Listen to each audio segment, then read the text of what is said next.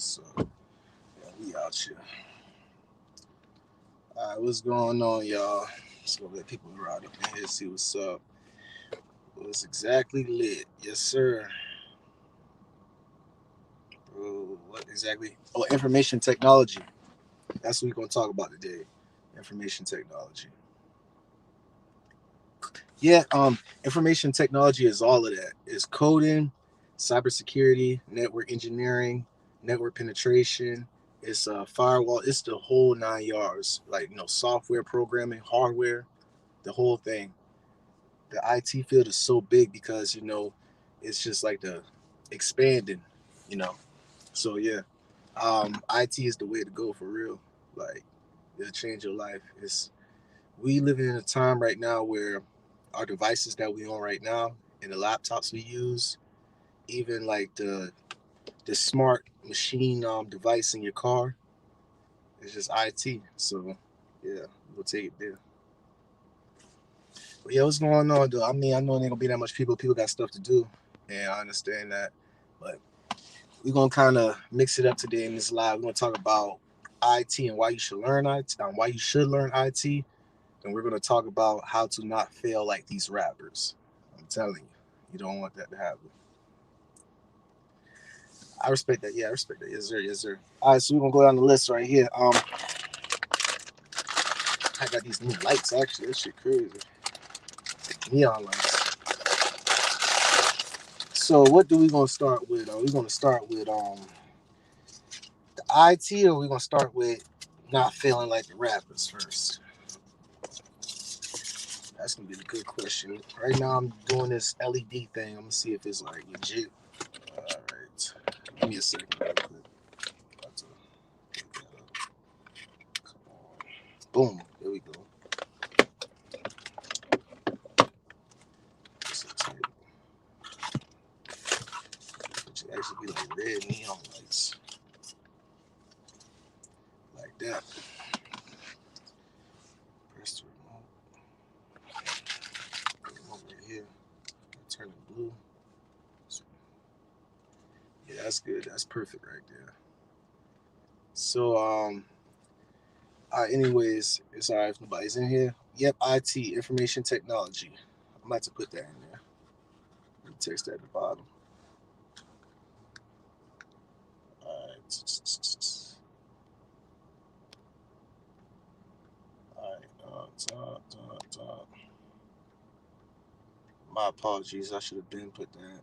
Should have broke down what IT mean. Information technology.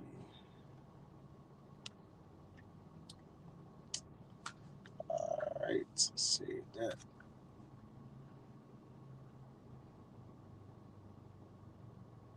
The fuck? The real focus for you guys. Yo, like what the hell? What was that? Oh, okay, yeah, I was damn, that was crazy. Alright, I'm trying to fuck me up now. Alright, so yeah, I'm not gonna be on here too long, but we're gonna break it down right here. Alright, so information technology. There's many ways for you to get in this field right here. I know many people be talking about they want to get the network plus or the security plus or the CompTIA A plus. I'm gonna be honest, from my experience and from the path I'm taking, that's gonna be BS for you. Because CCNA or CCNA routing and switching are the two main certificates that if you get both hand in hand with some experience from doing some voluntary work, like being a helper for Geek Squad or at Best Buy or any type of computer device, like at a repair store, that'll get you in the door. And networking, you have to network. I'm talking about LinkedIn, get your resume right, volunteer. It's like it's a process, because once you get this occupation, this job, of course it's going to double your salary. But first you got to ask yourself, do you like IT? And what I mean by that, do you like information technology? And what I mean by IT is you like being on your phone, right? You like being on a laptop, right? Or do you like how designs and stuff look on websites? Do you like coding? Do you like what's the new thing that's going on now? People are getting hip. They like getting hype off of hacking. I mean, it's a lot more besides that, but cybersecurity architect. That's pretty much network penetration? Do you like to hack? Do you like, hopefully you don't watch no movies and you just be inspired by hacking. And it's a lot of process to that. So you gotta ask yourself if you like it. And if that's yes, then you gotta narrow down what path you want to take. Like, what do you want to do exactly in information technology? Do you want to like fix computers? That's the basic one. Or do you want to do some network penetration?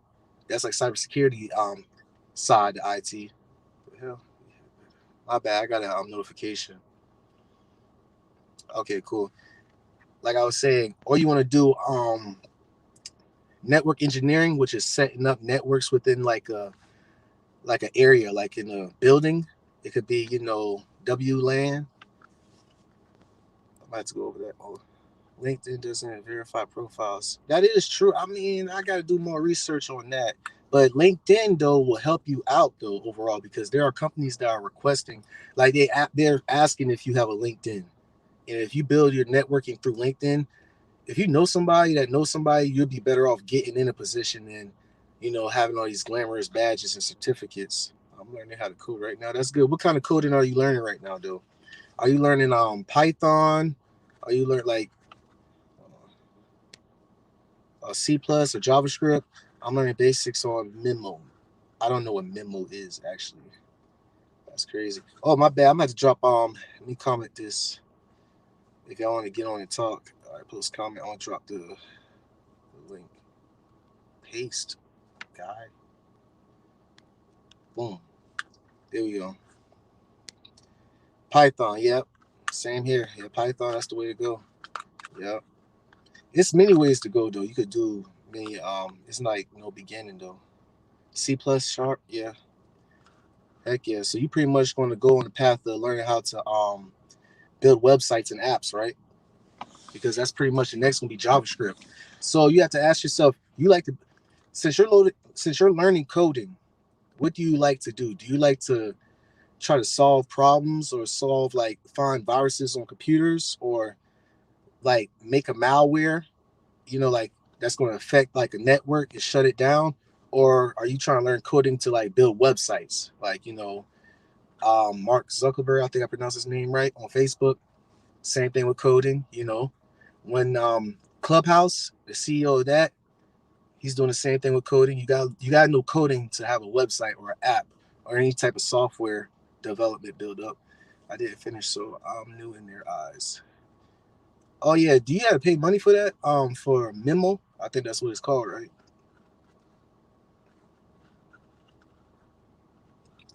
But yeah, anyways, once you find out what you like to do in IT, then you're gonna have to start writing down your goals, and you got to start going down that path.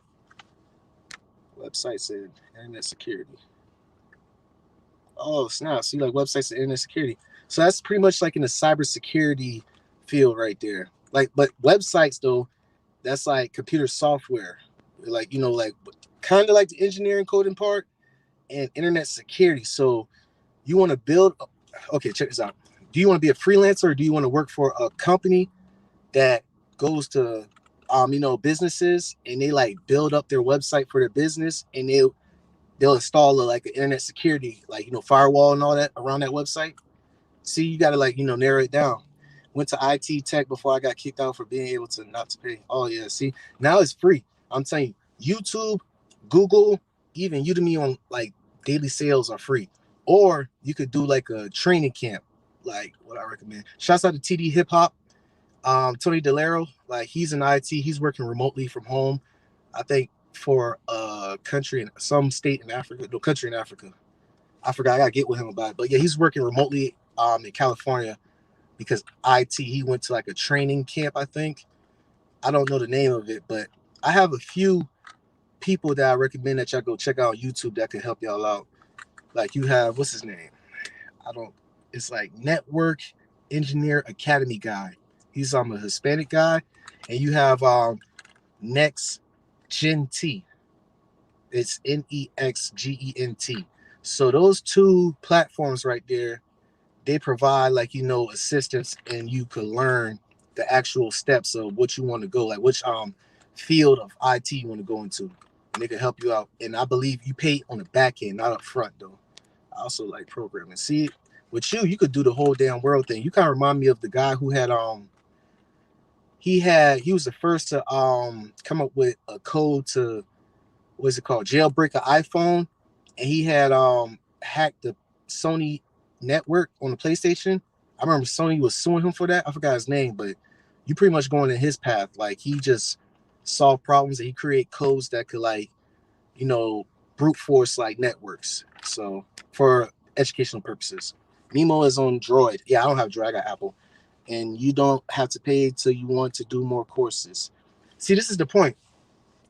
You could take a lot of courses, but if you're not like having, like, keeping track of your tasks, like your mini goals, like, okay, I want to get in this field and I want to study this. Like, for instance, I want to study cybersecurity associate. I want to get in that path. Okay, what? I have to get a CCNA. Okay, all right. After that, I'm gonna have to network. I'm gonna have to I'm gonna have to do some voluntary work. I'm gonna have some experience behind it. If I don't, it's so much you gotta like write it down. So I think I might have to make a video personally on getting in the right path to that, because there's so many ways to get to it.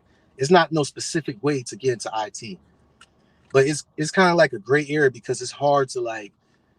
It's simple to the point where it's not simple. It's like people be like, I want to know IT.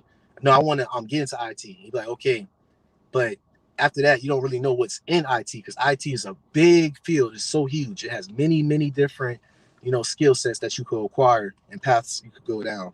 But I believe what's hot right now on Instagram, what people like going crazy off of, is hacking. But there's not uh, a job title in IT called hacking. It's like, I believe it's network penetration. I believe it's network security. I believe it's, what else? I mean, cybersecurity. It's many different names, but it's not straight hacking. Oh, ethical hacking, I guess. Yeah. You want to take that ethical hacking? Yeah. But ethical hacking is a process to get to that, dude. But I had dropped the link if y'all want to get in, y'all want to chat. All right, okay. Appreciate y'all. How long I've been on for? 12 minutes. Okay, cool. Okay, so IT, and let's just cut this to the point. Information technology. Technology, we're in a time right now where technology is not linear. Everything is doing compound interest. It's expanding as we speak right now. Come on, think about it. 2005. I don't 4K. Like, you see how fast and how much data is getting sent as years progress, how much innovation is happening within technology. Before you know it, like, you keep seeing the movies like Star Trek, they had this same device they was communicating on Star Trek. If y'all know, that's probably before your time, but it was communicating on a device like this. But we wasn't aware of no device like that until Apple came out and Android came out. You see what I'm saying? And now they got movies where you can pull your sleeve up like this, and it's like digital, like on some Spy Kid shit. Like, you pull your sleeve out, and it's all holographic and all that stuff. It's coming. It's coming. And in order for you to be able to be ahead of the curve, is learning the basics of IT, information technology, like how bro said, which is coding, or you could learn network engineer. You can learn like the hardware or the software, or how to, like, take a computer apart, put it together, start with the phones. It's just so many ways to attack it though. So you want to like be hip on this before it takes off, because it's only going to get more advanced, and it's going to be fewer people who have the knowledge to know how to operate these machines. You get what I'm saying? So that's why I believe IT, information technology, will save my people, because very few people take this journey to IT, but once they get to it, it pays double, triple your salary in the long run. So it'll have you financially stable. On top of that, for you to achieve other goals that you have in mind in life. You don't want to be struggling 9 to 5, living paycheck to paycheck off an occupation that is easy for a 16-year-old to get while they're going to high school. You don't want that. No, no. I'm telling you. You don't want to be 45 years old working at Kangaroo gas station as a cashier. You don't want that. You know what I'm saying? That is kind of sad. No disrespect to who is doing that currently right now. I know you probably get awake later on life, but life is moving so fast right now that you do not want to be stuck in those old age times by working a 9 to 5 job like a boomer, baby boomer. You do not want that. Or working at a factory. You want to be able to learn how to install networks within that factory, or keep intruders from penetrating that network. You want to know it's IT is the way to go because it's digital. That's what I'm saying. You see how they got DoorDash and they got Uber Eats? That was off of what my guy is learning right now. Oh shit, shouts out to TD. Oh, I appreciate that. Oh snap. That's love. That's love. I appreciate you. If y'all know TD Tony Delero, he had hit me up with a donation. Much love, man. I appreciate you, my brother. If y'all don't know him, please subscribe to him. I definitely will drop his link after I get off this live in that description, and I will immediately get started on my timestamps. The reason why my timestamps wasn't like, my replay, instant replay of the messages is because I'm not eligible to go live on YouTube app specifically. I mean, I reached 1,000 subscribers within this week, but still I have to get like 44,000 hours, I believe, of watch time, and I had to get approved of it. So it's a process. So that's why it's not no replay playing after I drop these lives. So every time a comment comes up, I click on it so y'all can see. So my apologies about that. Thank you again, TD Hip Hop. I'm definitely going to, put your information down below. That's how they're filing orders for Instacart and a couple others, the ARM phone thing. Yeah, so exactly. DoorDash and Uber Eats, that's behind information technology right there. You do not want to be the person who's 50 years old, 60 years old, working, using that app on your phone. You know how to operate it. You know how to go drive to a destination, deliver the food. And, you do not want to be no foot soldier in life. You don't want to do that. You want to be the person who created that app or who helped keep that app in a structure, like network engineering, cybersecurity, computer coding. Is so much stuff that you can learn within the IT field that you could be behind the scenes instead of being the foot soldier who's delivering the food, like using the app. You want to be the innovator behind stuff. So like, with Amazon and dang on, they doing AWS cloud services. If y'all know anything about that, data is getting more advanced and faster that we sending stuff up to the cloud. Machine learning and all that is in the cloud. So what I mean by cloud is like there's servers where you could put your data up in there and you just use cloud services to conduct it instead of like it being on your phone off your hardware gigabyte. No. So you see what I'm saying? That has to get maintained. That has to get created. So to sum this all up, because I feel like I'm digressing too much and it's kind of getting like, eerie, but you have to learn IT in order to be ahead of the curve, whether you like it or not, because jobs are getting cut short. People, in other words, they're hiring people who had took the time to learn a new language. And what I mean by a new language is Python, C++, JavaScript, network engineering, cybersecurity. That's a new language because that's not what an average Joe would know. Everybody would know English. We're coming to a time where people know English and Spanish at the same time. I know a good bit of Spanish, but we're going to come to a time where the bar is going to be set up high and you're going to have to, put some extra work to achieve it. So yeah, once again, information technology would definitely save my people. For real. Oh dang. Let me see if I think TD, if you up in here, man, I have dropped the what is it? I'm gonna drop it again though, my bad. Come on, click. Paste. Wow. Give me 1 second. My apologies. Invite. Copy. Clipboard. Okay. Post comment. All right. God damn. Okay. About to post right now. Boom. There we go. Genesis Computing is next. Whew, you ahead of it. You need to come up on here, Mike, because you know something too. You already hip. Shouts out to you, man, for real. But yeah, once again, to sum that all up, IT is like, you ever heard about the Renaissance?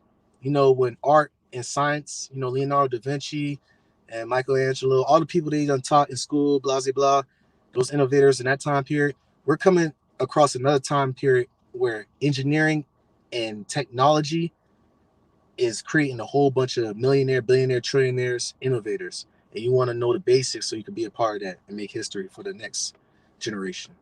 So I'm going to go ahead and switch up off that. And I'm going to go ahead and go to how to not fail like these freaking rappers.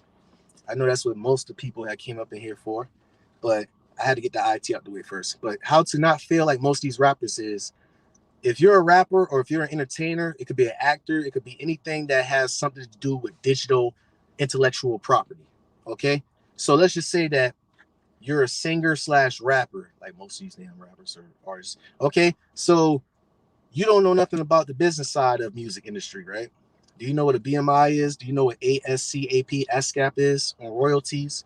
Do you know about embedded codes being put in on licenses of beats that you have purchased?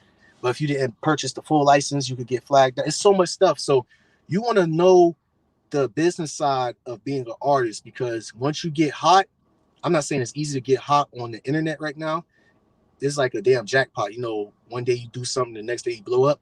But if you work on your craft and you slowly build a fan base to the point where these record labels, I reckon, see, I'm gonna still say it, but until these record labels take notice of you, like Atlantic Records or whoever, and they reach out to you and they come be like, hey, we like what you, da da da, yeah, come on, we'd like to sign you. Here's an advance. $50,000. You sign this and you drop us an album. 1.5 mil in the back end, and they provide you a lawyer and all that, and you sign it, and you get you're fucked. Don't do that. Don't do that. You want to know how to read contracts. You want to know how to get lawyers, entertain their lawyers, two of them, so you could go over it and negotiate it. And if it feels like, first of all, I don't even want y'all to sign no damn record label anyway. Honestly, I don't even know why I'm explaining that. I'm gonna explain the way that I'll take. Fuck that. If I'm an artist and I'm trying to build my fan base up, I'm doing this consistently, like how I'm doing these lives every single day.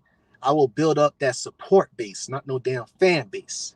Supporters will support you at times where fans will just go on to the next one. So they're gonna take time for that authenticity to come out. They gotta know who you are. You can't be on no damn weirdo freaking, facing your dang shirt, hiding your face, doing this emo weird shit. No, that's getting played out. People want authenticity, which means be yourself when no one's watching. No pun intended. So once you start building your supporters up, you have to learn how to do the business side of it, how you make passive income within that. You see what I'm saying? So pretty much to sum all that up, you gotta be your own damn record label, your own distribution. You see what I'm saying? Stop thinking that signing to a record label is going to change your life. It's going to do a quick boost right there, and it's going to peer pressure you to fuck your money up, especially if you're a black brother or a black sister.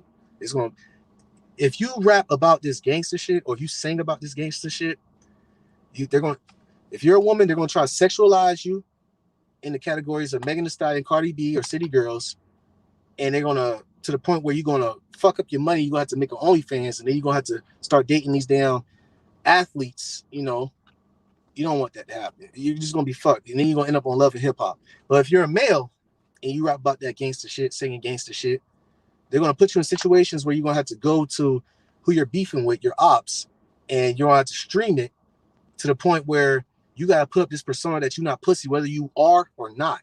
You get what I'm saying? To the point where you got to show your damn hand every time, which is the most stupidest shit I ever heard in my life. In order for you to be a real gangster nigga, you got to damn show your location 24/7. You got to show what you doing, show that you ain't scared, show the guns, show the drugs, show the bitches. All that is so stupid. Ain't no more Kendrick Lamar or J. Cole's out here no more. It's getting real sad. It's getting real sad. Or Joey Badasses. It's just people want to be like Chief Keef and Lil Wayne out here. Or NBA Youngboy. And it's going to go down. It's going to go down bad. So what I'm saying is that they're going to put you in situations where you're going to be obligated or peer pressure to kill that person that look just like you, or be in a situation where that person will have an opportunity to kill you or shoot at you. And you're going to have to document that during the whole time. So once you get shot, you're going to have to pull out your phone, go on IG Live, wherever the fuck you want to go on. I've been shot. When you go to the hospital, take pictures of that. It can help sell your next album that's coming up. You can name that next album, I've Been Shot. The fuck? And or you could get caught in a scandalous triangle love with some IG model or OnlyFans thought, and cause beef with her man and say, when you see him, you're going to kill him. Pretty much when you a male rapper, you're going to do everything but fucking rap or sing. And that's getting real crazy. Oh, man, my bad. I ain't see the comments. Is it worth to pay to get into a contest? I never released anything. It's just... See, that's the point right there. You're already thinking wrong. Is it worth it to pay to get in a contest? You can network right now because you see how you talking to me and how I know who you are, Mike. who's to say that why? I mean, I'm not trying to tell you if it's right or wrong. I'm just saying that you got to be consistent. You got to build your brand. You got to build your platform. You got to know about business. I'm still learning this as I'm going. So if you asking questions like that, it lets me know that you're kind of in there. But you're not all the way in there. You gotta know what's up. What's up, Grump? Just found out about you today. Like your content. I appreciate you so much, Kingpin Films. It means a lot that people say that they'll be like, "Well, you're a GOAT" or this and that. Nah, I appreciate the support and the understanding, because support and understanding is what matters at the end of the day. I could say some damn big words like I'm Ti, like, "Oh, according to my calculus, the acclivity of the slope and all," sound all smart to a dumb person. But if there's no understanding or support, I'm the damn idiot. So I appreciate that so much. So true, not even big. I appreciate that. Work smarter, not hard. Exactly.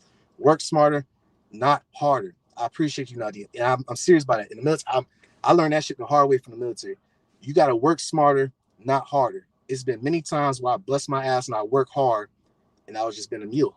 I just end up, oh, you work hard. Oh, damn, you doing good and shit. But I'm my bad. I'm outside of the gym, and like I just making sure that weirdos is not staring at me. I'm protected. But yeah, once I'm gonna tell a quick story. I was in Afghanistan, right? I don't give a damn if it's classified or not. But we was on the base in Bagram, and in the morning, after we do PT, we go and get breakfast at DFAC. That DFAC used to get bombed almost every other fucking day, nonstop. Or when we drive there, I had to learn how to drive stick shift over there too. So at risk going to the DFAC or getting blown the fuck up or getting sniped or whatever, I still went there, and it was two other people of mine. The whole group I was in, it was like 10 or 11 of us, right? But it's like 3 or 4 of us, I believe. 1, 2, 4. Yeah, 4 of us going to the DFAC out of all 11 people, right? And within the 4 of us, we bring back the food for the rest of the people, right? So I remember I used to bring back a lot of trays for the people to feed them out. So I've been doing that for like a good month and a half straight, right? You know, dropping down, trying to take cover for IDFs and stuff, to the point where we just didn't give a fuck. It'd been like an IDF go off and we still been walking to the DFAC. Didn't care no more. That don't be like that. That's like, some psychological weird shit right there. But to cut this story short, it had dawned upon me that these motherfuckers scared to get their own fucking food because they want to get blown up or shot. So pretty much I've been working harder to try to make it convenient for the people that I was in so we could get some more work done at our area. But pretty much they've been scared ass motherfuckers who didn't want to get their fucking food. So pretty much to cut that story short, I made them get their own damn food. So that's working smart. I had to think, oh, let me think. Oh, I'm sleep deprived, but why am I bringing all these plates and they're still standing there? They're trying to take advantage of me? That's working harder. I'm not working smart. Get your own fucking food, bitch. Oh, Nadine, thanks.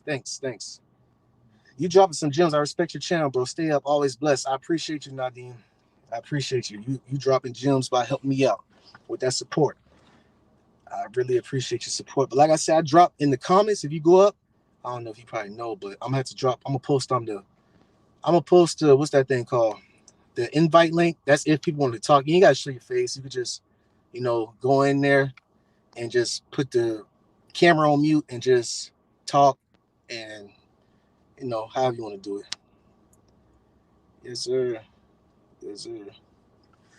There's 9 people up in here, so pretty much, yeah. Work smart, not hard. I'm telling you, you could be trying to bust your ass like Rocky every single day until you collapse.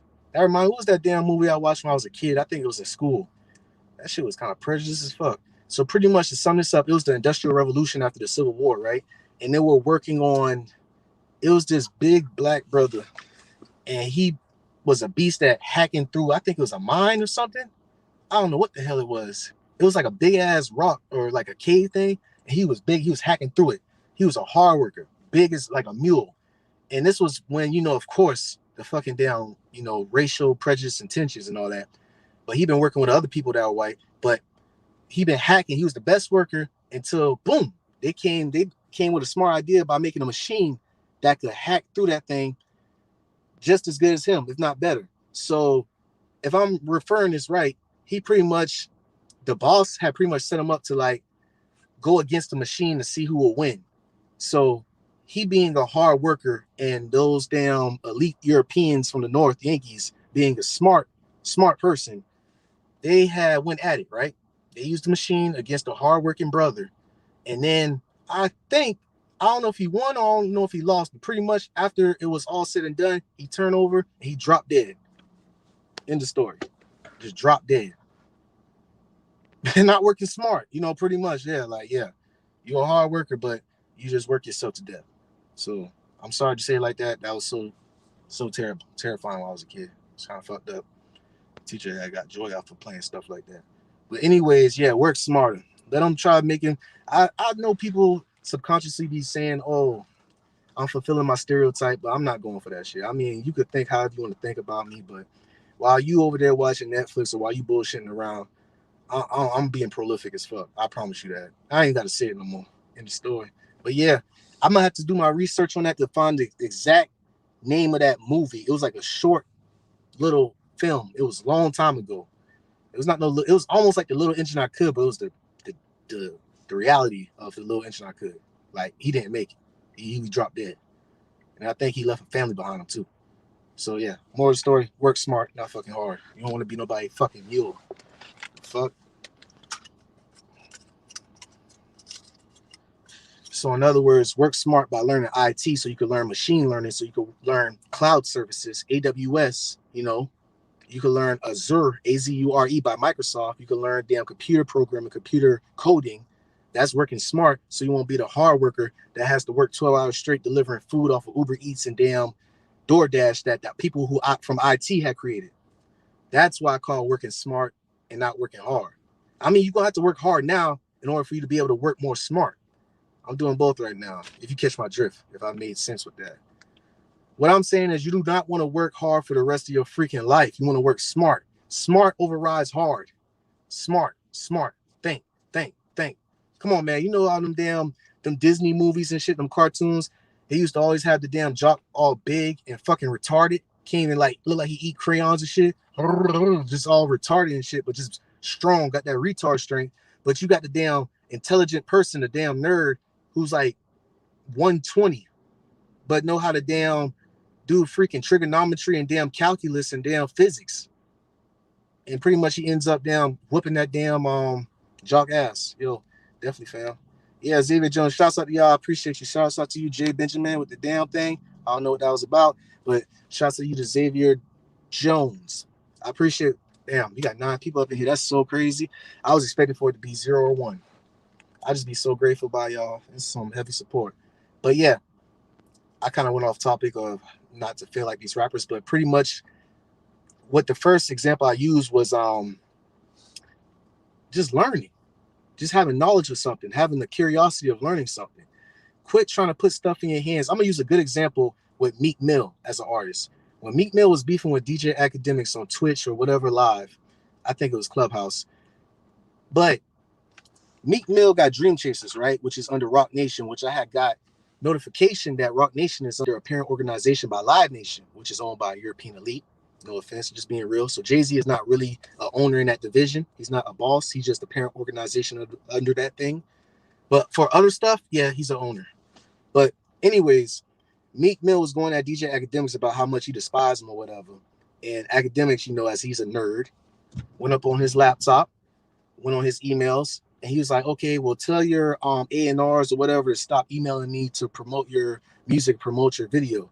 And Meek Mill response was like, I don't know what you're talking about. I mean, the people in my squad, my team is right here, so I don't know what you have to deal with that. Nope, that's the wrong fucking answer, Meek Mill. Don't be a failure like Meek Mill, not having no type of knowledge or information about your damn business. You over there telling him, oh, I don't know who that is. I ain't my team right there. What you mean your team? You mean the homeboys you pick up from the damn streets, or you mean the people who deal with the paperwork, the 1099s, who deal with your damn account? See, this is the shit I'm getting turned up right now. Yeah, this is what I be talking about. The lack of education, the lack of curiosity. You don't own nothing, right? But you still got to learn how all the damn parts of the machine work, or you're going to keep getting dumb like that. Have you seen the documentary Out of Shadows? No, I haven't. Can you please educate me on that? Yeah, we're going to speak on that, man, because it's like Meek Mill, like that's why I got the term rich house slaves from, honestly, because when I say rich house slaves and exotic people, it's like, I break it down once again. I don't give a damn how they like. It's like the singer Madonna, when she had went and adopted those African kids and, got them all jewelry up and dance. It's no different than her bringing a damn leopard to a damn mansion swinger party and be like, hey, you see my damn fancy looking leopard? You know? Oh, hey, you see my fancy looking black person right here? He got all jewelry. I got him from Kenya. You see what I'm saying? You rich fucking house slave Meek Mill. But people get mad when I talk about that. Like Dame Dash said, it don't matter how much money you got to make a movie or make an album. It could be $250 million, but you're still somebody's bitch. You're not nobody's boss. You got paid to do some supervision stuff. You're not the owner. Dame Dash said he put his own money up. I just learned from the damn, the wise people. Shouts out to Dame Dash. It is what it is. It's facts. The hell? Just rich house slaves. I don't give a damn how much money we gonna keep. Are we gonna keep talking about these damn racks? How people be holding racks? I got money, I got, rings, I got all that. That shit don't mean nothing. Because the person who owns that record label that has parent organization under your record label, he has Nike shirt and damn flip-flops. And he's walking to the airport. He's probably going on the community airport. He probably ain't doing private jet. You probably just think that he's some. What the fuck? Hold on, give me 1 second, real quick.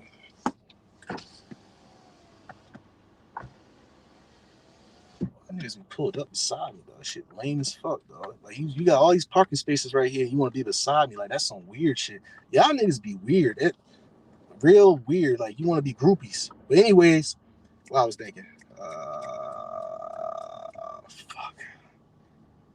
Yeah, rich house slaves. That's what I said, man. It don't matter how much money Meek Mill got with the Dream Chasers and all that. He don't have ownership of that. It's under a parent organization under Rock Nation, which is under Live Nation, which is, you just break it down. It's like, it's no different than damn mathematics or geometry. It's like breaking down an equation. Like, I don't care how they put glamorous stuff on it. Like, I don't understand why people don't understand that. I think, and this reminds me of Same as Mine's Debt by shouts out to LJ, but he talks about how people who have a credit card that has $20,000 on it, and they could, like, let's say if they withdraw or to be able to get $10,000 of it, and they're like, oh yeah, I got $10,000, it's my money. But they have student loan debt and they got like other credit card debt. That's not your money. You still in debt. You're negative $7,000. So that money don't exist to you. It's kind of the same thing when I'm talking about with these rappers. So it's like most of them got to flex their stuff. They got to keep showing it. So it's like most of them, I think, have more materialistic problems than these female rappers, honestly. Y'all go hard on these damn female stripper rappers, right? But I think the male rappers have more insecurity than them because every time you see them, they got to have a chopper, they got to have money, and they got to have jewelry, all that shit. When you see the woman, all she do is show her, show her a little chest, show her a little cleavage. That's it. So I just had to figure out something right now by talking to y'all on live. That blew my mind. I got to definitely make a video about that shit. Why the hell? Yeah, so boom, there we go. Facts. Yeah, dumb gangster stalkers.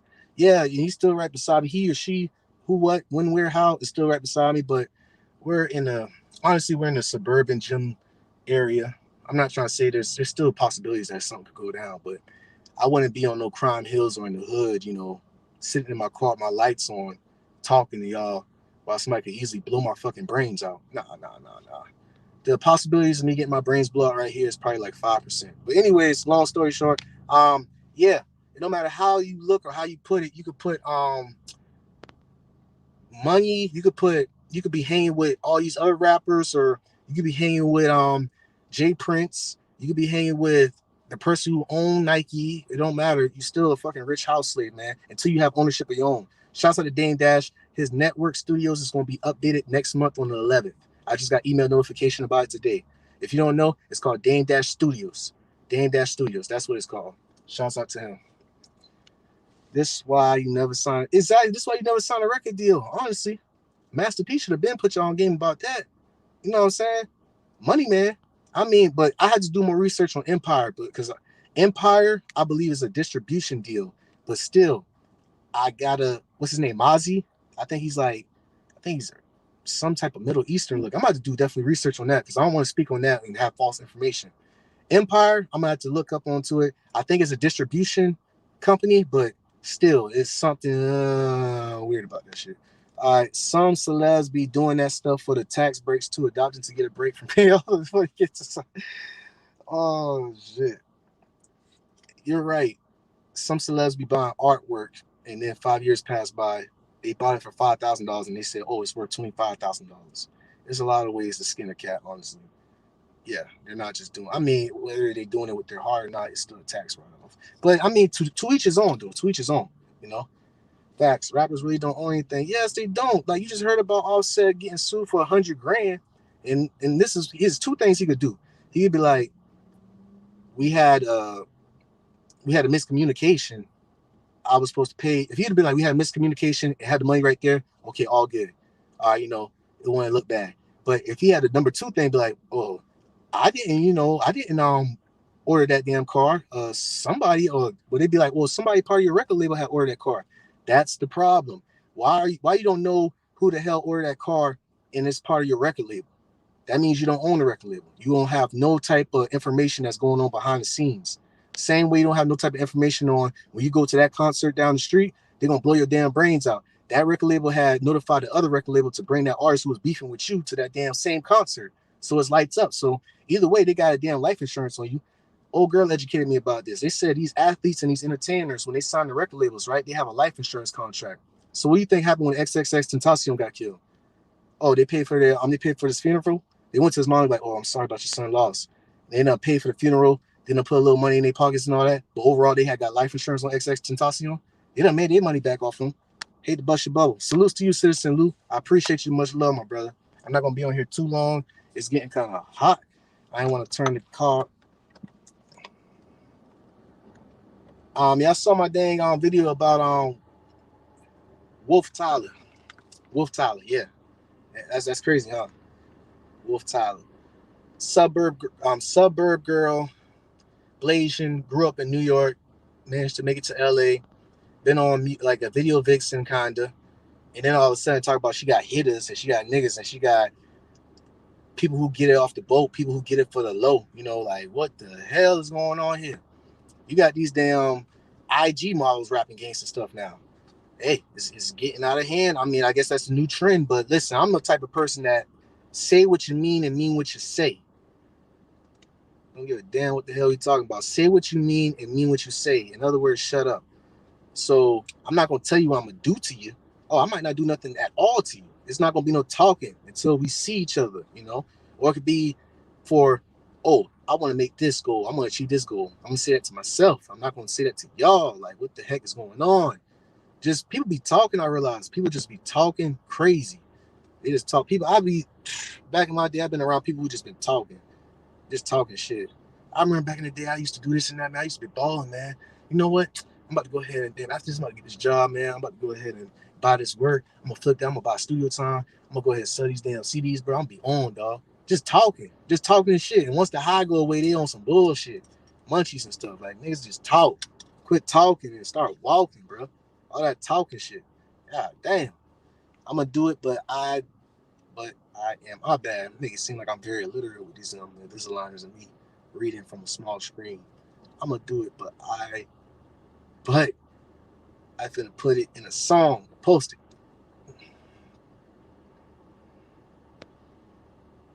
Oh, I get it now. I get it. God damn, bro. I kind of OE for that shit. I get it. I get it. God damn. Yeah, you're right. You're right, B-Long. I think it's called We Got Up Seen Interesting Concept. I think it's called We Got Up Seen Interesting Concept. That's what it's called. I'm gonna have to look into that. I definitely going to go back and I'm gonna do the timestamps on this for people who have not fully saw this live stream. But I was trying to make it for like a good hour, so consistency is key. I want to speak on that. Consistency, as you see at the bottom, consistency is key. Like talent don't override consistency. Consistency creates compound interest. Like the Kazin way, we're just gonna be very simple and go with consistency. What I mean by that is when you do something just every single day, it don't have to be too big. It can just be a little something that's towards that goal every single day. And before you know it, you're going to achieve it. For example, this YouTube channel, I've been making beats 2 years ago on this channel. I had learned from it. I'm not going to say I failed at it. I still get some beat sales, but I wasn't successful compared to others, which that don't matter. So in other words, what I'm saying is that this channel that I'm on right now was supposed to be a beat channel, a beat YouTube channel. But I was being consistent at making beats. And then I was like, I got to be comfortable being uncomfortable, which means I got to brand myself by show my face so I could show my beats. But damn, that shit made a left for the good because I realized I ended up going at these beats I was making for that were inspired by these rappers. I end up going at these rappers for lying on these damn beats. You see how ironic that is? I've been making beats for these rappers that I'm talking about 2 years ago. But I've been doing it every single day, and I've been slowly doing some other stuff, workouts. I've been slowly making beat visuals, and then boom, I dropped a video on CEO Ben's 3 Rappers Over, and that thing just, I think 40 something thousand, and all because of consistency. I'm still like in shock, like what the hell? That's crazy. But like I say, what I'm saying is that consistency creates opportunities that you don't expect. So this was for 2 years, and boom. So I appreciate all the support. I appreciate all the support. Yeah, it's all good. I know your keyboard tripping. I appreciate you, man. It's all good. I kind of got the drift of it. What's the easiest coding to learn without having much IT knowledge? See, this is the point. IT knowledge, what do you mean by that information? Like, you have IT knowledge right now because you're operating your device and you're communicating with me. The thing is, how you, it's like I learned Spanish. I only know 3 words in Spanish, which is yo, como, and que. No, mi hablo español poquito bueno. See, but it's like you learn 3 words in a new language, and you asking me what can you learn to learn that language. You got to keep learning it. So you got to figure out, for you with coding, there's no easiest thing. It depends on how you learn. You could try Python, or you could try Python, or you could try C+, or you could try JavaScript. There's many other things that I can't recall off the head, but you gotta see what's kind of normal. You gotta see what's like the name brand right here. Do you do fitness shit on YouTube? Somewhat, but not on this channel right here. What's popping? Like, why you say that? I'm sorry to interrupt you if you're in the middle of something. Oh yeah, I'm on YouTube live right now. Oh, my bad. What's wrong? What's your name? It's Young Grump on here. Young Grump? Yeah. I was like, you look really familiar. I think I watched you back in the day. Oh yeah. What you do though? Right now, I'm talking about rappers and I'm talking about information technology, but I still do the workouts on the consistency building channel. Yeah. But I'm gonna slowly transition that over to this channel right here. But yeah, it's Young Grump. It's YUNG GRUMP. Yeah, YUNG GRUMP on YouTube. As Wild? As Wild? No, not as Wild. It's Young Grump, and then you'll pop up. It's like an animation picture of me. You know, it's like yellow or something in the back. This you do one? Yeah, that's it. Boom. All right, I got you, bro. All right, bet. Appreciate you, man. No worries. Yeah. All right, so let me go ahead and check these comments right here. Repetitiously. Yeah, same thing as with consistency right there. Yeah. Female rapper always talking about pussy. Yeah. I mean, yeah, you can't go too hard. At least they ain't talking about killing nobody. Still, it's kind of bad, though, but let me stop if I get all crazy. Someone told me if I buy a beat and then I write a song, it's infringed. What? Someone told me if I buy a beat and then write a song. What the fuck? Hold on, you gotta reword that for me, Mike. I've been making music since Dolls first came out. F-Loops, dang, you go way back. I like to learn how to create my own doll. Okay. My channel started off being a sports channel, then bam, now an exposing channel comedy. Exactly. That's like I was talking to bro who just had came to the car. It's like I was doing workout channels on consistency building, and I'm doing this, and then I'm doing beats, and just been doing it every single day for 2 years, just dipping and dodging through both. And then all of a sudden, boom, one of these videos blow up. So here we are. Exactly. You just don't know how your path goes. You just gotta keep going at it consistently. You can't be just walking up on folks like that. I mean, yeah, but this is not the dang hood. This is not the I ain't gonna get too comfortable like that. This is not the streets. He's actually in his live right now as we speak. This is not the streets. Like, I know most of y'all grew up rough like me, and if you in like a very high crime area, of course that's not gonna go down. But this is like we right outside of fitness CF with a lot of people that's, it's the suburbs. It's not no dang hood shit. Programming and coding is my interest for real. Exactly. So what you gonna do to get to that? That's the point. And like, figure out which coding, figure out which programming. Best thing I could tell you is that the courses on YouTube are free. I personally go through one course front to end, nonstop. I just go through it, and then I go to another course by another creator, and I go through it front to end nonstop. Usually probably take 8 to 10 hours. So boom, I might not know everything within that, but I got an overview of it twice through 2 different professors, 2 different mentors. So now I can start taking the initiative to learn it, like fully get into the detail learning it. You get what I'm saying? It's like learning a language. That's a real chill. That's a supporter, a real support. I don't use the word fan. I use the word supporter. You know what I'm saying? Support is real hard. Support. You gotta do support. That fan stuff is for them rappers, man. That shit real wild. Cause fans do some weird shit. That's supporters, man. Shouts out to supporters, cause I support y'all. Y'all support me. Saying if I bought the beat, then made a song, I could be sued, but I don't know that. Saying if you bought the beat, okay, you go to the producer. You bought the beat from the producer. What kind of bought purchase you did on the beat? Did you lease it, or did you purchase all the rights to that beat? And then he send you a BMI code. That's what I'm trying to figure out. Because if you bought the lease from it, saying if I bought the beat, they made a song, I could be so. What? All right, okay. First of all, that producer don't know what the fuck he talking about. Because only you could do that if you would take the beat without his permission or find a way to steal it and make a song out of it and put it on these distribution platforms. You want to get sued, you just get flagged down. Because let's say if you was like a artist that had a supporter base already and you'd have did that, what you just said, and you'd have had like 10,000 streams and made some money off it, or whatever, like on some rush shit in his beginning. Yes, you could get sued off that, you know. But that was what the fuck. I don't know what that producer on. That's a bet. Thanks for the direction, bro. Yeah, I appreciate you, man. Yeah, it's no problem at all, man. We all learning, man. I'm a student for life. What do you think about Kodak Black that can't be him?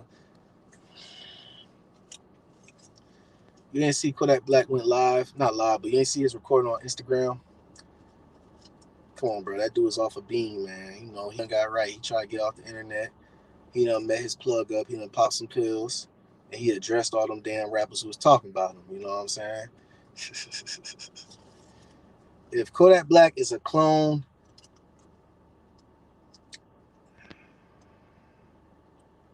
if Kodak Black is a clone, hold on.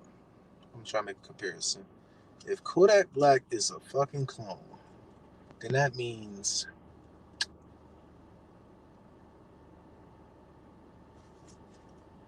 I ain't gonna say that because that's politics right there. But yeah, salute. He cloned. Hey, listen. When we talking about clone, we gotta get the description of it. Are you talking about genetic impairment or genetic, DNA, RNA type stuff? Or are you talking about like 3D printing? Like when you just take their, DNA, their chromosomes, you just replicate that shit clone? Or you just talking about MK Ultra, psychological warfare, and then boom, they're a clone? You know what I'm saying? Brainwash clone. Well, which one you talking about? Dog, bro. All right, I fuck with Python, but where I go from the practice shit. So we mean like with Python, see, like I said, YouTube got free courses on Python. I got the book. I got Python for Kids book. Yes, don't clown me. Yes, I got a book that says Python for Kids. I went through the book and I went through that whole course. Okay. And then I decided to go to another course on YouTube without the book and go through that from front to end. I got Kali Linux. I got virtual machine box on my computer. So that's how I've been starting to learn Python. And then you could go on YouTube and look up network penetration. You can look up coding with Python, live training. You got to get boots on the ground. So what I'm saying is that instead of you going by the book and you keep watching the courses, you got to watch the courses to have an understanding of it. But from my experience, you got to watch the course from front to end, okay, from two different sources, and then go to live training on that, what you learn. So live training of Python in action. Someone who has worked for IT using Python for a certain problem to solve. You know what I'm saying? That's like, it's no different. It's like you, okay, with a bike. Okay, now I can't say a bike because, when kids, we hop on, we fall off, keep hopping on. For a car, right? You had got a book, you just quickly went through it, overview. Okay, just the signs. Okay, all right, da da da. Your mom might have forced you to get another book to go through it. Okay, boom, like 50 pages. Okay, whatever. Okay, boom, you saw her driving. Boom. Okay, now you start driving, and she's right beside you, panicking and shit. Parking lot driving and all that. And after a while, you get what I'm saying? So instead of you reading a book about a damn car, you getting the whole. It's the Feynman technique, if I pronounce his name right. It's Feynman technique. That guy was a metaphysics, I believe he was a professor, but he could explain anything to a 5-year-old. He could explain physics, he could explain atoms, all that. So you pretty much gotta be a student for life, and you gotta be a teacher to recall it. I know if that makes sense, my bad. Like how to apply it. Yeah, genetic. Oh, genetic. Just a genetic DNA. Y'all crazy. I'm not saying that's on false because anything we could think of could happen. Obviously, like I have used that reference from back then. Star Trek. They was communicating with each other on a plastic device or some device that looked like this, right? And fast forward, we're communicating with a device that was similar to Star Trek. So, like I said, I'm not gonna say it's bullshit. No, it's probably true. You know, movies be telling off the future. Y'all know that the VR was patented like 50 something years ago. Ain't that some shit? VR damn little thing. That thing was patented a while ago. Cardi B got that MK Ultra. Yeah, Cardi B. Uh, I gotta just that's just on my own personal opinion. Like Cardi B, I got two. Okay, so I guess it's like Molly with Cardi B. It's like a love and hate with her. So it's like I hate for what she's doing right now because she's like trying to justify herself on what the fuck she's doing on all that crazy stuff. Just especially with our culture and all that. Okay, I hate her for that. I despise her, whatever. But I love her because she had inspired a lot of other women, you know, hustling and all that. Because there was a saying that if you've been on Love and Hip Hop, your career is done. You're fucked. And sure enough, she was on Love and Hip Hop, and look at her now. So it's love and hate with that, but that's just for a different story right there, though. MK Ultra is real. Yes, it is, of course. Udemy. You're right. MK Ultra is real, and Udemy is the way to go because they be having sales. I have like about 8 different courses on Udemy. Ethical hacking on there. I have Spanish lesson 5 on there. Mi español, like, ¿cómo te llamas tú? Like, me llamo Terrence. ¿De dónde eres tú? Yo soy de South Carolina, Charleston. ¿Y tú? Like, ¿qué te gusta hacer? Me gusta pasar un rato con los amigos. See stuff like that I learned from Udemy with Espanol. Great advice. I need that book, no lie. Yeah, Python for kids. Ain't nothing wrong with getting a damn book for kids. It's more when you a kid, you realize when you was a kid, you was high 24/7. I was so high as hell. I was high off life. I'm still high now off life. But when you was a kid, you just been looking, you absorbed like a sponge. Like I'm talking about when you was a kid, you used to play with them damn Max Steels or them little racing cars and stuff, or riding a bike, bro. What the those 5 or 8 years of being a kid? I'm talking about after I gained conscious after I was 5 years old. God damn, I was high. I used to be doing some stupid shit, and I used to be doing some fun shit. And I used to learn shit, learn how to talk, learn how to walk, learn how to ride a bike, learn how to feel different pains. Like I know if my mom watching right now, I apologize, mother, but when you used to push me in the buggy and I was like on the bottom, I used to purposely put my hand under the buggy so it could get run over because I was a kid. I wanted to see how that pain felt. And like when you get the groceries out of the car, I used to purposely put my hand on the door so you could close it so I could feel how that pain felt. Yeah, that's some stupid shit when I'm a kid. But what I'm saying is that when you're a kid, you have a bigger imagination. You are more in tune with what's around you. You're more aware. So Python for kids is very essential for you and for me and for anybody who's in this platform right here. I'm a plus certified. Oh, okay, boom. We got somebody up in here. Okay. I'm a plus certified in computer repair. Yes, that's good, Dan. That's very good. Now, what's next? What's next? What's very next? So you just want to repair computers? Okay, so you want hardware side. So do you want to make computers? The world, the universe doesn't have Dell, IBM, and Mac as the main universal computers. You know that, right? You know that you could create your own computer. Did you know that? You know, yeah. So to be famous, right? Like same thing with YouTube. I mean, I appreciate YouTube. I appreciate all these platforms. But I'm just saying, once you progress in life, you want to transition your supporters, each other to your own platform, your own domain. Like, why not make your own YouTube? Like, set goals to make your own, not YouTube, but your own social media platform, your own app. You know what I'm saying? Like, slowly, like, why? This don't have to be the main default. You get what I'm saying? This is giving it more power, which ain't nothing wrong with, communicating on here, but always have a backup plan, like on some Batman shit. You think Batman only had one way to kill them damn people in DC? He had numerous ways. I know that's kind of like using some damn superhero shit, but Batman, he had a plan A through Z, and he went ham. Oh yeah, love you, mother. Oh, she sent me a text. She said, "I'm listening. Love you." Yeah, I used to purposely get injured, mom. Yeah, I used to purposely injure myself when I was a kid because I was on some retarded shit. God damn. We will never know because everything is a compartmentalized. Fake woke is the proper term. All right, about to be an hour soon, so I'll be able to hand off. All right, fake woke is the proper term. True? Yeah. All right. Appreciate that, cuz. I think that's my brother right there. Ice Cube was making his own form of Facebook. Ice Cube had made his own form of basketball too. The 3 League, the Big Three, I believe. Yeah, see, and shouts out to Dr. Boyce Watkins because the Black Financial website he had started doing that. You know, and Dame Dash, like I said, his network will be updated and fully serviceable by next month on the 11th. Dame Dash Studios, Esco Poppington on IG. That's what you call ownership and having your own network right there. Shouts out to him. It don't have to be YouTube. You don't have to rely on them and cry for them and all that. I mean, why not just use these tools to better yourself and create your own tool? You get what I'm saying? That's all. Ain't no shame, no harm. But I'm about to go ahead and hop off this thing because it's already alive. Anybody got some last stuff to say to me? Because I got some more stuff to take care of. Boom. Ice Cube, face mask, Invisaligners, neon thing, red. Turn red.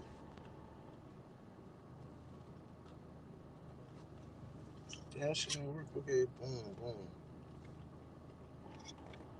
Oh, there we go.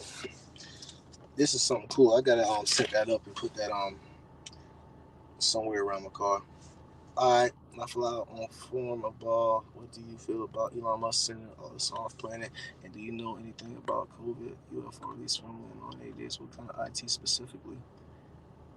It depends. Okay, IT specifically. Alright, okay, give me a second to think. Alright, with Elon Musk, okay, he was born. I actually read his autobiography book. He was born in South Africa, Canadian descent. You know, read the encyclopedia from A to Z by the age of 12 or 13, I believe. Was very prolific and productive. Had very little social skills. Got his ass beat to like almost a coma when he was in high school. Actually, this boys' school and got sent to the hospital because they just wanted to do it. And I believe when he was like in his teens, he had developed this game from computer programming, computer coding, and he sold it off for $200, and it was on a magazine. And then he had saved up some money. I believe it was like, yeah, he saved up some money to like go to America. So he went over here, been working hard, and just used the skills that he learned. And that's when the PayPal thing has started. You get what I'm saying? So what I'm saying about Elon Musk is his whole life is not linear. He's prolific as fuck. And sending us to Mars, I mean, anything's possible. If you could think about it, anything's possible. That's straight up. That's real facts right there. Like he did some shit that people like PayPal. Come on. Back then, people look at online banking and transactions like, what the fuck are you talking about? And boom, that shit did something. And those people within PayPal branched off and made YouTube right here. So 20 years ago, those was crazy ass ideas, but look at us now. You should think about that. Underground artists you recommend currently?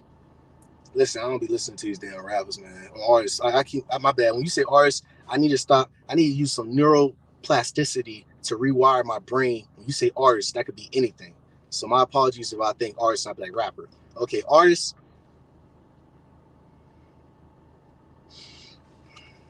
Uh, okay, artist right now. She's from Miami, Florida.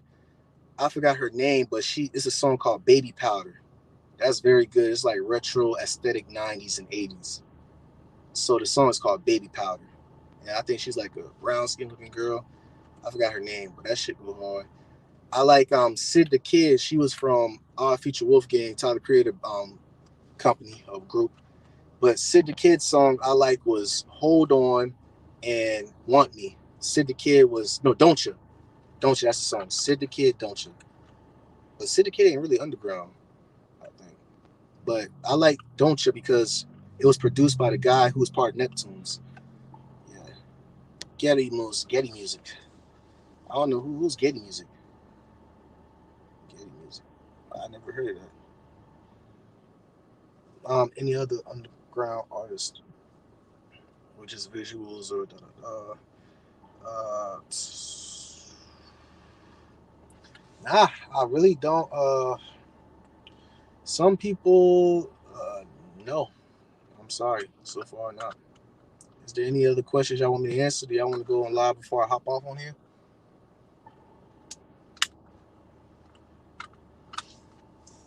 Design a gas company.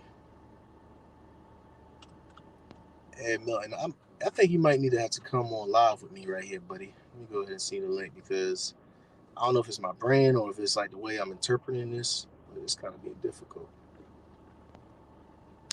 Chat.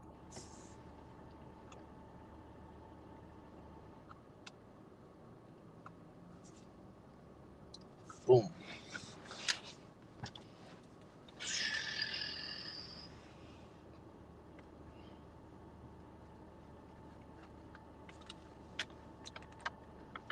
Yep. So I think this is going to pretty much be it. If nobody going on live, I was actually expecting somebody to come on live, but it's all good. It's all good. You know, this is gonna be daily. So I mean, I got schooling and I'm juggling schooling and I'm juggling health. You know, working out, juggling eating properly. You know, no meat. I'm juggling what else? The work, my job I currently work for, and I'm juggling YouTube, just creating content. You know, getting music design gas company you from? I don't understand. Oh, you said where are you from? Oh, snap. My bad. See, that's what the problem was. Okay, so I'm looking on the screen. It's like this panel, right, on StreamYard, and I just only see like a clip of what y'all saying. So I pretty much assume what y'all are asking me, but I could just look right here on the screen right there, and I see the full thing. Dang. Okay, where are you from? I'm from South Carolina. Currently in Florida right now. Yeah. I thought I had give y'all a rundown about me, about last live or something. I can give you another rundown if y'all want. But that's the link right there if y'all want to hop on. It's all right if y'all don't. I'm gonna give it like another minute and a half before I end this. Is there anything else? This dude says South Carolina sucks, so that gotta be my brother right there.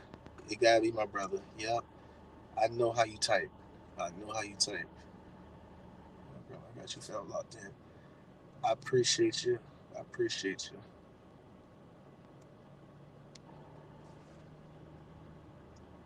Oh shit.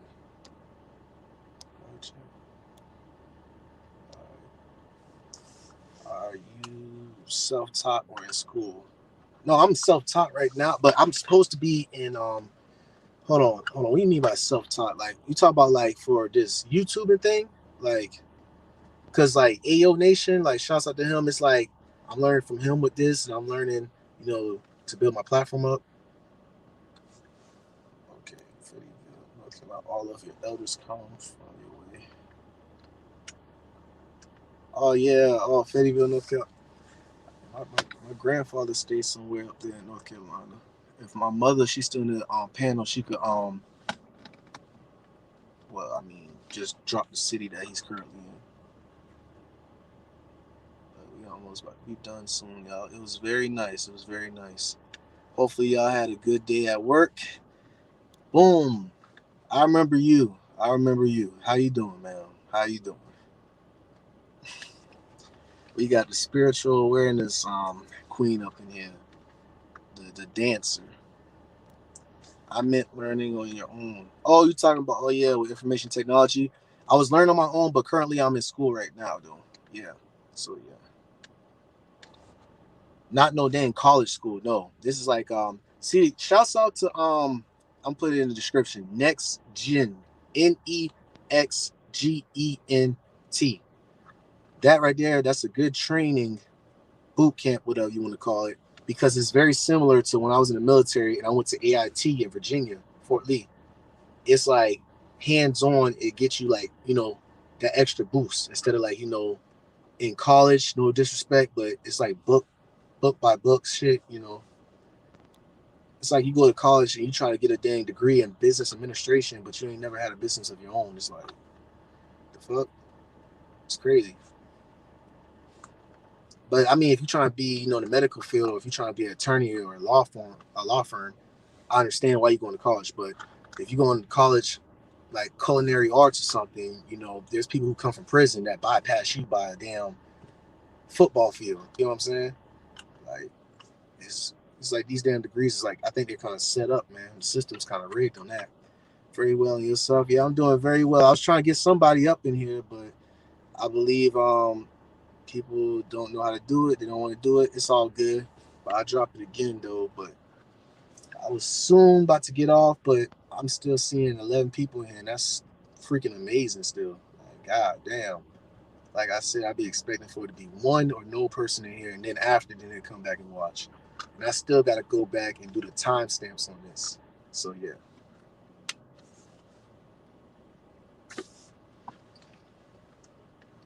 Yeah, but once again, though, if you want to make something out of your life, oh crap, my bad.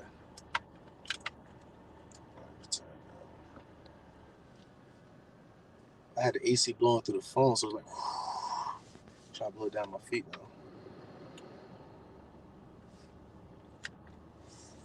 Yep. So that's you gotta figure out what you want to do, and you don't want to be stagnating in life. What I mean by that is like I know most of y'all have a 9 to 5 job, and y'all go to that job. I know 95% of y'all don't like that job. Okay, so I know 85% of y'all living paycheck to paycheck and making ends meet. Okay, so after you leave that job, you gotta figure out what you want to do, and you gotta take the proper steps to do that.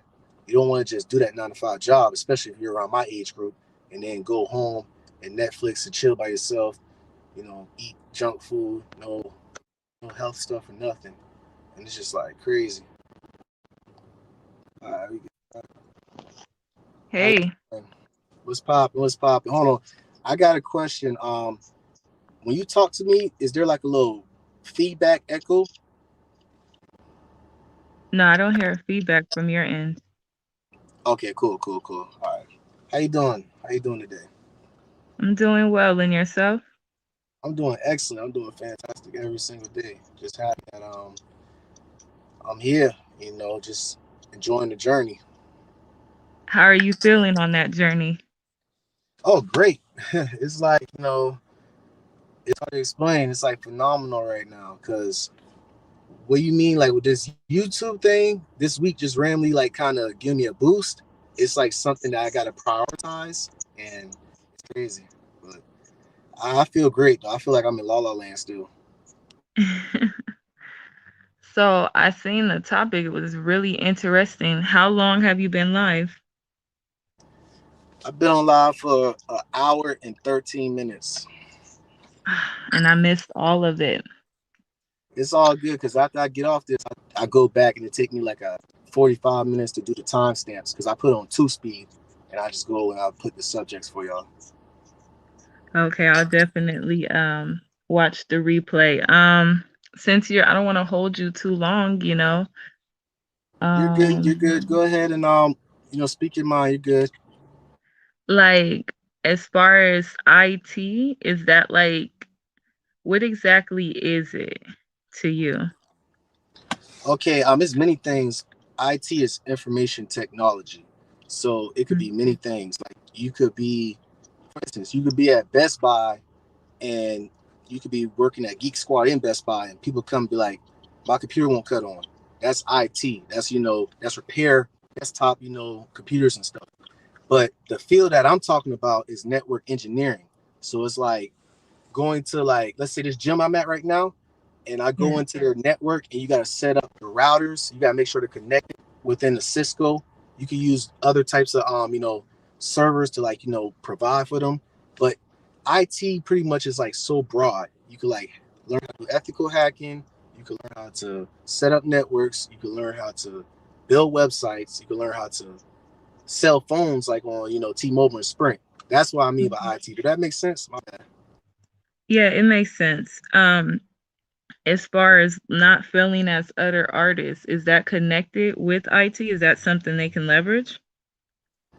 You said we mean not say that again. My bad. Oh, I'm sorry. Let me I have to work on my communication You skills. good? So, how do I say it? Can a rapper leverage IT to be successful? Absolutely.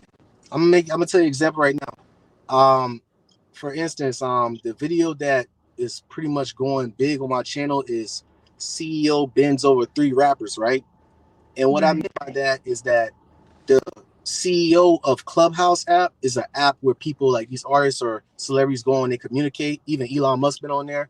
But our culture makes stuff like popping, right? So what I'm saying is that if a rapper, artist, singer, whoever from our community learn how to do some type of form of IT, whether it's coding, programming, or software, it'll be easier for them to create an app that'll be a social media platform where they could use their following supporters to hop onto that.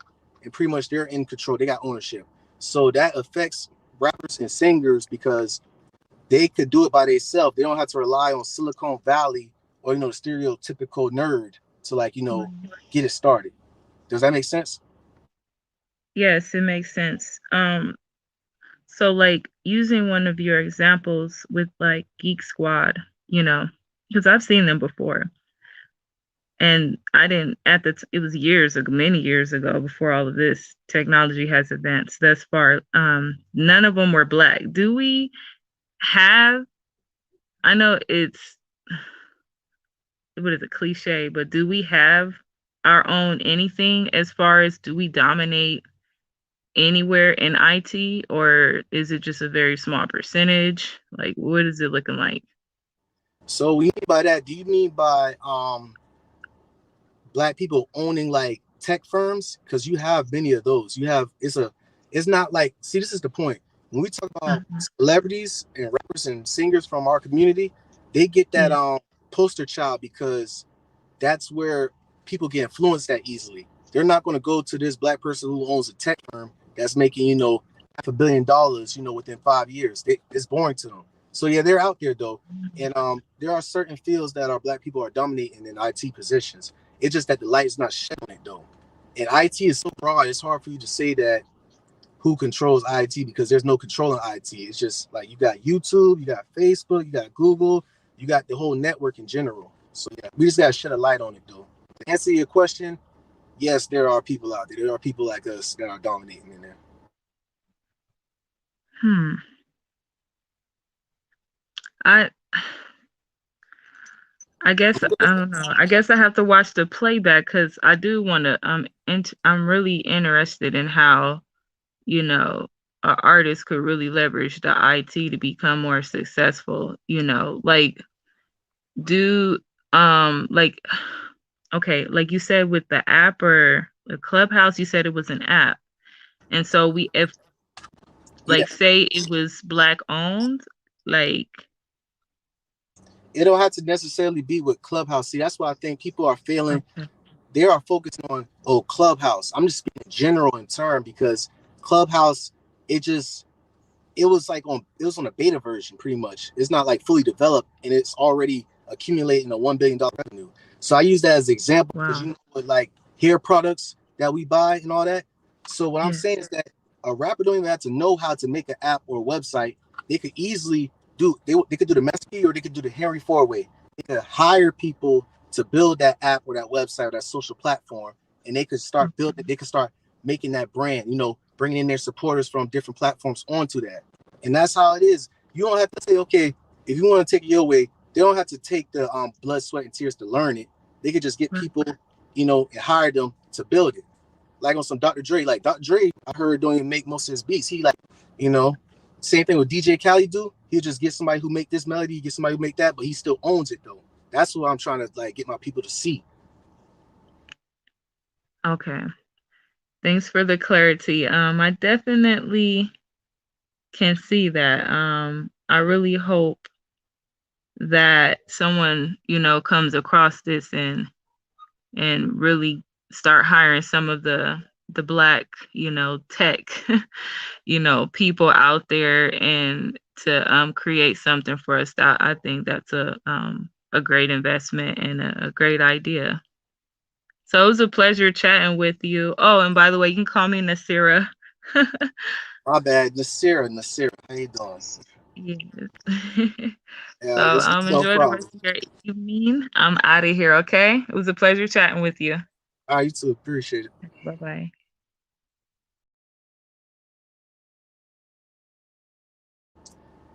Yeah, I hear you. Yeah, she's a supporter. I support what she do too. We definitely gonna do that. Ain't no fans over here, supporters over here.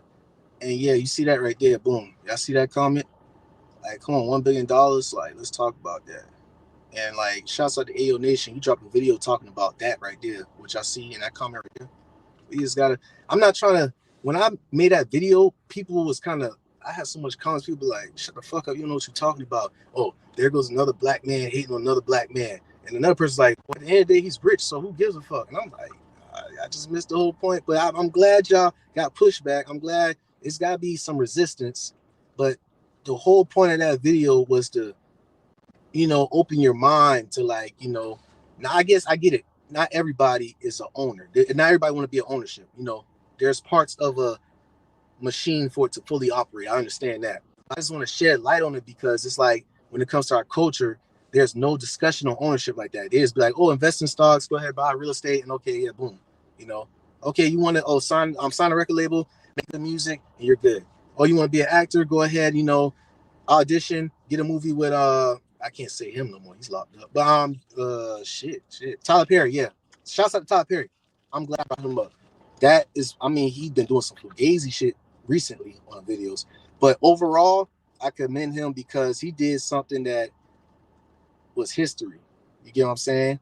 I mean, instead of like trying to beg to be in Hollywood to get your movies accepted, he had an ownership mentality and he started, getting that money accumulated. And he got his own studio, Tyler Perry Studios. And he named it after the actors that inspired him.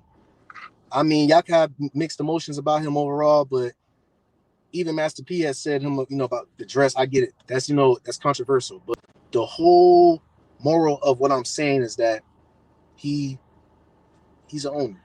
He got his own studio. He can make his own movies. He could hire other people within his community to make movie shows off it. You can't tell him shit. That's what I'm saying. So shouts out to him. Instead of crying and playing victim. Men should not be no damn victim. I keep telling y'all about that. Yeah, we don't make these products. Yeah, we don't. Ask her what she does for a living. I'm not trying to get all up in old girl business like that, I mean, I just got in chat. What video are you talking about? My bad. I kind of got a brain fart on that video I'm talking about. Video. Damn. My bad. Hold on, you gonna? I'm tired of hearing you talk about stocks. They're good, bruh. Before I hop off. They always talk about stocks. I swear, it could be a jobless person. And they sound so smart. I get tired of hearing, you want to be successful, man. Just gotta build your credit up. Get some money, invest in stocks, S&P 500. Buy that Tesla stock. Keep doing it for 5 years. You good. Get some money, get some credit, get a property. Flip that house, buy real estate. See, it's easy out here. Why the fuck have you not done it yet? If it's so easy like that, why have you not got a portfolio of 20 grand, 50 grand? You get what I'm saying? Like, let's stop. Like, I get tired of this. This is why I goes hard on rappers, and this is why I go hard on people who just be talking. Y'all talk. Like, not for y'all, but specifically, y'all know what I'm talking about. Y'all got those people y'all just talk. They don't walk. They just talk. I go to the gym or when I do something, if I speak, like when I'm at work and I speak Spanish and shit to the amigos and all that, always somebody, oh shit, can you teach Spanish? I'm trying to learn Spanish. Isn't that? I'm trying, like, stop talking about it and do the fucking shit, man. Just learn it. God damn. And the stocks, like, it's just, let me not get started with that. These rappers, and these people who talk about getting rich and they not rich, like, don't listen to them at all, man. Don't listen. They're going to steer you down the wrong path. They're going to make you delusional. Exactly how many of us wore a dress, abs, they don't own shit. Exactly. But I wouldn't do that personally. But I respect him for doing it. I'm not doing it. I respect him for being who he is. You know what I'm saying? He had a plan. And when they was talking shit about him and all that, he just been plotting. He been waiting, and he made it happen. Here to sell out there, put nobody on, but I'm glad that Sissy got his full. I mean, everybody got their own opinion about it. I follow facts, or they be investing but can't pull it. It's not liquid. You pull the investment and the money stops. And this reminds me of Dame Dash interview when he went on the Breakfast Club and he was getting on DJ Envy. And he was like, DJ Envy was trying to talk to him about ownership. And he's like, hold on, wait a second. Ownership? You don't own this. He was like, no, I own my name. I own my platform. Like, no, you don't own this. You don't own the Breakfast Club. You don't own Revolt TV. You know what I'm saying? Oh, well, but I got stocks in here, for my son. No. So me and Dash got on him and talk about, okay, you say you own this, right? Yeah, I got stocks. Okay, so if your son needs money, what are you gonna do? Oh, I just go ahead and pull out the stocks and give him the money and all. No, that's the wrong fucking answer. What Dame Dash is trying to tell DJ Envy, delusional behind, is that you do not own that business, which means Breakfast Club, who over that, they could easily get one of their sons or grandsons. They could go to that business, take money out, give it to that son so they could make an investment and build their own. That's what he's talking about. You just work for them. Simple as that. And it's okay. But just stop lying. Quit trying to make it a gray area about ownership. You're not. It's not. It's not. And shouts out to Charlamagne the guy. He knew exactly what the hell he was talking about. So I feel what Master P and Dame Dash are talking about. Like, they've been getting backlash on it, and they've been calling Dame Dash broke. And I mean, he got his own network right now. Can't tell him nothing. Stocks is the lottery, and casino. Same reason I don't spend the Hondo. Yeah, that's crazy right there. I'm good on that. Oh yeah, it is kind of. It is kind of. I appreciate it. You know, I'm just gonna keep doing this, man. Just keep on, making something out of myself. Paste that thing, man. Okay, now I gotta put this thing. Give me 1 second, y'all. Copy, copy. I got y'all though. When I get off on this, I got y'all with the playback. I appreciate communicating with y'all, supporting y'all, having an understanding. Y'all not just hopping on here and just saying this dude don't know what the fuck he talking about. Hold on. Hey, How you doing? I'm good. I had to come back. I saw the question. I wanted to answer it.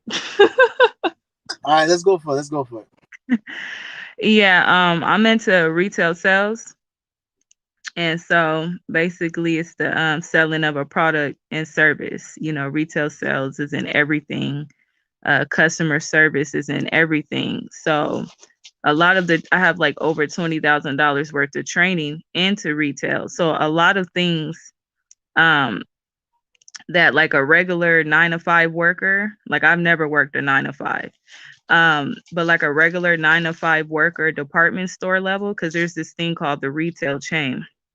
So you have factory, you have wholesale, you have the middleman, and then you have the department store. And way at the top, you have this business circle. You know about the business circle? Nah, can you educate me on the business circle, please?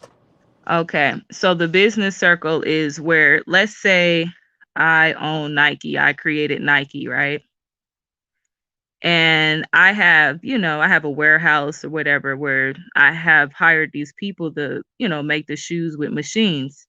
I might also have a middleman where they're selling these Nikes to department stores or to people, right? And then we have the Nike, department stores and malls or whatever. So the people say they go to Nike, right, in the mall to buy my shoes.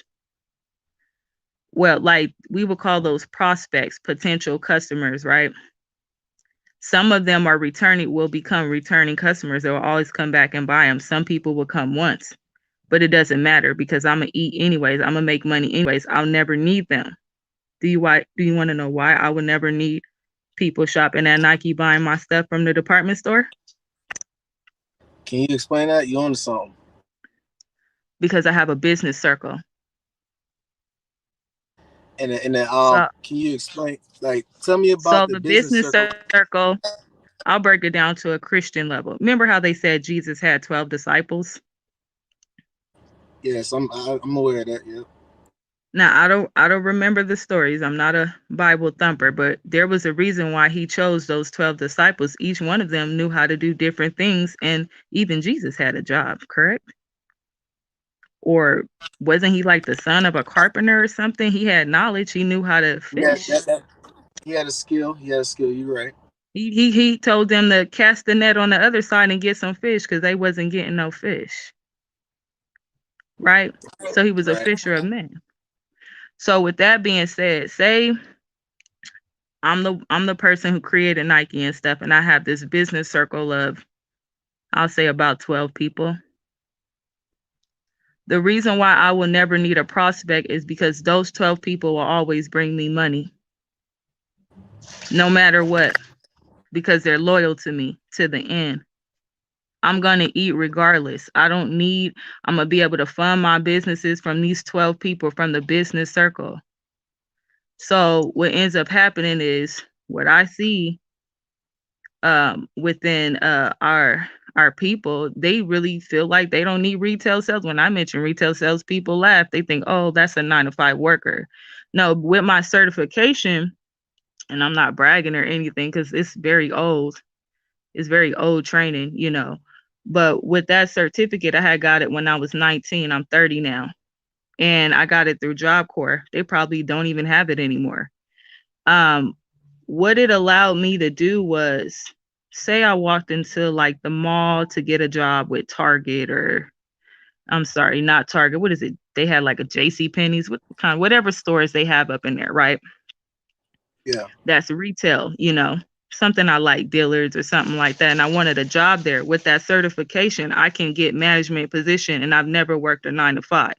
That's what that certificate allowed me to do. Also, you can't pay me less than $17 an hour. You see Okay. what I'm saying? I see what you're Now, saying. It's I had already chose because I done a lot of volunteer work and intern work because I couldn't get a job. Either I was overqualified or I felt like it was because I was black. okay. Okay. But who's going to hire me to trade in their managers? Because they already knew how I was. I'm going to fire everybody and hire all black people. Why would you give me a job like this? Why would you give me your management position when I know more than you? When I know you're stealing from the stores? Yeah. Go But ahead. you Keep want to get going. mad when black people run you got these stores in black communities and want to get mad when our people was stealing. Now I'm not saying it's right. I'm not condoning it, but there's other things that I know. We have the power to shut them down, but we won't. It, So yeah. like when they talk about okay, I'll bring up something else that's really important when I learned about retail. I'm not saying you shouldn't have a job. What we were taught was if you do get a job in retail, get a job with benefits, get one with the 401k. Not only that, you need to read before you find a job you want to work for. You need to research and find out where's that money. Um, what is that money being funded to? Like, where is it being allocated to? Because here's something that black people don't know. They don't know whoever they're working for, where that money is going to. It could be funding a terrorist organization. It could be funding KKK. It could be funding something that's going to harm the planet and pollute the planet. It could be funding, I don't know, killing some black people or something or keeping them down. You see what I'm saying? So a lot of people don't know that, and then they'll be working for it and having all these complaints, and they don't even know how to handle complaints. Some of them don't know how to take the initiative to complain about when they're being treated wrong on the job.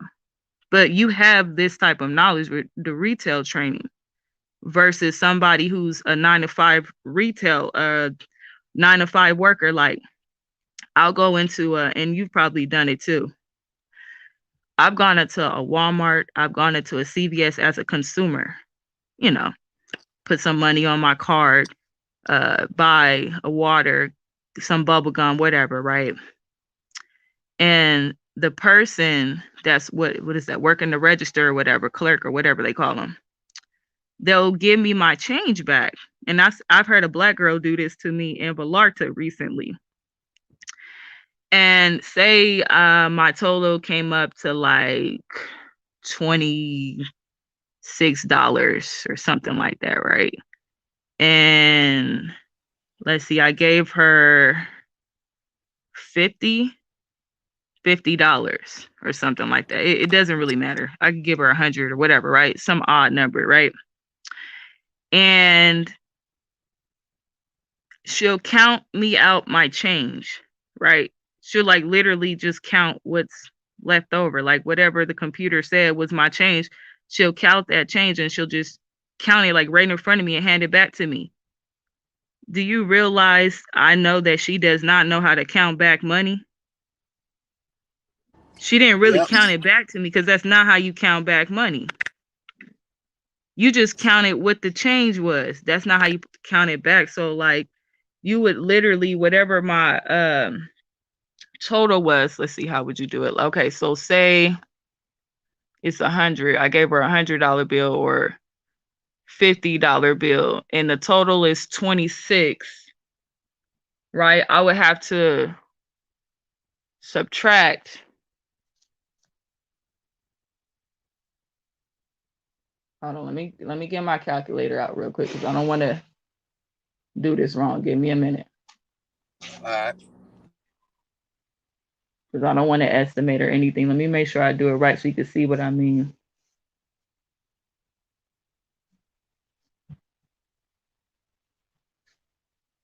Okay, calculator. Okay, so say I gave her $50.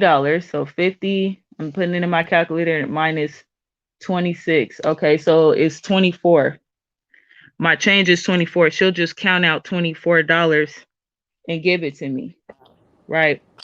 Yeah. So what she would have to do to count that money back to me, she would go, she'll have the money in her hand and it'd be like 26, right? And then count, she'll count the 26 that I spent and count upwards. So 26, maybe she hand me a 5, that's 30, another 5, 35, 40, 45, 50. Bam. That's how you count back money. That's the appropriate way to do it. Yeah. That's how I know, like, I know that I'm competition. I'm like, y'all need a new manager. Because your manager did not even train you how to count back money. You see what I'm saying? I see So you're even saying. though, so even though, so I don't blame the black girl, the worker, for not knowing how to count back money. You see what I'm saying? I have to blame the manager because she didn't train. It's pissy poor management, they say. So like say there's a problem that happens and you see it a lot on YouTube, like world star type of problems. Like there was this one situation, I think it was like a CVS, and the clerk got in a fight with I think it was like a Hispanic lady. She was working there. She got in a fight with a black lady in the store. Like it was really bad. I don't know if you ever seen it. It was like I forgot what's the name. I don't like to name drop, but there's a entertainer on here, okay, and he does article on the black sector a lot on our dysfunction. So I don't want to name drop him, but because I Oh, have nothing against him. Yeah, so it's all but he did an good. article on, it's not about him, but it's an article he did, and I wish I could remember the title, but it was about that. It was a situation, an altercation between a worker and a black girl. So of course he made it entertainment, but I had more of a retail perspective on it. And like a lot of people would blame maybe the black girl for being ghetto or racism or things like that. Hold on one second. That's my nephew.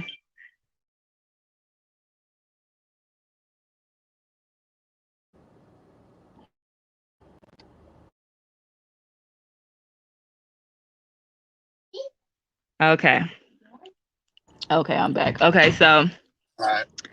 um I still blame management. I could be wrong. It's just there's certain types of training and protocol and procedures that a clerk has to still follow to protect herself and prevent situations like that from occurring, because it became very personal, but like the manager never not once hopped out, like nobody hopped out of nowhere to break that up. You know what I'm saying? So anywho, I digress on that. But I don't know what more there's so much I could talk about like with retail, but I really wanted to put emphasis. I actually love retail, so that's why I don't mind talking about it, or you know I understand telling because, like, all, you know what I'm saying, that I learned about it that I feel could be helpful. Oh, there was one more thing. Okay, so another thing, we had a classroom and then we had a store. but our store wasn't up and running. So we had a display. This was on the campus, right? We had a fitting room. We had fixtures, catalogs that we could order from. Everybody was had a position to play for this store while other people were training. I got good enough. I was able to teach the class and do the tours. So sometimes my teacher, we were so close, she was also in college and she was also a wife and had kids. So she was also studying, she was also in school, you know what I'm saying? So she had to study for exams and things like that. Like sometimes she was like, oh, she'd call me by my government, can you teach the class? And I'll just take over the class and start teaching, telling people pull out their books, percentages and markdowns or whatever. We're going to talk about markups and markdowns, right? Sale prices or whatever, retail price, or whatever.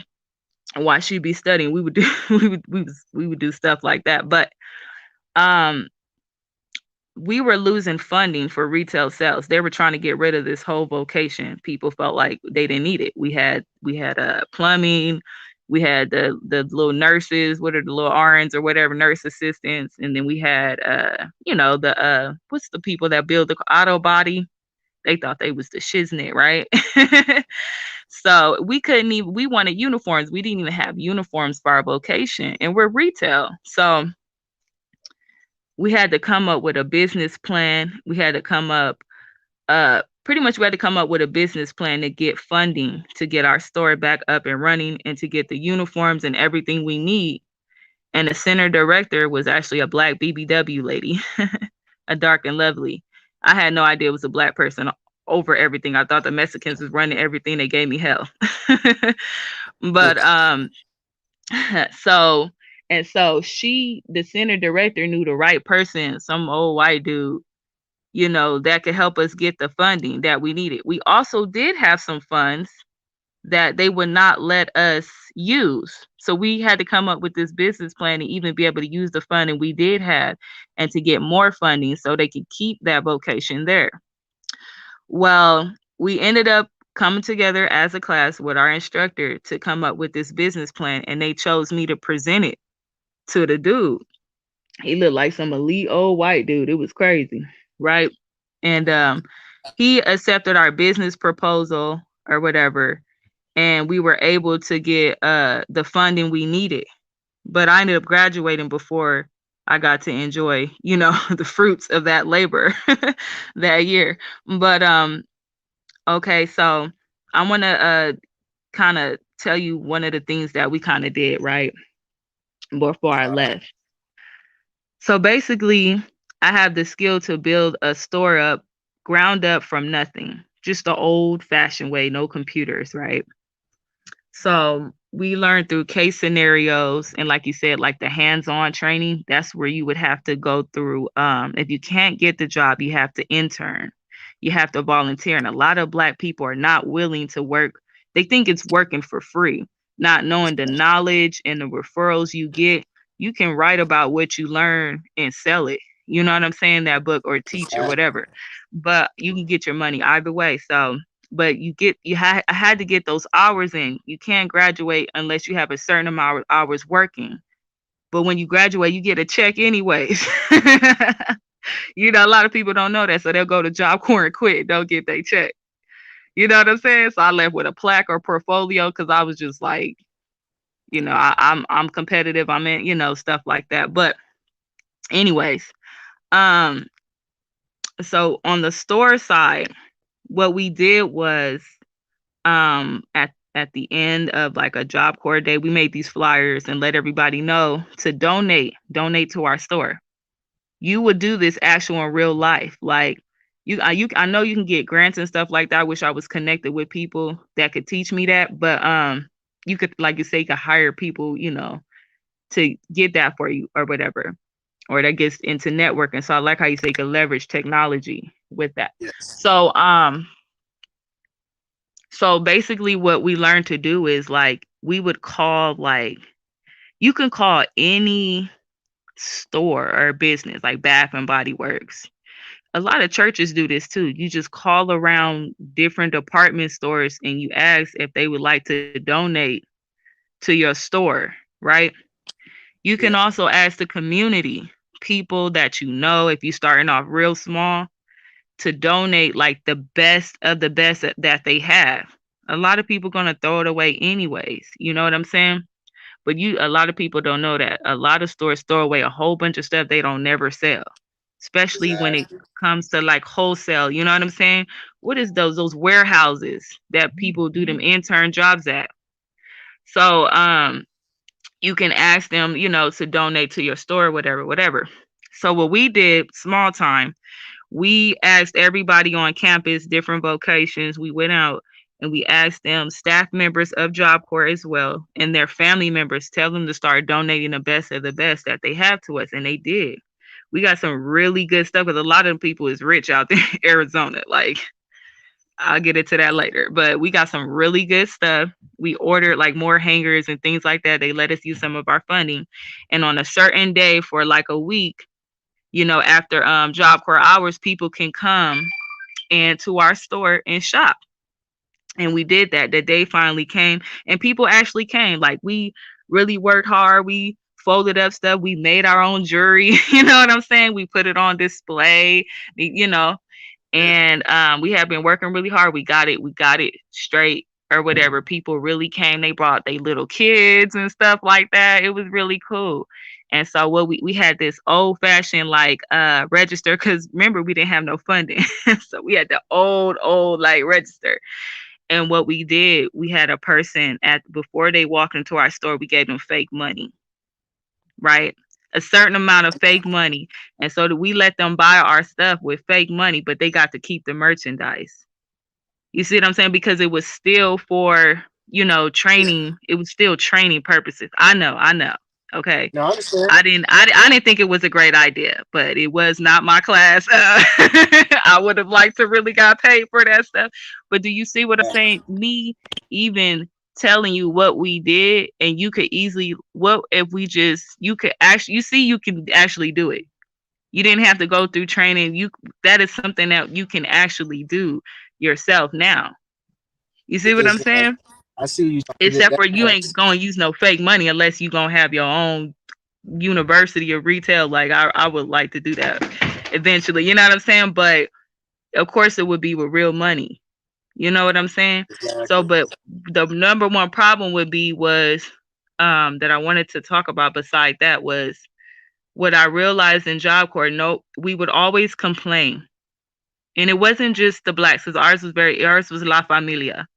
So we would always complain. So it'd be African, Spanish, Marshallese, everybody, all of us. Different. They all spoke different languages and stuff, but Job Corps offers Rosetta Stone, another class where you can learn a different language, right? Because a lot of refugees go there, they got to learn English. But a lot of them already speaking three different languages because they learned that early on. You see what I'm saying? Exactly. So, Yes.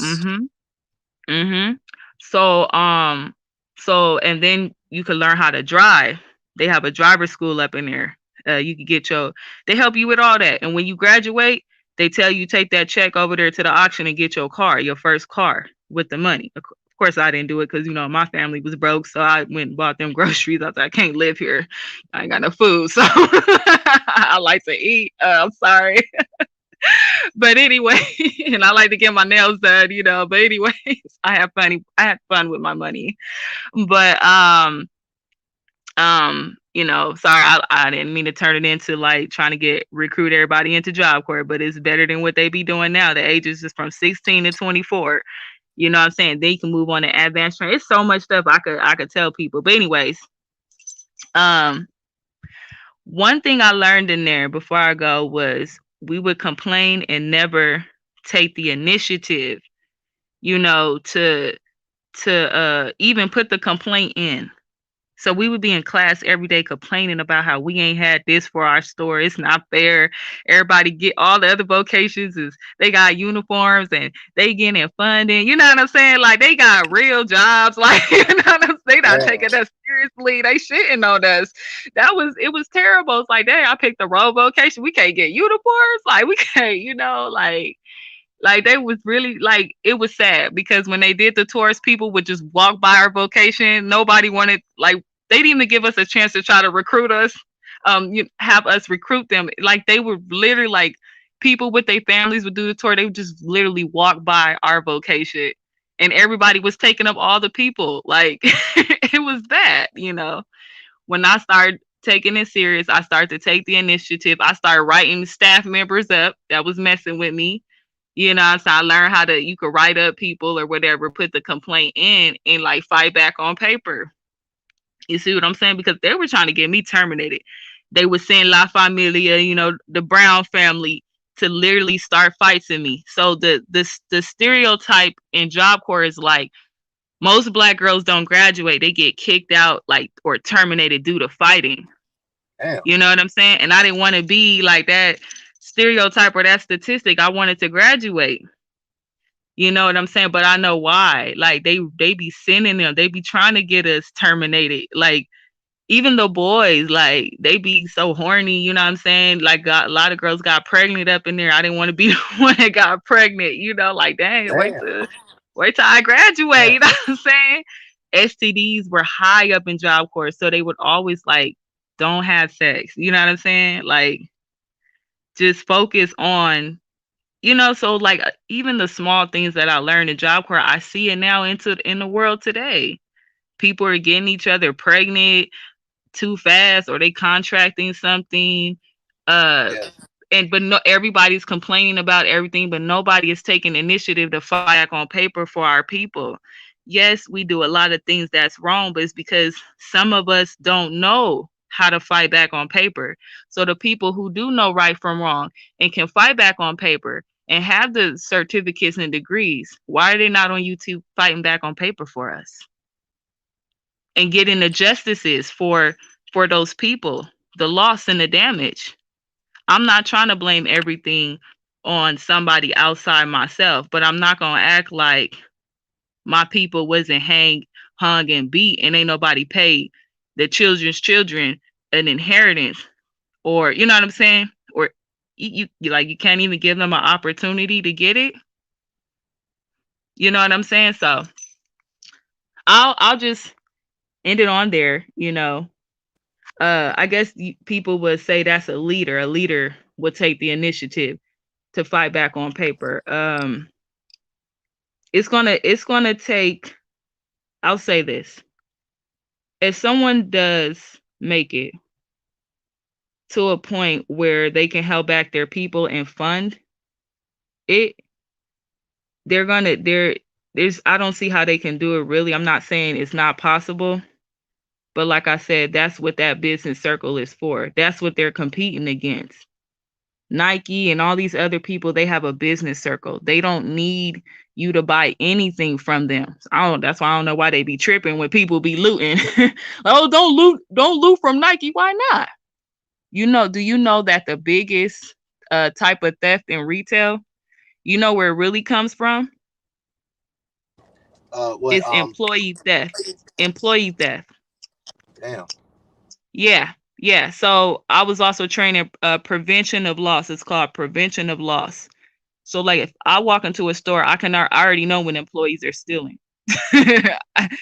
I hate like Uh, I fell on hard times and I had to loot a couple of times, but I waited till like they killed a nigga in the street. I was like, y'all better not say shit to me. I fell. okay. I'm not trying to glorify it, but I'm not gonna lie. Like I was, it was food though. It was food. I feel you. How you know if the employees were looting though? When you said like, because you so hip Okay, on the retail. so base oh yeah. Oh they do it. They'll even have their family members come in. A lot of people they'll even shortchange a register. They'll shortchange registers. You can find out like, okay, so say there's a certain amount of money that was made that day, right? And or at least it's saying it's or certain amount of money is made, right? It says on the computer, whatever. But when you check the register, this change is short. A lot of niggas is hold on, my son. Okay, a lot of niggas experience. I hope people hurry up. I'm about to say something children don't need to hear. Hurry up, boy! Go go go go! He trying to grab his charger. All right, he out of here. Okay. He over there chilling with his my nephews and stuff. Okay, so um, like when you know what happens when you invest in something and you sell it in the streets and your numbers, your money ain't adding up, it's kind of like that. Like, wait a minute, you get shortchanged. Well, that's how it is with the register. Wait a minute. It said this much money was made here, but when I check the register, it's missing money. They'll shortchange a register. They'll do stuff like that with the money. Some people, like, especially, I'm not trying to stereotype, but there's been times where Black women, they'll get a job and they'll just take the money and they don't care if they get fired. You know what I'm saying? Like, they'll, like, you don't never know. Like, it's a big risk when you hiring people. You don't know how much they need that job, or just God that money damn. that day. They take them kind of what's penitentiary chances. But the register, that is one way to find it. And also when your product is just coming up missing, like merchandise is always coming up missing. All right. And also uh, uh okay, remember I told you about, like, in retail they have like percentages. We teach about markup and markdowns. Well, you'll have people that I forget what they call. They try to blame the consumers, but a lot of time them people, it be really the employees. They'll put like a markdown on something, on merchandise, that's way lower than what it was supposed to be. Like, they'll go back over it with another sticker. Like, say Okay. this product is valued at $40 and I marked it down to maybe $20. Somebody will go back down and mark it down to $4.99. You see what I'm Damn. saying? It won't even scan it. They won't even scan that shit. You know what I'm saying? Yeah, they'll buy that shit for $4.99. Look, let me tell you something. I don't do it, but I know how to find it. So one time I got accused. Look, I am innocent. Don't laugh. I'm innocent. I swear. I was up in You telling now, you I telling didn't. us game. Okay, so let me stop. I didn't mean to cut you off. What was you saying? Nah, I said I appreciate you coming here and teaching us game because I had no idea about the inside of retails and like how they got businesses. They don't Mm-hmm. really need nobody to buy stuff at the store because they got their own circle. That was very educational about how most of that's coming from employees. I'm like, damn, because I be thinking that customers go into Walmart, they just put all this stuff in the bucket, and just walk out. I thought it was like that, but damn, it's crazy. It's Uh-uh. the other way. I don't even know if people at ground level, like the department stores, even know. Like I said, they can't even count back money. So I wouldn't be surprised. Like, damn, like, you got a 9 to 5, you think you better than me, like, and you don't know how to count back money. You know what I'm saying? But guess what? If I like, just like I just said, even, and I need to go back for advanced training, but like, if people funded me or what I was doing, I'm sure like people funding you and what you doing, I know you would do the right thing with that money to get your advanced training in your IT or whatever it is. You know what I'm saying? I know you would do the right thing with that money, or you would hire the right people. You know what I'm saying? So I would too.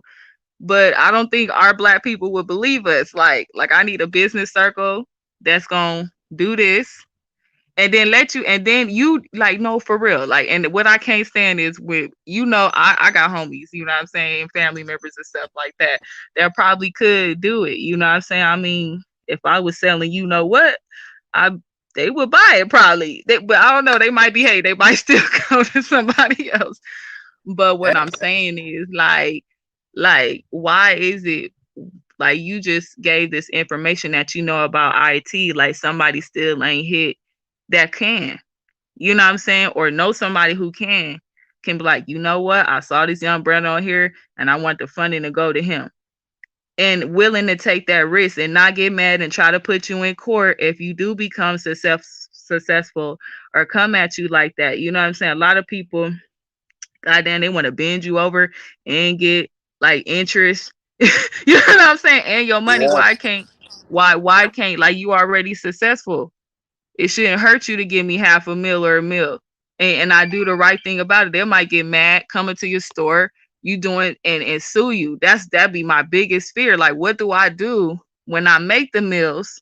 I got the skills and knowledge. Once I take the initiative to make this happen, I know somebody gonna come up in there with the slip and fall. You Now know, you asking the right I know my questions. own people finna do me wrong. If I open up these nail shops, I know you're gonna do me like you did them Asians. Oh, I don't like my hair. I don't like my braids. And guess what? I'm gonna lock you in there and beat your ass too. Just like they did you, bitch. I'm gonna do worse. Keep playing with me. Yeah, That's they be that putting ratchet side hands of me. on I'm them. sorry. Nah, they be. I be seeing videos. Them Asians And be so I'm putting hands thinking, on how people. do I prevent the loss within my own community, even though I want to help? Look how they did Nipsey. I understand that now you ask the right questions. What? How can Hmm. you prevent a slip and fall and get sued for like half of your earnings? How to avoid to be like the goat like Nipsey? It's just I know there's answers to those questions out here, so I'm glad that you're on this platform because it was supposed to be about IT, but since you talk about retail, you need retail in that business to even sell an IT Hmm. product or IT service. You know what I'm saying? So it's just I believe right now that this panel is gonna be like an encyclopedia of all the knowledge that we could start linking together, and we're gonna find the answers to that question soon. But right now, I don't And know either. what I'm saying is, like with the IT, is I don't want to say it is retail sales, but I'm kind of saying you are in retail sales. You know what I'm saying? No way, yeah, Like it is. You are doing you are doing customer service. You know what I'm saying? You yeah, already doing it. But what's gonna make you different than another person in IT is based off your like it's like customer service skills. That's your people skills, your interpersonal skills. Are you a people person? You know, your communication skills, and reflective listening. Communicate a lot of people like you don't know how to communicate and they don't even know what communication skills is. It's basically listening to what someone just said, right? And giving back to them, saying back to them what they just said it, it, in it's, order to tell me back, in order to tell me what I just said, you would have had to listen. So I know that you're listening to me. I know you have communication skills because you were able to tell me back what I already told you in less than 10 seconds. You see what I'm saying? So let me find out we'd have had this whole conversation and you was not able to do that. We this whole conversation would have went left. Like, say you didn't want to hear what I had to say. Oh, this is a some black girl, or at least she got makeup on. Like, I don't know, like got distracted off my. I don't know how they, and then you know how they be doing that. Like on YouTube, it be a topic, 4, 5 niggas that came on and I'm yeah. a BH and I'm like, what? Or the Asking girl for get masculine and next thing you know, they doing videos about each other. Like, yeah, it go left. That's crazy. That's what too they much saying energy. on there? Right now they said get at me, sexy slum boot camp genius. Milton said that to you, and No, the Mike Ford, the one that say black owned dispensaries. What it it says should have. black owned dispensary should have a higher number. Do they screen more or block it from happening? I've seen maybe one from Boston. That was from Mike Foreign. You want me to I repeat didn't that? even know they had black owned dispensaries. That's what I'm saying. There are. See, it just we're so used to going on social media and when we talk about black people, automatic entertainers. It's not no engineering. It's not. It's you get what I'm saying. It's just automatically basketball, rapping, singing, and and that's gotta stop. That's just like a brain pattern we gotta change in our mind. We gotta shed more light on like you're knowledgeable retail and how to build a store up from the ground up. Like that has to be like light shed on for real because that'll help. Like that's intellectual property that will last for a lifetime. So that's why we don't be known, but they're out there. I hope I made sense. No, you did. I was reading some of the things they were saying. I thought it says Nip was heavy into IT. I think retail has insurance. Oh, see. I mean, but shouts out. I gotta look into them. I know the rapper Chameleon there who made that song "Riding Dirty." He had gotten into IT and look at him. He well off now, very well off. But they don't talk about that much. That's crazy. But he just stayed. He do his thing. He's very successful in IT now. I heard, I don't know if it's true or not, but I heard Nipsey was knew how to build computers. Like he had built his own computer up or something like that. I could I don't believe know if it's that. true or not. I'm about to look it up. But I could believe it because the thing is with Nipsey is that everybody who's fascinated about him, he was a unique individual. Is that he had curiosity on wanting to learn, like how we are right now. Like you teach me about how to build a store from the ground up, the retail, the ins and outs of it. That's something that you have a curiosity in instead of like, oh, what's she talking about? Shutting her down. So that's just a, I don't know what you call it. Was it a will, a desire, or I don't know the right word to explain it. But if people who are on this panel would just have what Nipsey had, or anybody else that we don't know about, which is the curiosity or the want to learn something, you could do the same thing. You be your own legend.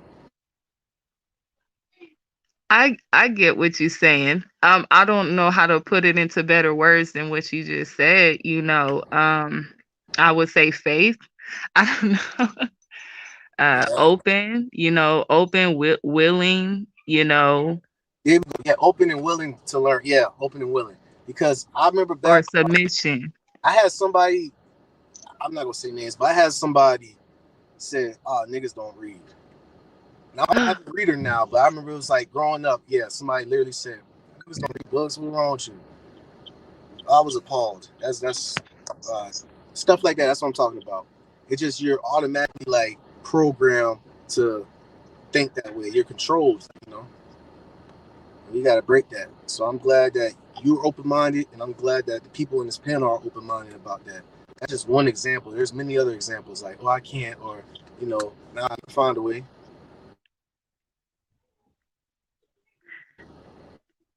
They said they know 4 Black folks with dispensaries. There we go, Milton. Is Milton? Does he have a dispensary? Is that like his career path? What is that? I think he just have knowledge on it, but I want to bring him up on here. But Yeah, he needs to come up, tell us, enlighten us. No.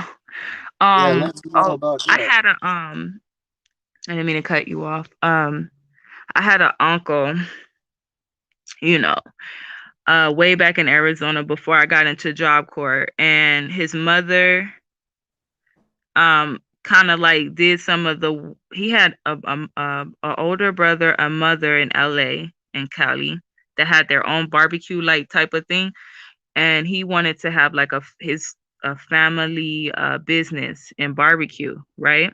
He didn't have much. I would really like to get into like how much they didn't have. Like they were literally saying they had money and didn't, but still applying for stuff, right? Yeah, And so I wish they really would have showed me how to do it myself. But I was like 17. I would go on the car rides, to whatever the small business or whatever they would do, their business or whatever. But anyways, when he finally got it back unlocked, because he got locked out of his own business, but they were getting donations for it's like the stuff you need for kitchen refrigerators. They had to go through the black glove check. The first time they didn't pass inspection. The second time I helped clean, they passed inspection. You feel me? So we would go into other barbecue businesses and we were literally like cheating. We are looking like how did they had it set up and designed, and we were still in the design and made it look like that when ordered, the little brick tiles, stuff like that. And finally they were able to get it unlocked and they were selling food out of there, right? And let me see. Look, I got excited. Well, it was a point. Oh, this is what I learned. Check this out. So you know how like you have like like a plaza, like I don't know what they call like a parking lot, and it might have like a Taco Bell here, right? Jamba Juice here, McDonald's or something like that. yeah, Those things. Okay, so like they have their barbecue place, and somebody over here might sell donuts or pizzas, but they're not like the brand name like Taco Bell. It's real people that have their own, right? So it might be a whole bunch of white people and they the only Black family. Well, it was kind of like that. So I found out that they actually support one another. That's how they able to keep their businesses alive. I did not know this. The what they when you open up a business, they come over with like whatever they sell. Like they'll come over with a whole bunch of like they do it like a neighborhood. You know how like we always clown white people like Becky for coming over with the pie, yeah. introducing herself like, oh, these and they do that for real with the business. So they come over with like a whole bunch of food right? And celebrate with you and stuff and get to know you and like they go parties together, like they help each other, like and then you do the same for them too. You go over there and they do this consistently, and I didn't know it was like that. I'm like even, and I'm like, oh, okay, okay. So I'm peeping this stuff out, and I'm like, so if I get a business somewhere, I'm gonna make sure I'm good with those people. You know what I'm saying? Like I know what to do. I want to make sure I stay afloat, but I want to make sure they patronizing me too, and I'm patronizing them as well. But they be patronizing one another, which it makes sense because when you see like these Thai food places, or I've seen it with Mexican, there's a place where it's like a Mexican restaurant, and right next to it's a Salvadorian restaurant. You think they ain't related? You think they ain't helping each other stay afloat? Like, come on now. What's the difference? You sell horchata, and this one got the Salvadorian horchata. You know what I'm saying? Like, I know y'all know each other. I know y'all keeping each other afloat. You see the ages like a whole block. Like they'll have like a nail and beauty supply right here, a couple of stores down. They selling dresses. A couple of store downs, the donut shop. Like you see how it be kind of close together. You know, you ever repeat that? Like I'm like, wait a minute, y'all know each other. Like you know they know each other. You know what I'm saying? So they really be monopolizing even with business when they put them buildings so close together. They're keeping each other afloat. You know what I'm saying? So I mean, people might want to look into that with their team, if this person come up, stop looking at it like crabs in a barrel, like come up with them. And the person, hopefully they'll be open enough when they do put in the risk. And sometimes when somebody put in the risk, they need to, like I said, like if I put risk into somebody, it would have to be like, even if they fail, or like if I put up the risk with my money, this is a guarantee this person may not become a millionaire. They may not do the right thing with that money. You know what I'm saying? But man, when they do, you got to be the happiest mother effer in the world. Now I do this 10 more times, consistently. Now I got 10 millionaires with me. You know what I'm saying? Now we finna 10x that next year, all of us. You know what I'm saying? So it's like, that's a good feeling. But guess what? It's like, then people might get envious of that. Like, well, their whole circle is millionaires and we don't have that, but might start hating that one person, but don't realize, yeah, that person used their money to make another millionaire. That was their money. All their friends brought them back their money though. You know what I'm saying? We got a lot of Exactly. people fleeing on the plug. Like people rap about it. Oh, I flee on the plug. I flee on the nigga. You gonna do what? Exactly. And then when you get your ass beat, you ain't got somebody money. Like at least lose my money because you really tried and failed. You know what I'm saying? Exactly. But no, don't flee on my money and be a bird. You know what I'm saying? And now the nigga, you supposed to bail out your nigga out of jail, and I can use him to work for my store and get some more money while you stay at home with the kids. But you want to be like the rap trap say, a nab. You know what I'm saying? And spend his bail money and then think y'all gonna get some more racks out of me to bail him out. You see, like stupid stuff like that be happening. So when somebody like me or you come along and we partner up or network with somebody that got the capital, a black, a Caribbean, whatever, they want us to put down all this big ass deposits because other niggas done effed it up for us.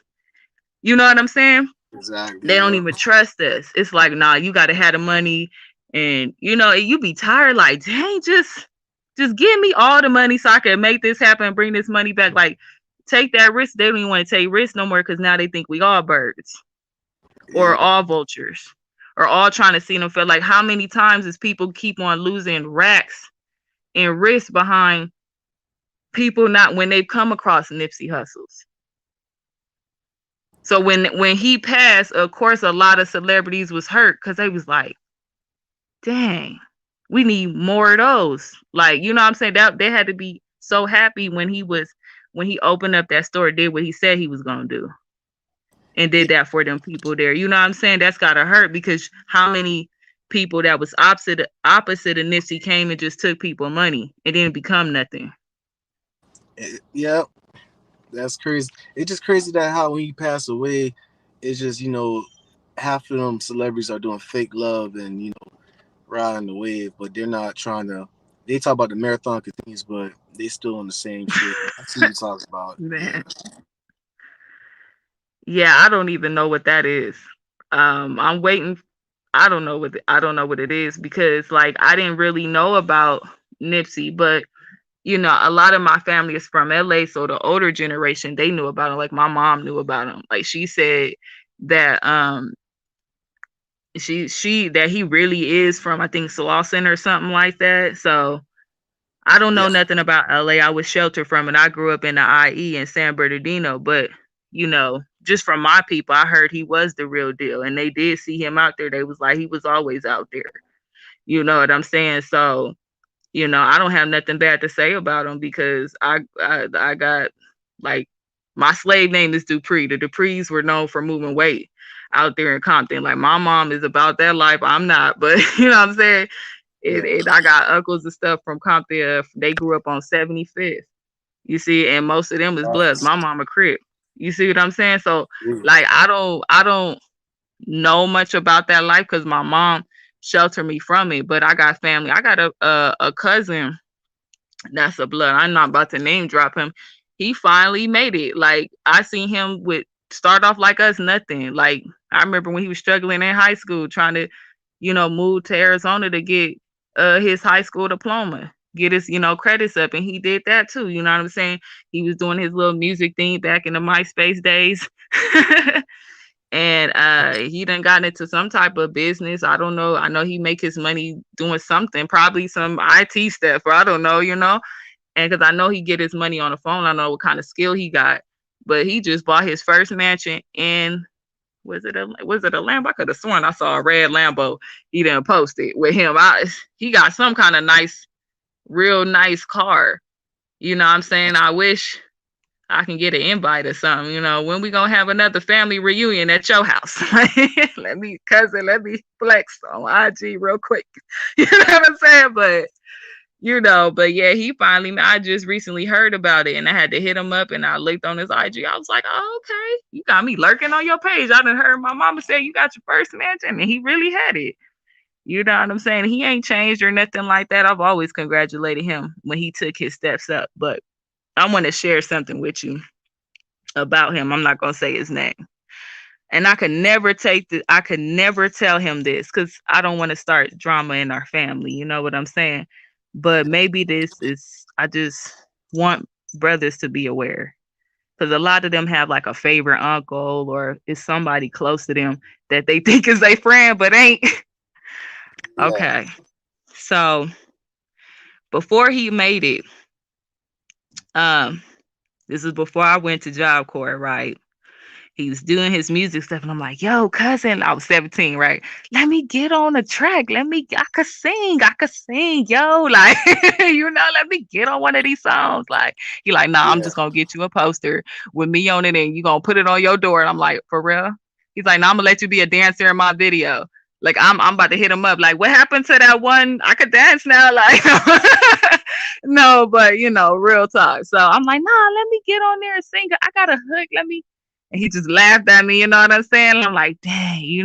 But I really wanted to do a song with him, but that's not the point of this, right? But just to break the ice, right? So I was, I hate to do it. I was living with some other relatives, right? He had came to visit me because I was literally in Queens Creek, Arizona, no man's land. I don't know what it's looking like now. And he gave us like our CDs. When they coming up, they give you a copy of their CD, they music. You supposed to bump it, and you supposed to do that. He was right around that era, right? CDs, right? So his favorite uncle, somebody told me this was his favorite uncle. He my first cousin too. So his uncle is my grandmother's brother. That was his favorite uncle. You feel me? And when he had left, I never forget this day. He left to go Yeah. because they stayed a couple of cities away. You know what I'm saying? From us in Arizona. And he said he ain't gonna never make it. He told me that, Damn. right? So, oh yeah, I hear it. But Damn. how can you tell me that when I wanted to be on like one of his songs, like I believed in him. This is somebody I look up to. This is my first cousin. So it actually killed my dream too. I'm like, damn, if my cousin ain't gonna make it, how I'm gonna make it? You know what I'm saying? But I never told him this. And he has finally made it. You know what I'm saying? Like my mom gave me the call when actually she told me. She's like, your cousin just bought his first match. I'm which one? What? No way. Not him. Not him. Because I'm remembering what my uncle told me over 10 years ago.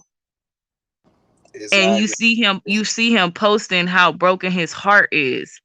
Like people over here calling me about how to get money and how to make this money. But 10 years ago when I was grinding and I gave y'all the opportunity to work, y'all didn't work.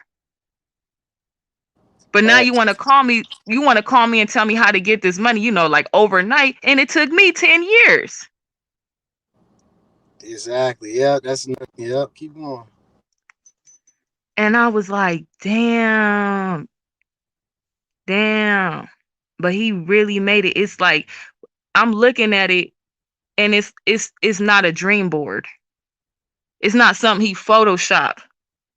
I'm praying to God he'll invite me one day because I just want to feel what it's like to make it without having to sell my soul. I've had 2 deals. Yeah. I've taken an oath. And I didn't believe this shit is real. Like, still to me, I still think some of this shit is fake. I was trying to go through with a lot of stuff because I was like, there's no way this shit could be real. And they gave me a number, 666. This is your number. This is what you're going to have to use. Do you want to go through? You got to go to the temple. Man, I wish I would go somewhere with you because I don't know if you playing with me. When I took that oath, something happened to me. And I called them up. I was like, yo, what's happening? Something's happening to me. Like I can feel it now. I don't ever want to feel it again. And I felt like my sight was gone. Like, they call it the first eye, the third eye. I felt like everything was black, like I was blinded. I felt like if I went to sleep, I would never dream again. And I went through that over the whole night. And then I felt like off balance, like this, I don't even want to say dark energy, but some type of energy was like that I could not control. Like I'm literally in outer space, feel like, and like I don't know what's going on. Like, you know what I'm saying? And I'm shaking and trembling. I can't stop shaking. And it ain't the Holy Spirit. This shit did not feel good. And it was nighttime too. So I'm like, yo, what happened? Like, stop this. Something happening to me. What's going on? They was like, no, you're scaring me. This has never happened to nobody. You know what I'm saying? So anyways, what ends up happening is I had to call up my friend. He a Mason. And I called him. I was like, yo, I'm really scared. I'm panicking. There's, you know what I'm saying? There's nothing I could really, you feel me? There's nothing, like, I don't know what to do. Like, I said some words and something happened to me. You know what I'm saying? And he like, I didn't sign nothing though, but I got sent the forms. I never signed it. I still have it as proof, but I don't think it's real. You know what I'm saying? But I still save that shit as a receipt. I've had people put 2 G's. I still got the receipts in my email, in my bank. I can't open up a bank account for me to sacrifice a nigga. So they could laugh all they want to, but I got receipts in my email. You see what I'm saying? So you can laugh all you want to, but I'm not about to go ahead and do certain rituals to find out if it's real or not, because it's just certain things that I just know is wrong. I'm over here trying to search how to get my soul back, or is it even possible? You know what I'm saying, to get your soul back, because soul harvesting is real. So they can laugh if they want to, but if y'all really believe that people are selling their souls, right, and making videos that all these celebrities selling their soul and the devil is collecting, why are y'all not making videos on how to get these souls back? Ha ha ha. I'm interested in how do I snatch some souls back? Because if somebody really sold their soul and people want to laugh and say they're going to hell, well, let's show them a way to pull them out of hell and get their soul back. You know what Wow. I'm saying? No, contracts get that bad. Contracts can get that bad. And what you say into the universe can be put back. It can manifest. It can come back. So my thing is, I'm going to leave this world anyways. but there's some things I wish I never said out loud. I understand. You feel me? Heavily. I don't want to wait till I pass and wonder if that oath was real or not. If with me talking about it right now, something gonna happen to me or not. But I'm gonna have enough faith to say it anyways. I'm not gonna expose nobody else. I did say that in my oath, but I will expose myself because I know what happened to me is real, and I don't want it to happen to nobody else. There's a such thing as a verbal contract. There's a it's you to hell. People pray to Jesus. They ain't never met this nigga. Do you know who you even praying to? And if That's a, that's who you really want to go with, not saying it ain't, but even that. And people laugh at that too. But anyways, I digress on that. Who is this that popped in? oh yeah, that's my bro. Citizen Lou, he's for the title of this panel for computer. He has more knowledge than I have on it. So I'm glad he actually took the initiative to join us and shed his knowledge on it. What's up, brother? Hey, what's going on, man? Can you hear me? I can hear you loud Yes. and clear. Just turn the volume, like, get closer to the mic. You know what? I'm on my phone right now. Is this better? Oh yeah, that's better. A little better. Yeah. Oh, yeah. Hey, shout out to you, man. I saw the title, man. Yeah, man. We definitely gotta, get, more, black people in the IT or tech, or at least some type of skill set. Can you hear me? Yes. Yeah, I can hear I'm you. about to, I'm I muting thought, the mic. yeah, I thought I heard echo. You good? Yeah, man. Yeah, it's crazy, man, because you look at people who got the real money. Like Jeff Bezos, Elon Musk, you know what I mean? Like Bill Gates, Mark Zuckerberg. I mean, that's no, what Mark Zuckerberg is like 1,000 rappers, 10,000, 100,000, 100,000 rappers, Yeah, like, and, like we use Instagram, Mark Zuckerberg kicking a little Boosie off Instagram. He can't do nothing about it. That's real power. exactly. You know what I'm Yeah. saying? Like, especially in this age, we in this information age, like we need to be, we got to get hip to it, man. And I think I just said shout out to the stream, man. I know, you trying to do something IT related, right? You talk to me personally, right? Yeah. Oh yeah, network engineering. Yes, sir. I'm doing that personally. Okay. What's that, like the CCNA? You know what you got to Yeah, get? CCNA and the routing switching. Those two certs. Yeah. Oh, okay. Are you in school? Yeah. Not like Are when you school. What do you are, mean by like a training camp, or you talk about college? Because that's kind of a new question people be asking me. Like school, and when I think of school, I think of college. No, I'm not in college though. did you go to the military? Did you go to the military? Yeah, So you got the GI Bill, right? yeah, GI Bill, but I'm not in college. I'm in a training camp. Oh, okay. Hey, man, I just like the fact that It's you by know what I'm saying, it's pursuing. by vets too. It's by vets too. So I'm gonna drop the link for his next gen T.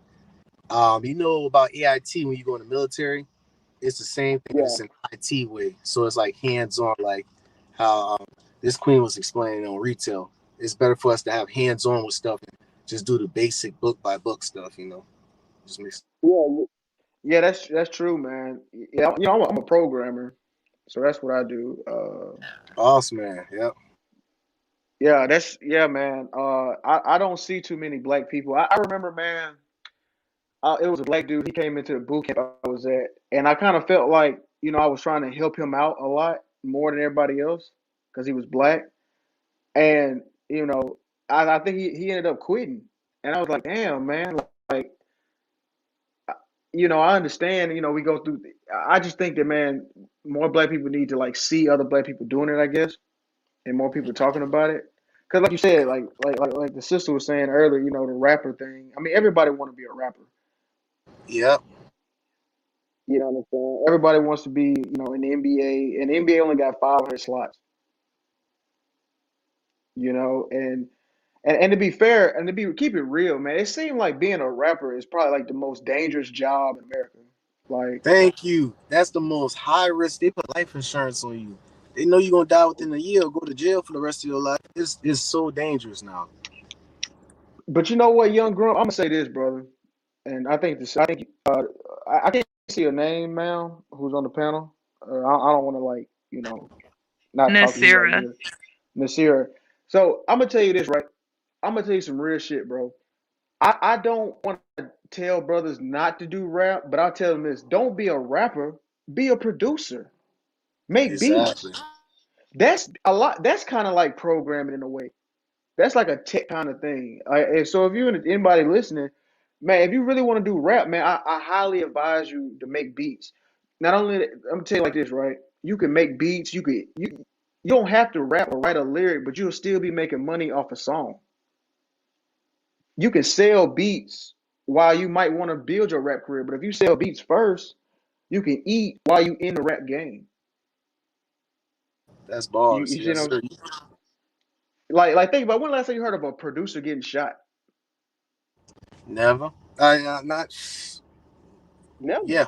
When? You never hear a producer getting shot. You never hear a producer being broke on the street. You never hear a producer, all that bullshit that go on, always in the tabloids and the shit like that. No, producers be low key. That's the boss position. Let me tell you this: did y'all know that I think 80% of producers in the rap game are white? Yes. Yes, I know that. I'm educated on that. Yep. 80, it might be more. I don't know. You might know more data on it. It might be more than 80. It's up in there. It's above 80%. You're right. They're behind. They're the ones who they know about the business side of the music industry. So it's like they do pretty much what Dr. Dre kind of do, but it's like 1,000 of them. So they'll get producers like let's say like me, who's like a nobody. And they'll just take their melodies and all that. Just buy them out and they'll send it up. There's monopoly on Right. there. I'm gonna tell you. I'm gonna tell you this. Right. This is a theory I have that I'm starting to notice. When black people, when we go into a field that's not dominated by black people, we shine. You know what I'm saying? Like, think about the producers. We know all the best producers, but we just said it's over 80% is white. You see what I'm Damn. saying? So why don't we have more black producers? We know all the big ones, but that's still not a lot when you talk about all the music that comes out. That's the same thing with IT, like how you saying, like that's real deep. It's like if we lacking in there, we end up shining. So why not attack it? It's a good question. Like, bro, when I was at that boot camp I was at, man, I was the only black dude there, right? Bro, I'm gonna tell you what's funny, bro. They thought that I was in the wrong place. You know what I'm saying? They was really honing me on some shit, bro. I ain't gonna cap. But you know what I did? I didn't let that shit phase me. I was like, you know what? Fuck this shit. I'm about to learn this, and I'm gonna be the best. I'm gonna come out this the best programmer possible, and I did. I was shitting on the white boys. I was shitting on them. I respect that. Yeah. I just want to say that. So I just want other brothers to know that you can do it too. You know what I mean? Like, don't, because I heard people telling me, "Oh, computers that's for white boys," some bullshit like that. That's just dumb. Yeah, that's it's killing me with that. Same thing with Miss right here when she was in Job Corps. They was trying to instigate her to get in a fight so she could get kicked out because they said all black women over there just get kicked out. So it's like you already got the odds against you, so you got to go extra hard with it. So I feel on that with your boot camp though with IT. Yeah, man. You said Job Corps. What'd you say? You said Job Corps. They were messy in them. Yeah, she could Right. explain. Um, Basically, when I first started, when I went, it was me and three other girls. And before you get into your vocation, you start with CP, CPP career preparation program. They gotta prep you first, right? You go through, I think it's like 6 week training, blackout, kind of like. And when I went through the preparation, we were in like this little small room, and they was like, only two of y'all is gonna make it. It was four. I started. It was me and three other girls. They was like, only two of y'all gonna make it, and everybody thought I wasn't gonna make it.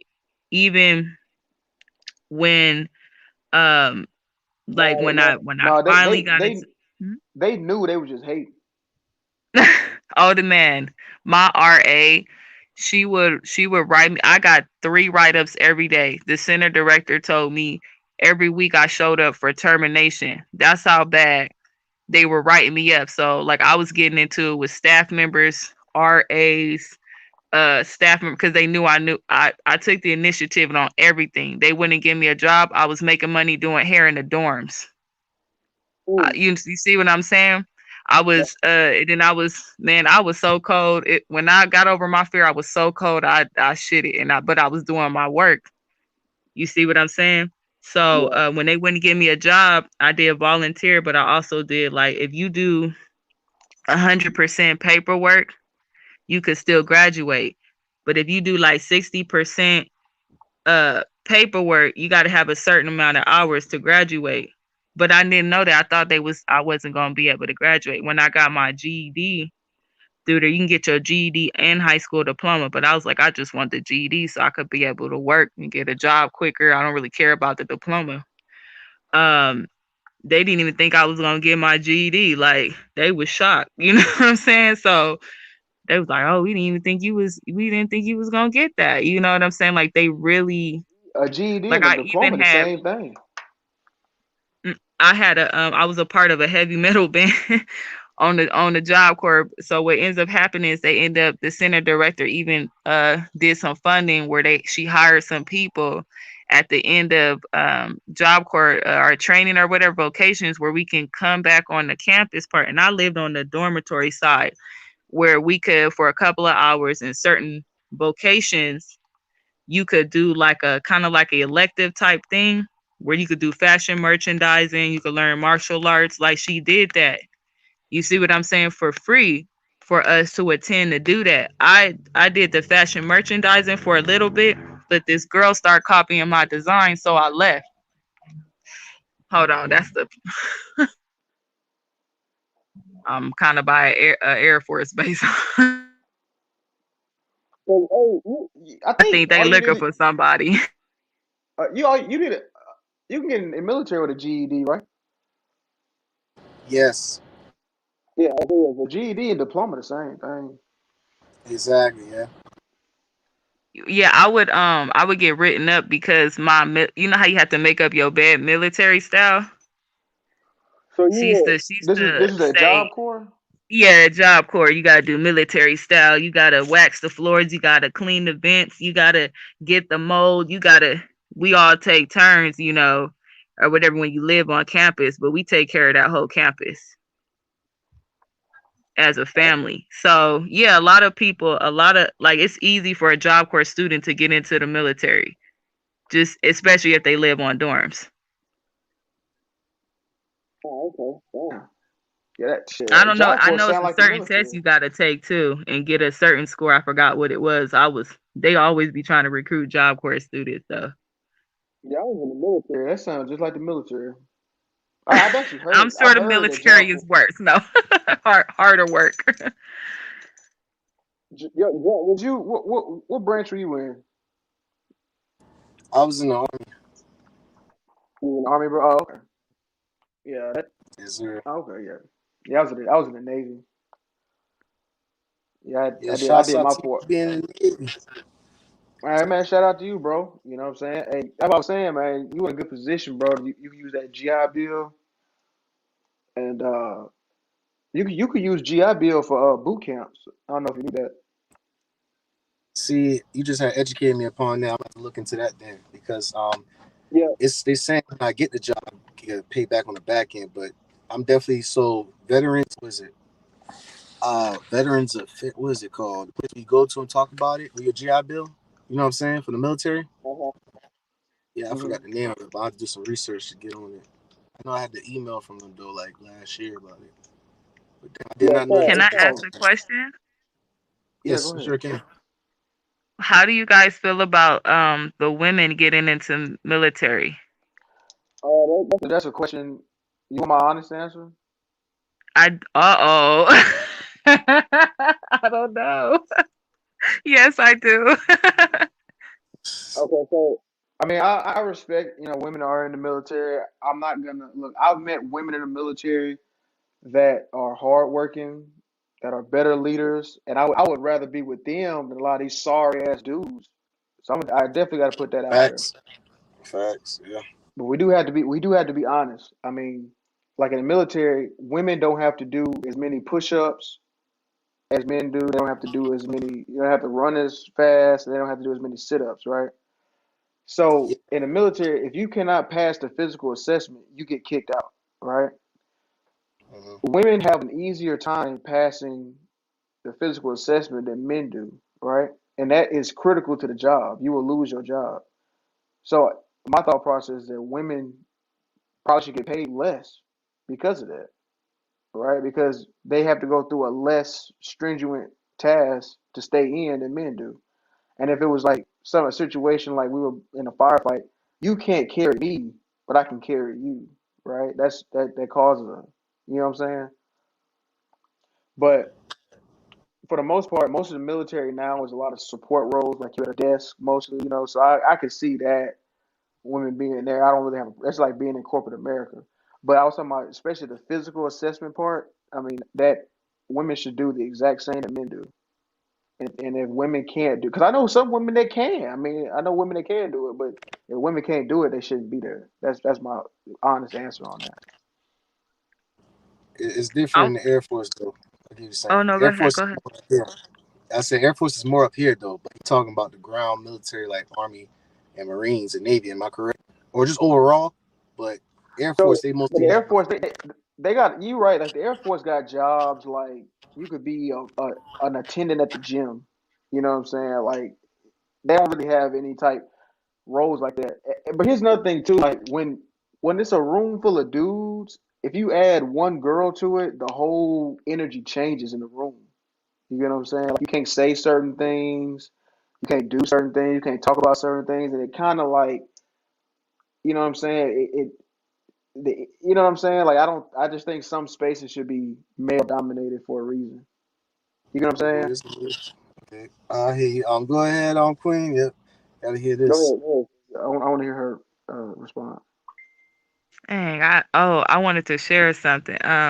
My auntie, she was in the Navy when I was younger, but I think they got discharged somehow, her and her dude, because she ended up getting pregnant too out there. But I think she said it was due to like a nervous breakdown or something. But here's Hmm. the crazy thing. Um, Me and my family, we trying to figure out how she got into the Navy, right? Because this bee can't swim. Yeah. You do gotta pass that swim test. A lot of people can't swim. Well, it's Would you mostly like black to know people. how she passed the swimming test? How she do Yes. it? I'm very interested. So when they told her to jump, she jumped, right? And she Hmm. started drowning. But some dude realized she couldn't swim, so he helped her get to the other end. See, that's He what helped I'm her saying. pass the swimming test. She was drowning in there. I was like, how? How did you? So I don't know if they.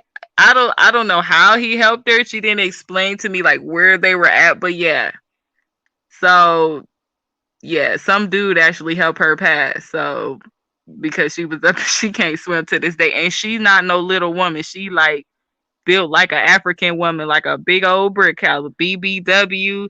She tall, got like a Monique size, woman, a very full figure woman, and she still can't swim to this day. So yeah, but I don't know. She said they was trying to send her off to war or something like that. I don't know, but she said she had a nervous breakdown or something like that.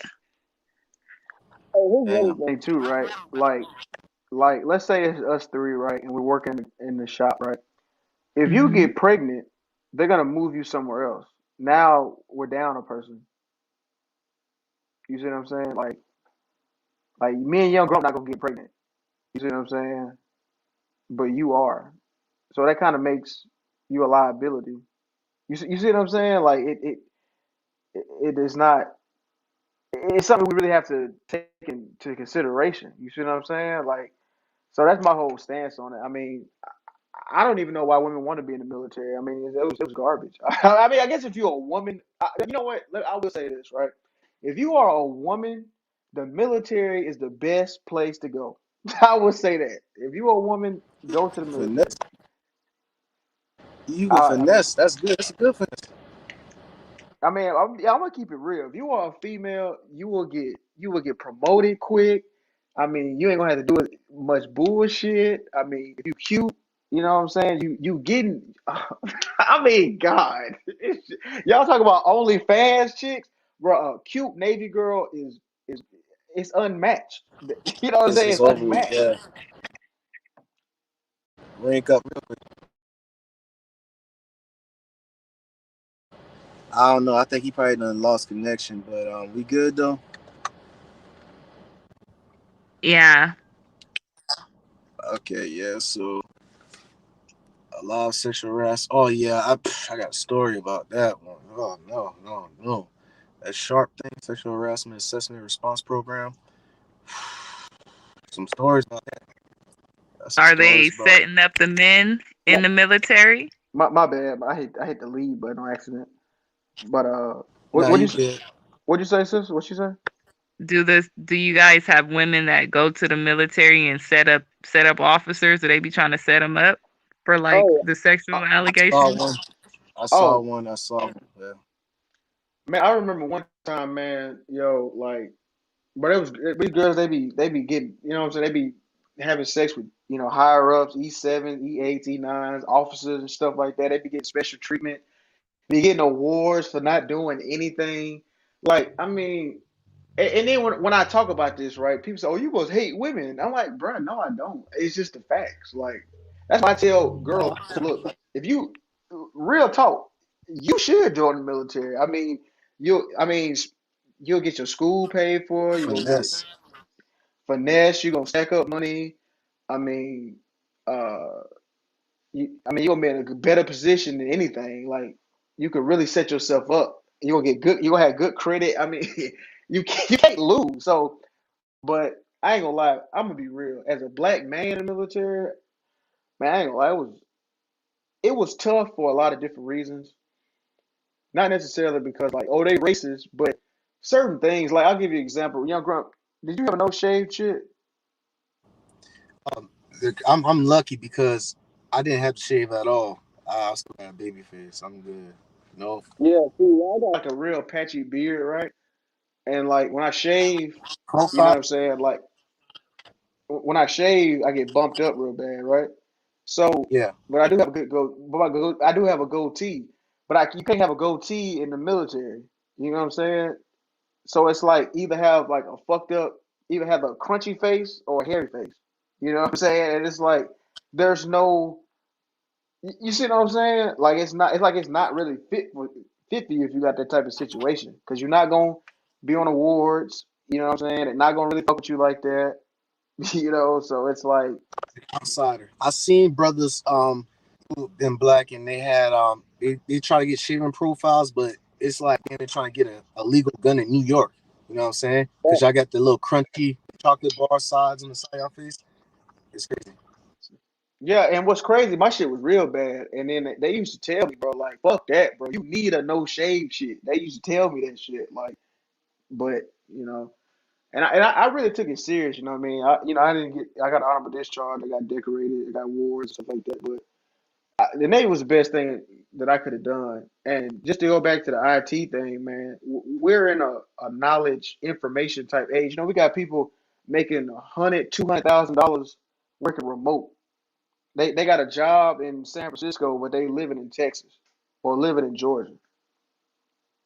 You know what I'm saying? Like that's Yeah. something we really need to start looking into. Like we really got to, or it's a wrap. Because or do like a trade, like be an electrician or a plumber or like a carpenter or something like that. But if you don't want to do that, IT, baby. That's the best field. That's where the most money at, in my opinion. You're right about that, and we gotta like keep on that wave because it's advancing right now before our eyes. It's like so much innovation within IT. It's like the point, like I was explaining earlier, with DoorDash and Uber Eats. We don't want to be the people who's the ground soldiers who's delivering the food and all. Why not be behind that app? You know, that's how I look. Work smart, not hard, pretty much. No, that's facts, bro. Because think about the computer, man. Like, yeah, you could do drywall, you could do electrician stuff like that. But real talk, that computer do the job for you, and that computer work 24/7, 7 days a week. You know what I'm saying? It don't call in sick. It ain't gonna put a sexual assault claim on you, charge on you, nothing like that. It ain't gonna call the police on you. So Yeah. we really gotta, yeah. But you know, what do you think about like entrepreneurship too, right? Jim Grunt? See, this is the point when you talk about entrepreneurship. I'm assuming with artists, like with black celebrities, right? Okay. I mean, we can go there. Yeah, I'm interested in what you guys say about that. Because it's a gray line when it comes to entrepreneurship and ownership. You know what I'm saying? And like I be using that term "rich house slaves" is because I like to go to these artists who are like under a record label, which is like, for example, Atlantic Records, which is under Universal Music Group. It's a parent organization of Atlantic Records. And these artists will come up with their own little record label branch group. Like, for example, uh, Little Baby, 4K Trail. The artist Little Baby, right? Yeah. All right, so he got his little rap group record label called 4K Trail. No, it's called Four Pocket Fools. My bad. PF, which is under QC, which is managed by P, the CEO, and QC is under parent organization of Atlantic Records, which is under Universal Music Group. So what I'm saying is like it's a wash, rinse, repeat thing. So when people talk about entrepreneurship and ownership, they kind of get it mixed up because they have entrepreneurship, but they don't have ownership of it. You know what I'm saying? Like the same thing that happened with Cannon on Wild 'N Out, and he owned the show, but it was on the network on the Viacom. So when he had said that little claim against the Jews, what happened? That's how I look at it. That's a good point, man. Like we definitely. I'm gonna tell you something too, man. You know what I've noticed too, bro? It seems like, man, we always want to be in the front. Like we don't ever want to play the back. Yeah, it's like I told in one of my videos, I said if I was a European CEO, I always use this reference. I said if I had a corporation for like Allstate, all I got to do is just put like a black person as Jake and I put a black woman as a head of an ambassador of that corporation. And I still control all that shit. All I do is just putting y'all faces in front of it. I don't give a damn about being in the front. I'm controlling back. And that's why I'm trying to change that mindset, but I keep getting pushed against, which is good though. I'm doing something right. What? My bad. I broke up at the end. Yeah, we said we keep getting pushback. Is that what you said? I would say I'm getting pushback on my channel right now. People, of course, they're going to go against it, but they're going against it aggressively at me. But that means I'm doing something right though, because I want that pushback because it changes their thought. No, you're right, man. Hey, young grunt, man. Hey, I salute to you, man. How old are you? I'm 25. 25. We're about the same age. I'm gonna be 28 here soon. Yeah, Uh, yeah. So yeah, man. I salute to you, man. Hey, man. All those people, bro, they hating because I mean it's the truth. I mean, if you were saying some dumb stuff, you wouldn't. You know what I'm saying? You wouldn't get as much pushback. That's why your channel growing and the hate gonna come. But that's how you know you on the right path. exactly. That's confirmation. I need that. And I really want to touch on what you said about uh control and ownership, bro. Yeah, yeah, bro, for real. Like all the money is in is in the back. The people who making the real money, you don't even know who they are. Exactly. They got Nike shirt on. They got flip flops on. They probably using a commercial airline, and they worth half a bill. But your favorite rapper walk around with money all on them with a damn 24 million supposedly dollar be on their forehead. You get what I'm saying? Yeah, bro, this stupid, bro. Why would you? You know what you can do with $24 million? I mean, that's just go. But see, that's why they give them the money. They know they gonna fuck it up. See, my bad. I ain't mean to cuss. My bad. I ain't mean. I Nah, don't you know. good, bro. It's all fair. But you know what I'm saying? Like that's why they give the basketball players that money. They know it's going right. It's coming right back. Like yeah, man. Like we do need to. And I'm gonna tell you something too, man. I think we should start looking more globally. You know what I'm Yes. saying? Like we got this mindset that we got to stay in America, bro. I told you I lived in Mexico for 2 years, right? Mhm. And right now I'm working remote, and I can definitely move. I can be anywhere in the world. But it's everything kind of locked down because of COVID, but it's starting to open back up. And like the whole thing is, man, like think about it, bro. You could have. I'll just go back to rap, right? Being a producer, man, you can make beats. You learn a language in another country, like let's say I don't know, like or you could go to Europe. Let's say you make beats in Europe or something. You know what I mean? A whole new scene, a whole new landscape. You could bring a whole new sound to that area. I heard Exactly. about some. I heard about some dude. This dude, I think they said he was some white dude from Canada. He was like a trash rapper in Canada, but he moved to China and learned Mandarin. He became like a Chinese rapper. And he was like the Yeah. number one. He was like the number one rapper in China or something like that. Yeah, exactly. See, I give you saying. Yeah, man. Like you might, what I'm saying? Like the states might not, like I'm saying, like the states might not be where it's at. You know what I'm saying? Like we might have to be somewhere else to make stuff pop off for real.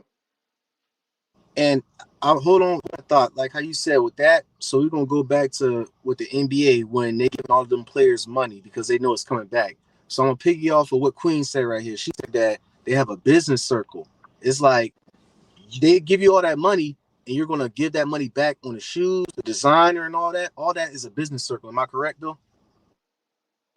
Well, Their funding, yeah, yeah, the funding comes from the business circle. Their business circle is always going to give them money and fund them regardless. So it doesn't matter, even though they have the whole retail chain in place. When it gets all the way down to the department store, they don't even need nobody to buy. They don't need a returning customer. They don't, it like if you come and you buy it once and never buy it again, they don't need you. Even if you were a returning customer, it doesn't matter. They're getting funded anyways because they have a business circle. You need a business circle if you're going to be above everything in the retail chain when it's your own. So what you happened know what? with Nike and Kaepernick? Like, what about that situation? So when people been burning their Nike stuff, Nike didn't really, because off your experience, Nike was like, go ahead, have at it, right? I didn't even um really pay attention to that. You said they was burning Nike Yeah, shoes? when during the football when Kaepernick was kneeling and Right. um Nike had did a deal with Kaepernick and it was on Twitter on social media. It was like a trend of burning their Nike shoes and all that. So when you were saying about the retail, the circle that they keep each other funded, so they don't care if you're not a returning customer. That's pretty much. I was using the same theory off what my guy Lou was saying when they give all these NBA players money because they're giving it back to us. But let's say if they try to not give it back, they're still gonna be good at business circle, right? I know I'm going in circles, but Exactly. uh, Exactly. Like like Hello? that's what I don't understand because I had spoke about it on Blog Talk Radio under alias under Hello? Goddess. Mhm. go Hello? ahead, You my hear me? bad.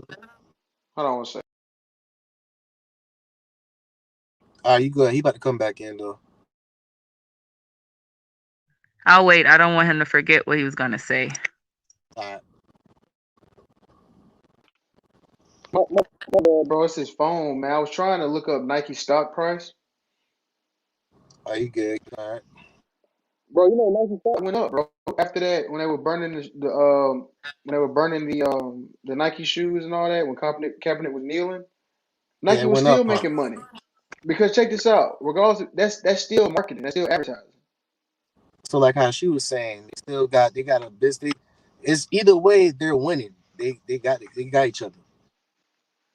Right. And then you look at Apple, right? You really look at Apple. Apple really doesn't sell to everybody.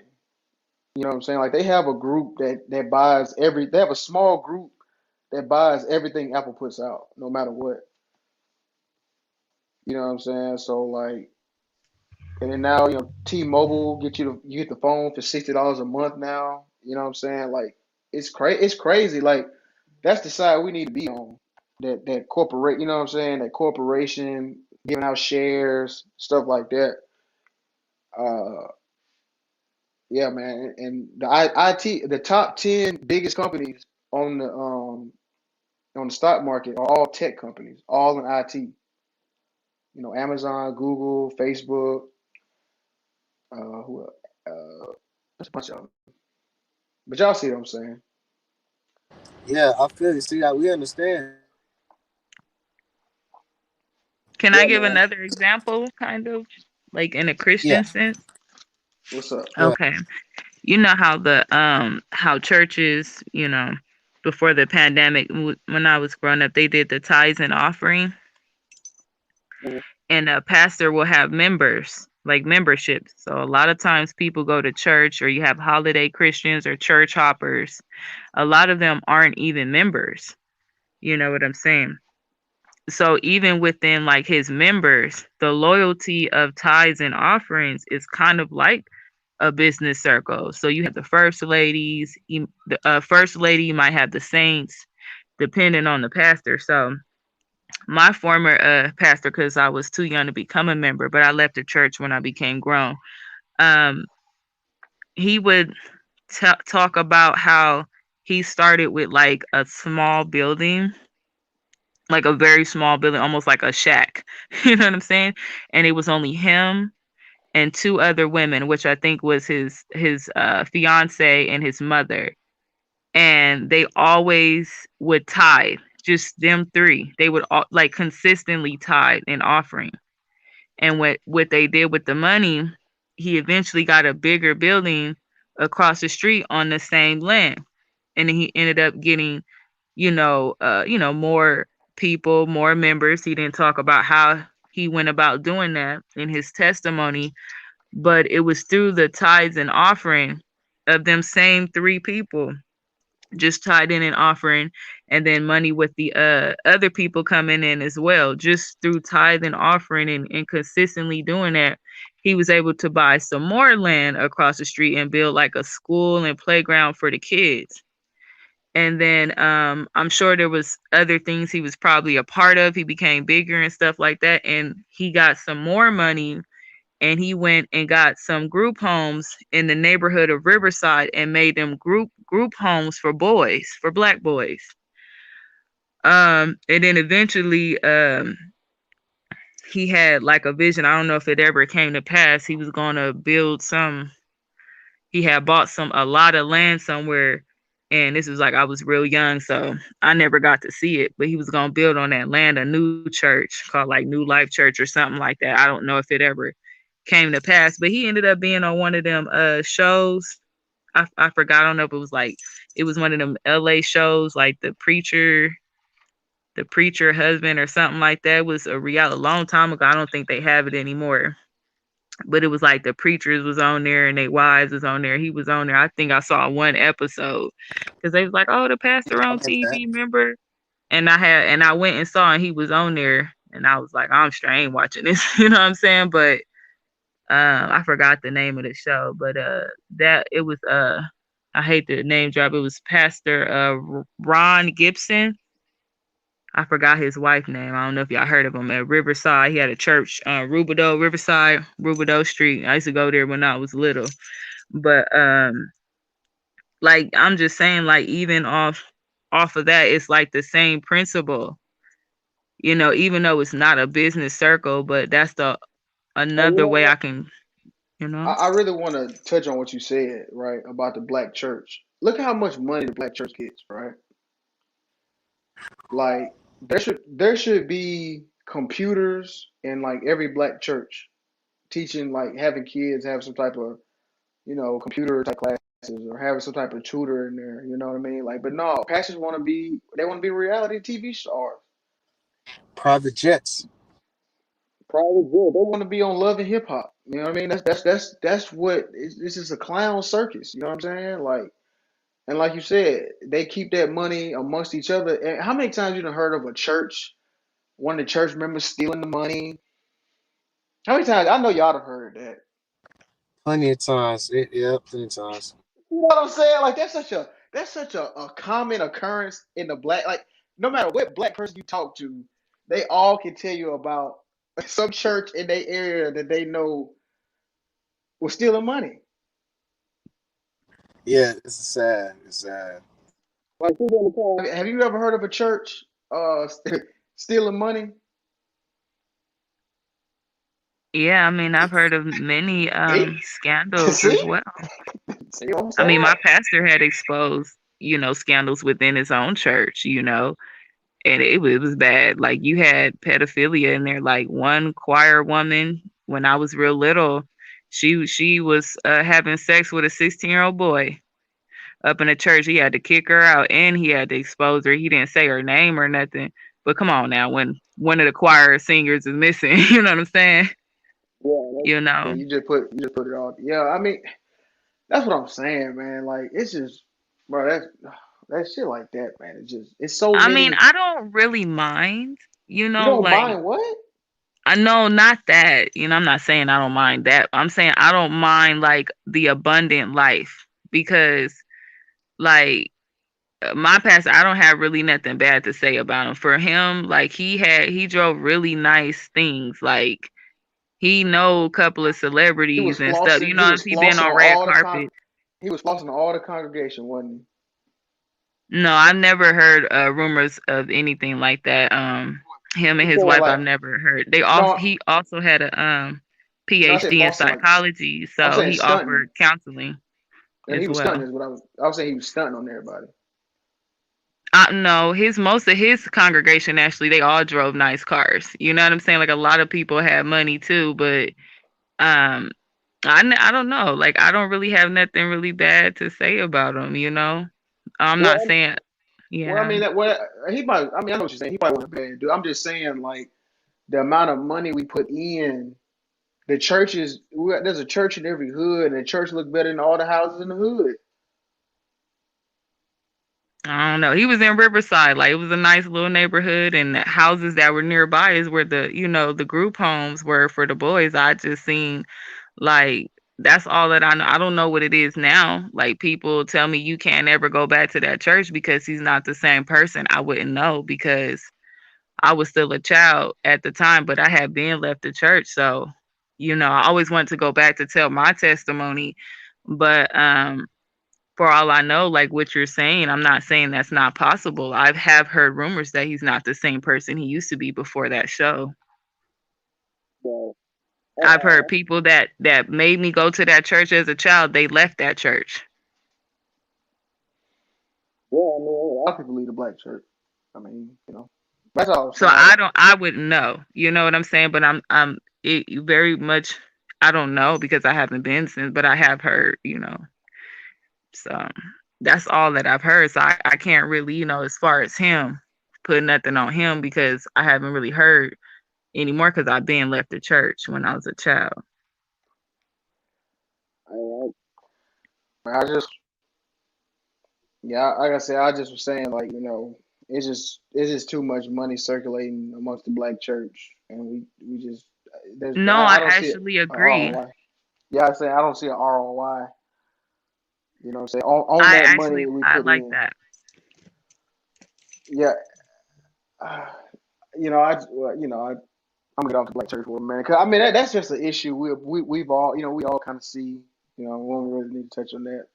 I think that's Uh, actually more of a solution. What you just You know what I'm said when you said like churches should have like a IT, like they should offer something. You know what I'm saying? I didn't think of that, but I think that's a great opportunity and solution since money is going there to because I used to say like how come like they don't offer like like a legal procedures type of thing. Like, don't just teach us the Bible, teach us the law. Like, have a black law dictionary. Like, we need like some legal yeah, services. we need to You know what know I'm saying? yeah, like our basic rights. We need to know like finance stuff. We need to know coding. You're right. Like, all those things should be held like in like Bible study type thing. Like you got a choice. You got to do like Bible study this week. Then the next week it's gonna be like coding. The week after that it's gonna be like some type of finance thing. The week after that it's gonna be like a cooking class or something. You know what I mean? Like stuff like that, like life skills, another foreign language. But at the same time, too, I mean, I feels like we should have this already. I mean, you know, Yes.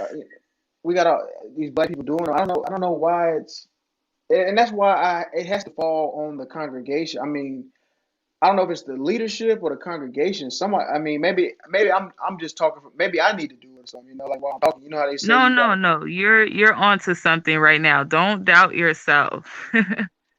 Yeah, You're in this is the safety like zone right here. That's the one thing I learned in retail. Like this is your safety zone. Everything you say here ain't going outward. We ain't attacking one another. This is the place where you can do that. You know what I'm saying? So right. Because yeah, you're right, and I guess I don't want to sound like I'm down on myself. I just wanted to say like I'm talking about it. Maybe I need to be about it. Is what I'm saying. Like just go ahead and go to a church because to be fair, it's not that many black men in the IT field, right? right. So it's like I guess I can't expect somebody not, and I'm sure there's some black men who are doing that, but yeah, I think that's something because it's the kids, man. We gotta like we see what's going on. We see what's really out there. We gotta like tell them about debt. You know what I mean? We gotta tell them about just all the pitfalls not to run into. Because I remember the church I went to, man. We had a sex ed class, right? And believe it or not, Right. that one class we took, right? Nobody that was at that class with me had a kid out of wedlock. Like Wow. we all were like responsible because the lady kept it real. She showed us AIDS photos. She showed us herpes, what it looked like, all that nasty. She showed us all that shit. She was like, "I'm not gonna lie to y'all. Y'all gonna have to see this. If you don't know, you're gonna see it anyway." You know what I'm saying? Like, so I might as well show it to you now. And that just So Mhm. you kids, know, Lou? what's up, bro? You got kids, Lou? I said, do you got kids? No, I don't have any. I do want kids though. I want like what's funny? A lot of my friends they already have kids. They have like two kids right now, and I told them it's gonna be funny. I bet I have twins on my first go. And I'm gonna catch. I'm gonna catch up to all y'all niggas. Are your friends married? If you don't mind me asking, did they have their Uh, children within the marriage or is out of wedlock? well, the one guy I know, he was in the military. I think they just got married, but he had a baby mama prior to Congratulations.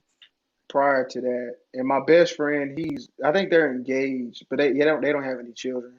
Uh, and I don't have too many friends I call friends. You know what I'm saying? Like I try to keep my circle tight. My Are other, you trying to like do you want to get married too? No, I'm not like shooting my shot or anything. hey, it's cool. But are Hey, you shoot your, trying to not saying you're but not a good catch. I'm saying I'm too toxic for your I'm not gonna mess up your life. I'm actually a nab. So a but recovering nab. No.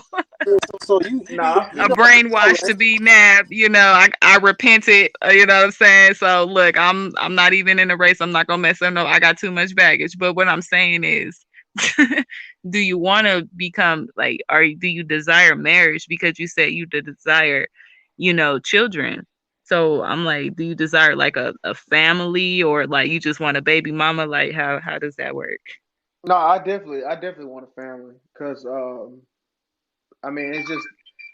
it's really the only way to do it, right? Like, it's just I don't plan on getting married no time really soon. I kind of maybe like 30 something, like 32. I was probably getting married, Are you but serious? I think that's too early. I'm sorry, but go ahead. you think you might be right. Like shit, 35, I'm 40, I'm 30. I'm you 30. 30. And yes, I'm 30.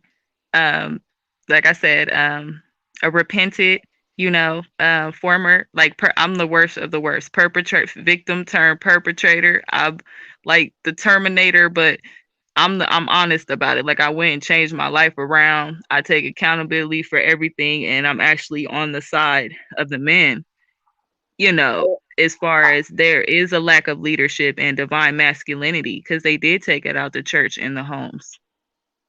Yeah, I can tell because I'm looking at your photo. You got your natural hair, and then another thing too, when you could talk about what happened to you in the past, that's how you know you moved on from it. You know what I'm saying? So like that. Unfortunately, when you moved on, other people don't look at you, like you probably can see it, but people that I'm connected to are making my life a living hell. You change when you get out of that violence and that lifestyle, but you lose everything. You might lose your children, you might lose a custody battle, you may not never see them again, and ain't nothing worse than knowing the next 18 years you're not gonna see your firstborn. But I only can blame myself because I was brought up wrong. They probably thought they were teaching me right, but they taught me wrong. They taught me how to be a perpetrator and violent. I mean that's real. Because I'm gonna tell you, growing up, man, I had a lot of hate, you know what I'm saying, for white people and shit like that. You know what I mean? And I had to grow out of that. And because first off, what I realized, the hate was coming from like an inferiority. Like I thought, they were better than me or something, and it was never really like that. And now when I found the confidence in myself, I don't think like that anymore. I don't really care about any other race really. But what I wanted to say for real, we do need more, like you said, leadership, male role models. Do y'all remember? Cause you say you 30, young girl, you 25, so we all in the same age group. I'm 28. So do y'all remember like Sister, The Cosby Yeah, Yes, Show, Smart Guy, Proud Family, yes, uh, Family a Matters, different world. Different World. What was the one with yes. Blake Washington when he was a basketball player? Uh, y'all know what I'm talking about. It was different, not different strokes. Y'all know what I'm talking about though. Right? Remember he played for the Clippers. Y'all know what I'm talking about. I don't The focal. remember. ah, It had Collar Pratt. It had Collar Pratt. One on one, Oh, what is the name of that? What'd you call it? What you call it, one young on girl? one, 1-on-1. Oh One one on on yeah, one. one there you flunk. One on go. one. Yes. Yeah, that's it. Do y'all remember all, bro? All those shows had a black father. Yes. Where's those Facts. shows at now? Like, look, Proud Family. Oscar Proud owned the snack company. Smart guy. The dad was a contractor. I think a roofing contractor. Had his own business. On the sister, Ray had that limousine company. The Jeffersons, they owned the laundromat, stuff like that. Cosby Show, he was he's the doctor. What else? Hmm. I mean, there's so many, right? Like, what? It's like we took that for granted because it's like now we don't have it at all now. I mean, it's No, you like, just point something out I didn't realize. yeah, I've been thinking about that a lot, man. We had a black role on TV when we were growing up, and I think that's how, like, you see how we kind of act amongst each other. We kind of they say the young people, but I mean, I think that the other, like, I'm just gonna say it. Fuck it. The black culture kind of like ruined us in a lot of ways. I hate to say it, but like what it used to be and what it is now, we have to like address it. Like it's not the same. You know what I'm saying? And like the kids growing up now, they're gonna need male role models in their life to, you know what I mean, combat. Because young growing up, did you have a dad? You had your dad in your life, right? Yep. See, you see what I'm saying? Like you see, like when black kids have a father in their life, it just helps them out tremendously. I think I read a stat. It said that when a black child has his parents, he does better than a white child with his parents. But see, we have so few of that we don't, you know what I'm saying? It's hard to like look at it because it's like scattered. You know what I'm saying? It's not like Yeah, a normal perfect. occurrence. Oh damn. I say it don't have to be perfect because my father, he was going down the wrong path. He done got locked up, but he still managed to. I seen him struggle and fight to be in my life. So I'm going down the wrong path too, but something just has switched in my head. So, but still, I still managed to have a father. People I grew up with who was down the street from me, they didn't have a father present in life. I see the difference. I see the difference. Right, and I know some dudes who had dads who wasn't shit. You know what I mean? They might as well not have had a dad at all. You know what I'm saying? Like, but you can always kind of tell when the dad had like a, you know what I'm saying, like a role in the life where he was. But yeah, I mean, yeah, we kind of, and it's been a good talk, man. We really been chopping it up. I got a question for Queen. Like, do she how you found me? Was it from Ayo? Cause she said Nab, and I'm like, huh. So she know about Ayo Nation, right?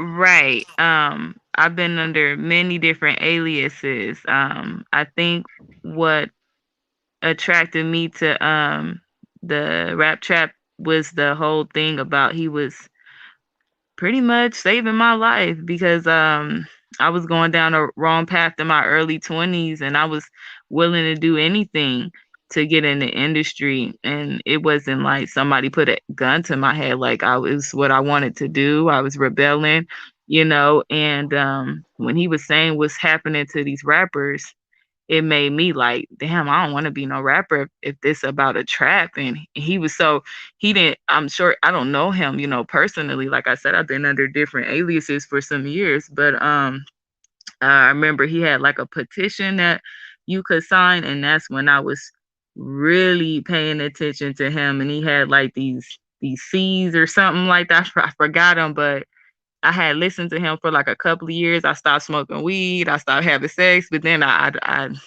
kind of last year the pandemic hit. They got me. I backslid, and but I came back to it. Starting to listen in and everything like that. And then I recently saw you, so I was like, okay, let me. A couple of people, whenever they put the link or say, I'll try to go look the person up and subscribe and see what they talking about. Oh yeah, so you done came across on this platform with the CEO thing, or just through my brother AO Nation. Yes. That's love. That's love. That's respect. I appreciate that. But you did something that majority people wouldn't do, which is the chill on the three S's he said, like with the smoking, the sex, and just living reckless. Like you being aware of that. That's a big step right there. So yeah, congrats to you. It's a journey though. Yeah, I had stopped listening for a while. And when I stopped listening, it was easier for me to give in to my urges and my temptations. And I actually started attracting the wrong people. But when I was listening all the time and participating in the chat, I don't treat it like it's a regular chat room. I treat it like it's a support group, like it's a class, and whatever he's saying, he really saving souls and lives. And because I did it before, I was able to repent and stop. You know what I'm saying? So, but when I stopped watching it, stop participating in it, and participate in other stuff, I really backslid. You know what I'm saying? Start breaking out again, scaring. I'm like, oh, now I gotta detox. Now I gotta go back. Now I need to go subscribe back. Now I need to, you know what I'm saying? I need to calm down. You know what I'm saying? So yeah, and I'm glad I came back because it's good to see young brothers and hearing from you guys having a good head on your shoulders. You know what I'm saying? Like, if you ever have any questions, you know what I'm saying? Like, I'm about prevention of loss, not only in the stores, but also in your life. Because when he said, I want children, I was like, that's how I got. I wanted some children. A dude knew that. You know what I'm saying? Somebody else who ruined their whole life. Make sure you do a background check on her, a background check on her mom and her dad. You know what I'm saying? Make sure they just don't want to have kids, just want to have kids with you, but don't want no relationship with you. You know what I'm saying? Like, I learned a lot of things the hard way in my 20s, and I dated like dudes that was older than my mama, over 20 years. So they had that much leverage. So when they cheating on me, all they girlfriends got leverage. They bullying me, they taking my child. Like, I stood no chance. I had no knowledge. So I think age is a big thing. Family, like, make sure that family that you connect in families with, you trust that would you leave your children with their family? Or if they Hey, did try some BS, would you be okay with them being full custody over there? Like, people don't think about things like that. Go ahead. no, sis. I mean, hey, what you just said. I mean, I hope whoever's listening really takes that in consideration. I mean, that's powerful what you said because I remember the girl I almost had a child with. Yo, her family was the most toxic family. I mean, she had the most jealous friends, the most hating sisters, the most ain't she had the most ain't shit aunties, the most drunk uncles. You know what I'm saying? Her dad was a hater. I mean, I told him, like, you right. If I had to leave my child with that family, you know what's funny? They had a dog, right? They had got a dog. And when you first had the dog, it was cute. It was puppy. After like 9 months, this dog was fucking evil. You know what I'm saying? Like this dog was pure evil. Like it would bite your ankles, and it was just like a wild animal. And I was like, man, that was like a red flag. Like, you know what I'm saying? Like that's how my child would become. You know what I mean? Like my child would be just like this dog, bite my ankles. You know what I mean? Like how 50 Cent son, him and his relationship, it would be just like that. You know, like so you're right. You definitely got to look at the family that you marrying into or having a child with. Because once you have that child, you stuck to that person and all the nonsense they got that come with it, that's attached to them. I mean, yeah, I mean, I'm glad you brought up the animal thing. Some people like animals reflect the owner, and even the children reflect the parents. So when I see a child rebelling and getting in trouble and going to jail, and the parents, they not crying when they alive, they letting them take them licks and taking up penitentiary chances. Like when I see that, or they'll blame them, like, oh, you're bad, you're the problem. And it's like, no, no, they're not, because they're reflecting the parent. I feel like if the parent messing up in school, send them to jail. Maybe you'll start to, you see what I'm saying? We'll send them both. I mean, I'd rather go to jail for mines. Like if mine's messed up in school, I don't want you arresting my 6-year-old son. I got 2 sons. I lost first custody of the first one. And I'll probably never see him again until he 18. That's if he survives. Damn. He's being held hostage. He's been abducted from me. Now, child abduction is different than kidnapping, because kidnapping is when a stranger kidnap your son. Child abduction is when the parent takes the child, and they can use these laws and systems to do that. Just like when people talk about sovereignty or saying they not black or whatever, they can also use that knowledge against another of their own if their own tried to cross them. And if you ain't got the knowledge, you gonna be, SOL. And don't have a child with somebody outside the US and they take your child and run off with your child and you can't get them back. Like these are things we don't think about. Make sure like what you want, like you can control that. You got enough capital to make moves, so nobody try that with you or even come up with a thought. You know what I'm saying? But it's all about taking risks, knowing that loving somebody and hoping they don't ever do that. I'm not gonna tell you to blindly, like when you said, I was like, I think you said it was a red flag. Did you ignore that red flag? Like what flag? There were many more red flags than that I ignored. There were hundreds of red flags. That was the only red flag I ignored. Trust me, it was so So many more. like, do you know what caused you to ignore those red flags? That booty, Okay, at least you're honest. So I'm not that trying to big be old in your booty. business. You are young. So I've had a young guy before. So I already know y'all ignore red flags like women should change their panties if they wear them anymore. I tell you, man. No, I was definitely. Trust me. I saw them red flags and ran right through the red light. You know what I'm saying? I speeded through the red lights. I didn't give a damn what. I didn't care what was going on. And looking back, man, it's like, wow. Like, wow, I was really like living reckless out here. Like, that was crazy, bro. Like, that's when I was living in Vegas. This was my first year out the Navy. And I was like living in the hood. I was broke. You know what I'm saying? I was living, but hey, I looked like I had money. I didn't. You know what I'm saying? But yeah, we live and learn. I'm glad I didn't. Man, I thank God every day, man. I did not have a baby with her, man. My life would be in shambles. I'm trying to tell you. I bet nobody could tell you nothing. Was your Oh no, friends and mom seeing it? Like, dude, what is you doing? Stop everybody. this.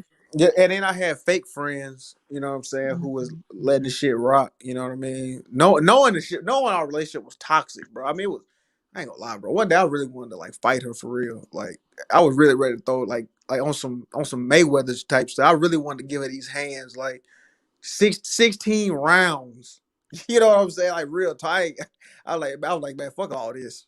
But but I didn't do that though. I kill them with words, and them words hit I saw. commend you. I cooked her whole family. I was going in on her boy, but because it was the truth. You know what I'm saying? Like I told y'all about her family, but I was going in, dog. But my bad, I'm just going. I'm going down memory lane. No, they really need to. They need to hear this, like, and you need to hear yourself hearing this, so you can remember, like, because when you was like, I want children, I'm like, okay, wait a minute, okay, I'm, because I'm gonna that's how they got me. I'm gonna tell y'all something, right? Look, if you broke and the other person broke, y'all need to y'all should have been broke up. You know what I'm saying? Like, and me and her was both, and that was so cool. We were both broke. You know what I'm saying? Like, that was crazy. Like, we were both broke as hell. Like, I remember one time, bro. I was fucked up in the game, man. I asked her for $50. She ain't have. I'm like, man, we fucked up right now. Like, man, we fucked up. Like, what are we doing? Like, we can't even ask her for $50. Like, damn it. Like, man, we are fucked. I'm like, man. So you know what? That's when I had left. I had went back to the crib with my folks, and then I had moved to Mexico. I only had like $750 on me. I went to Mexico, and then everything changed. So I made a way, made it happen, and that's a lot of things that we got to do, man. And what you were saying earlier, uh, what's your name again? Your name say sexy shrimp. Nasira, Nasir. Okay, yeah. Okay, yeah. Nasir, man, like when you were saying like people from your past, I'm gonna be real. Like I really don't even talk to a lot of people from my past like that. It's very few people. You know what I'm saying? Like young girl. I don't know him, but when you on the same mindset, you get attracted to people and you gravitate to people who on the same path as you doing something, and y'all kind of rise together. You know what I'm saying? So damn everybody from the past. If they ain't supporting, they ain't important. because there are people who would support you. There's people who would die for you. There's people that would kill for you. And to get, I'm just saying, you'd be surprised what kind of people would try to make you a god. And when you don't even know that, you don't even know that you love like that, that's gonna be your future. That might be right now. You know what I'm saying? Um, you might you might doubt yourself and settle down for something that is not even worthy of even being attached to you or being in your life or say they ever was. You know what I'm saying? So You I right. just want y'all to know that, like, I'm sure you know it now, but like when like, I ignored many, red flags, but it's because a lot of people didn't even teach us, really the right way to go about things, because what they showed us was how to go about it, wrong. And based off what was shown to us on TV or movies or whatever influenced us as a child subliminally, or maybe in our home or out somebody else's home, um, we pretty much end up repeating it if we're not really able to nip it in the bud. Like for me, like because I started having intercourse too soon with a dude, it made me ignore the red flags. You Right. know what I'm saying? Like it was like dude wanted to do it and I'm like, all right, okay, whatever. I guess I'm supposed to be submissive, so I'm gonna just do what he say. You know what I'm saying? And I was just naive and gullible, and I wanted to settle down very, early on and stuff like that. And when people lie to you, like you have to think about the first lie. Like for me, he lied about his age. Now people think I'm trying to make it an age thing. Is no. If you lie to a person about something so small, what else are you lying to me about? Why would you lie about your age? I don't care if you lied about your race. You lied to me. That was the first lie you lied to me about. So later on, our relationship excuse my profanity, my French, when it comes to the abuse and us fighting and it got really bad. I ended up in jail. I had to go back to them years and think what was the first lie before I allowed myself to be abused, leave and come back. You know, Stockholm syndrome, battered woman syndrome. Men go through it too. They can get abused. Men get abused financially. And people, they'll never talk about it. A lot of these rich people, let me tell you, a lot of these rich black men and Caribbean men, it look one way on Instagram. It look like they happily with that family and all them kids and all them riches and all that real estate and all this. They iced out when you see them. They in fashion designer when you meet them, and you think they got it all good. Like, you know what I'm saying? But You know, some of them, they they over struggling. there. Yeah, I mean because they could be going through like friends, they losing money and businesses, like people like screwing them over left to right. They losing a lot of money with trying to help other people. And sometimes like in a relationship, that female is actually keeping him stuck in there because of his kids. He got a baby over here he can't see. You know what I'm saying? Like a lot of people talk about it, but a lot of them be suicidal. Like that stuff will make you suicidal. So I'm just trying to say, like, I can't tell you what to do or what not to do, you know, but I will say just do your Hey, best to prevent loss. That so hey, you can don't y'all leave. My bad. I'm sorry. No, go ahead. You're good. Go ahead. It's really a question that you and Grunt. What's NAB? What can y'all educate me on that? I'm a little. Go ahead. I'm gonna let him answer it. I mean, we all okay. So NAB, the short term of NAB is a nothing ass bitch. She could Oh, explain the rest after that. okay, okay. Now I'm following. I'm sorry. Okay, I'm with you now. Do you Okay. need a example of how I was one? No. No, you don't Well, have to put your. You don't have to do that if you don't want to. I or, don't. or You don't just have to. like a friend, somebody for example, for people who watching or in the future, so they could get Oh, examples. let me. Oh my God, this is going. I know so many. The best I one. mean, it sounds Okay. like. I mean, shit. I mean, yeah, the girl I'm talking about. I mean, if that's the case, I know. Yeah, I mean, it I know sounds like straight it. up. You know what I'm saying? I know straight up. You know what I'm saying? Shit, I got deep experience with that. Then that's what that means. Shit, a nab. That's what it's called. Oh, I got the terminology now. Okay, I got the code speak now. Appreciate that. Thank y'all. Okay, nab. Well, I like that. Then you got a nan. That's nothing as man. Nah, nah, it's not even close. It's a nan. N. Nick. Okay, yeah. Oh, I'm gonna be real.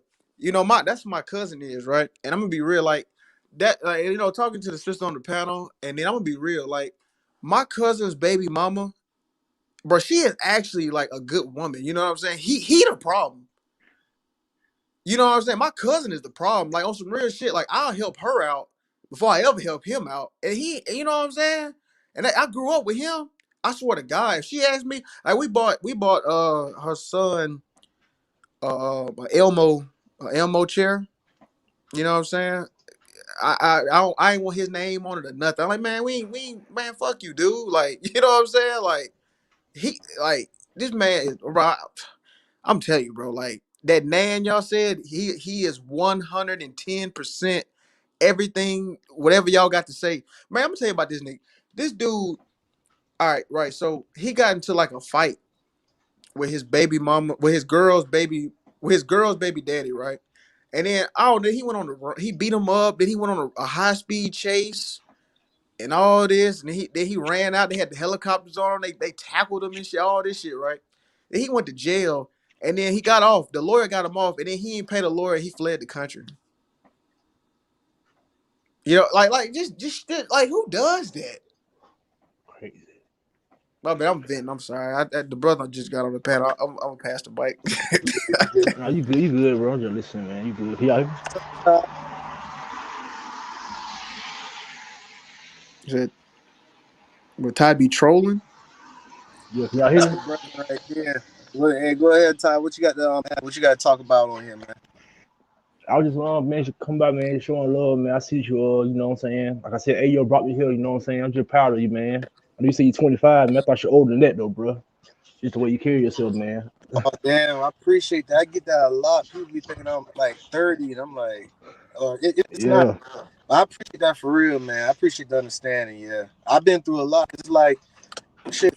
When I was running the streets, I've been on all types of drugs. I've been like, I'm talking about like smoking, drinking, pills, and all that. And it just took me a process to get right. So I mean, I don't smoke and drink. I don't do nothing. I don't. You know what I'm saying? I'm high off for life right sure. now. So I'm definitely gonna talk about that in the future about experiencing that and being lucky to come out of that and turn my way around. So I appreciate that very much, Todd, man. No problem, man. No problem. You know, oh my bad, Ty. Was you through, brother? Oh, no, you good, man. Go ahead, man. I'm listening.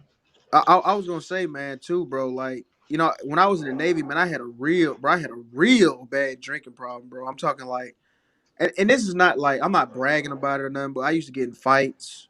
I used to do embarrassing shit. Niggas would record me laughing and shit like that. And man, I'm so glad I don't drink alcohol anymore. You know what I'm saying? That shit really, that shit. Out of all the things, man, I just think alcohol is the worst, man. I think alcohol really brought I out. agree. You know what I'm saying, bro? Like alcohol just brought out the absolute worst in me. You know what I'm saying? Like, and I don't, I do other drugs. I'm not gonna, I'm not advocating it. I'm just saying though, like, alcohol was bar none the worst. I mean, I got in trouble. I got in fights. I broke my hand. I got so many bar fights. I don't know what it was. I would get drunk and I would just be ready to fight. You know what I'm saying? So like I haven't drunk alcohol in like, well, now what's funny, I'll drink it, but I'll just put it down. I won't even finish a beer now. Like I have no desire at all. I can, but I'm in this. I'm not like that. You can't have no alcohol around me. I'll just take a sip and bounce or whatever. And but So yeah, I don't even do. I can't even drink no alcohol or no. I feel you though. I just can't. no, but I'm with you though, young girl. I mean, I'm definitely like you're right, bro. I'm definitely like not drink. You know what I'm saying? Like you're right. Definitely not drinking at all should be the goal. But I don't think I haven't drinking a beer in a minute. But but yeah, man. I just wanted to touch on that, man. Just yeah. If you go bald, young girl, they gonna think you 40 like me. They gonna think you. They gonna, Yeah, that's but crazy, man. I mean, I used to smoke Newports. I mean, I used to be besides the pills and all the drinking and stuff. I used to be like, I'm talking about almost a pack of Newport 100s a day, chain smoking. And, I had mild asthma, so it's crazy. I think if I'd have kept on having that bad habit, I'd have looked like I'm 50 by now, honestly.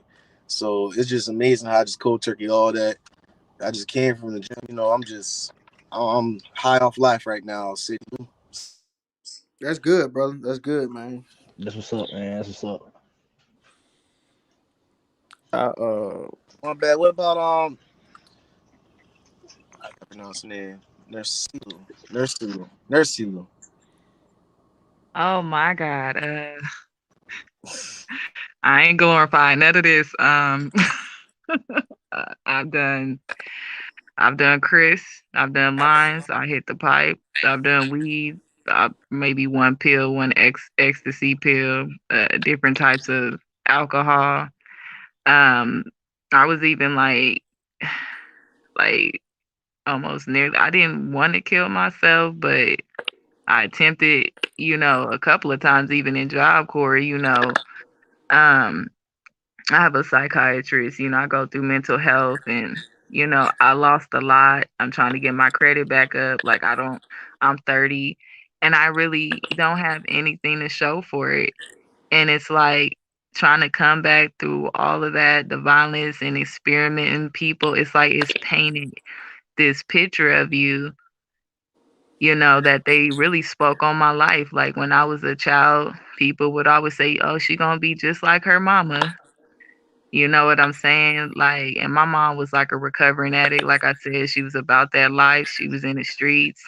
Not like I'm gonna be like my foster moms, married and a millionaire. You know what I'm saying? Like it was never speaking life onto me. Like, and my pastor, former pastor, he a bishop now. He used to say like he used to preach about that, like about how women would speak death onto their sons, like you ain't gonna be shit, you ain't gonna amount to nothing. And then when they get older and they still sleeping on the couch, they want to get mad at them. But it's like you ain't never spoke life into them. You know what I'm Facts. saying? Right.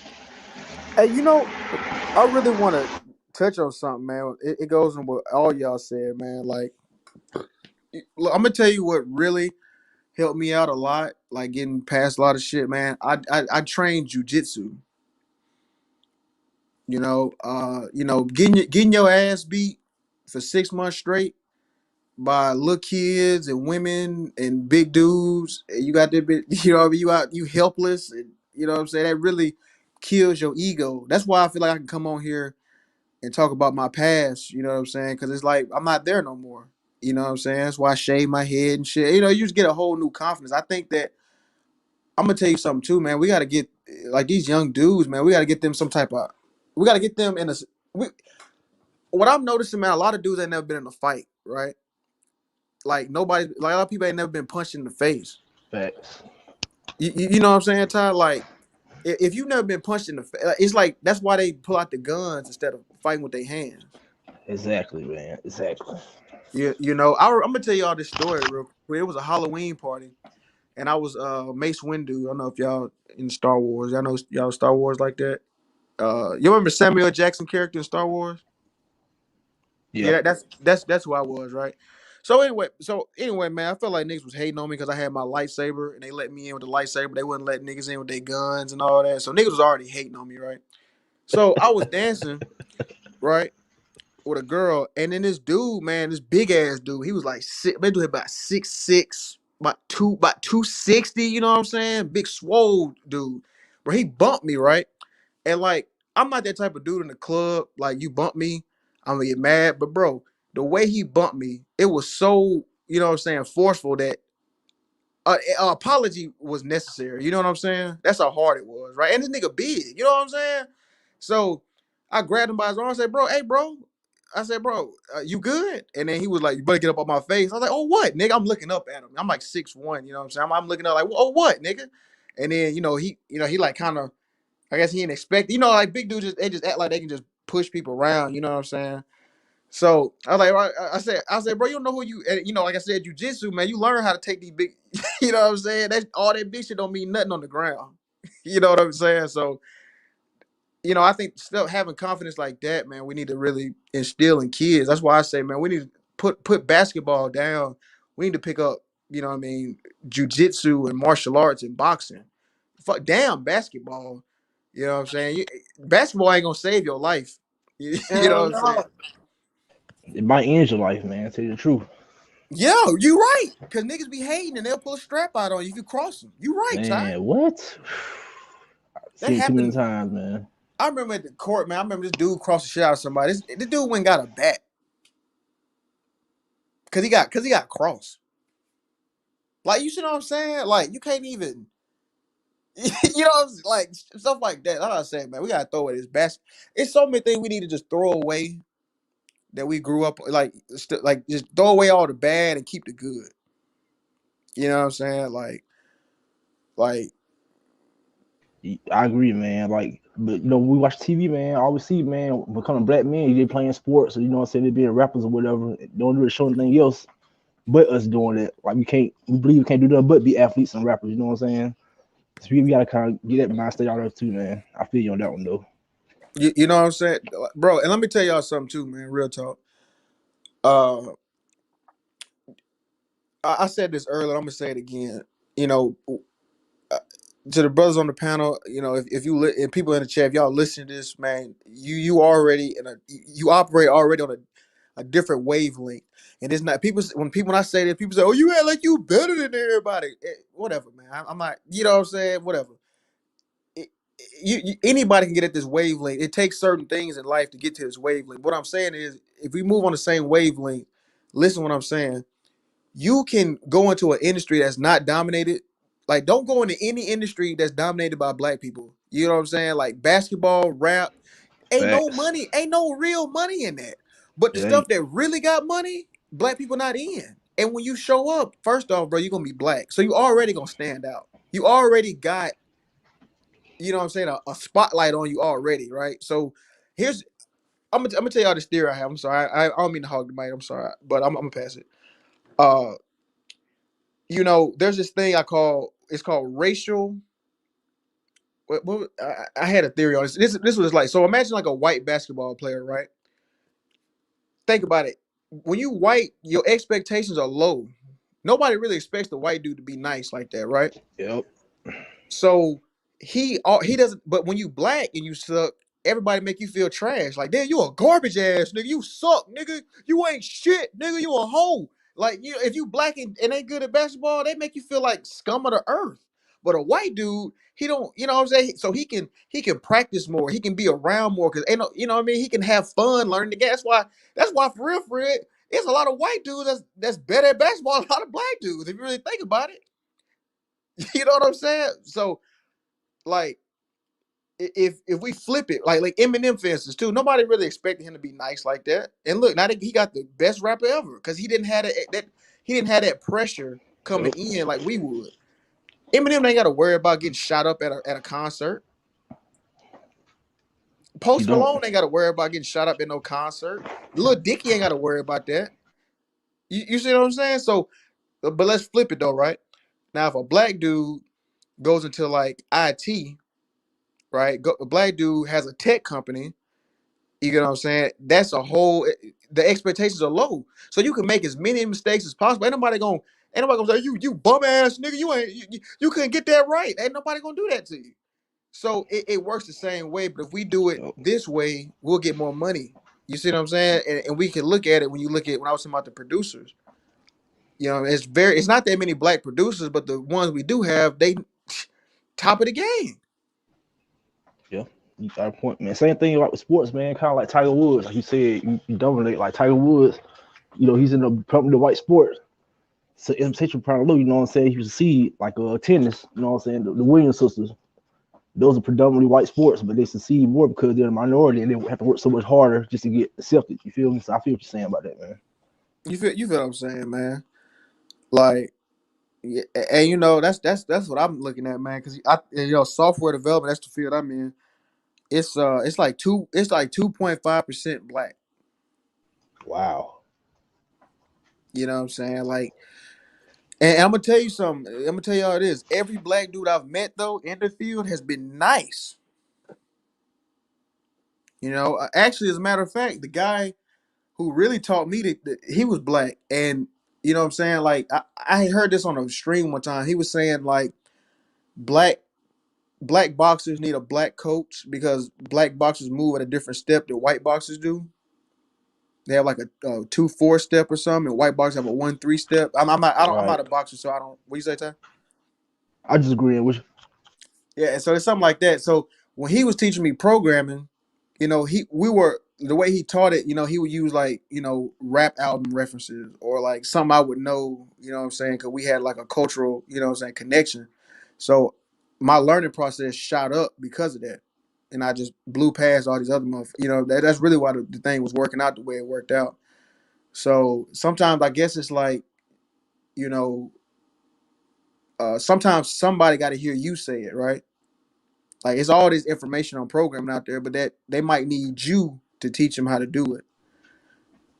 You know what I'm saying? It's all about the messenger, man. That's what it's really about, man. You can hear one person say something, you dismiss it, man. Somebody else say the same thing, you know what I'm saying? It hits different.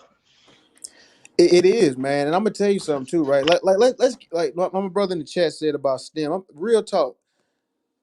Let's be real. Imagine a black tech billionaire, right? And I'm talking he floss like rappers do. I mean, then he got the Lambos. Cause check this out. This is what I hate, right? When black dudes got money, they always got something to say. Like, let's keep, bro. If you had Bill Gates money, do you give a damn about a Ferrari, bro? Bill Gates owns 41 super. Bill Gates owns four. I'm gonna give y'all some history, bro. He owns 41 supercars, right? And check this out. On his birthday, he blew $250 million in a weekend on a yacht party. So I don't hear nobody. Oh, see, when you get money, you don't know how to act, man. Fuck, damn that. If you got the money, you know what I'm saying. Right. You worked hard for it. Do what you do, and that's how you make STEM cool. because it is what it is. You know what I'm saying? Like, and it should be seen as cool. That shit cool as hell to me. Blowing 250 mil on a weekend like it's nothing. Yeah, but at the same time though, like you're saying, like the white billionaires would never have all that money, man. You see Mark Zuckerberg on the street, man. You would never know he's a billionaire because he just wear plain white tee. I think I said an interview saying like he wore the same, you know what I'm saying, same outfits, you know, every day. He's not really flamboyant with it, but he's probably like one of the richest men in the United States, if not in the world. You feel me? But Ty, let me Look, let me tell you this though, Ty. I'm gonna tell you this, brother. I see what you're saying, but this is what I'm saying, right? Mark Zuckerberg, he might not look flashy like that, but he does flex. He oh yeah, does, yeah, and yeah. I'm gonna tell you how he flex. You know what this dude did? Where he bought all the houses in his neighborhood and tore them shits down and built like a wall around his house. These are $2 million homes he bought. It's a different type of flex though. That's what I like. It's the same. It's still same. I get it. Right. Right, like they do flex, bro. They might not flex how, like you said, like the rapper with the Gucci belts. If you see him, you won't know it. But man, this dude really flex hard. If you can hear it, you know what I'm saying? It's like, Yeah, do you know how he flexing? he flexing the right way, put it like that. You know what I'm saying? Right. It was damn. What was this one story this dude did? It was crazy. Oh, it was like he bought.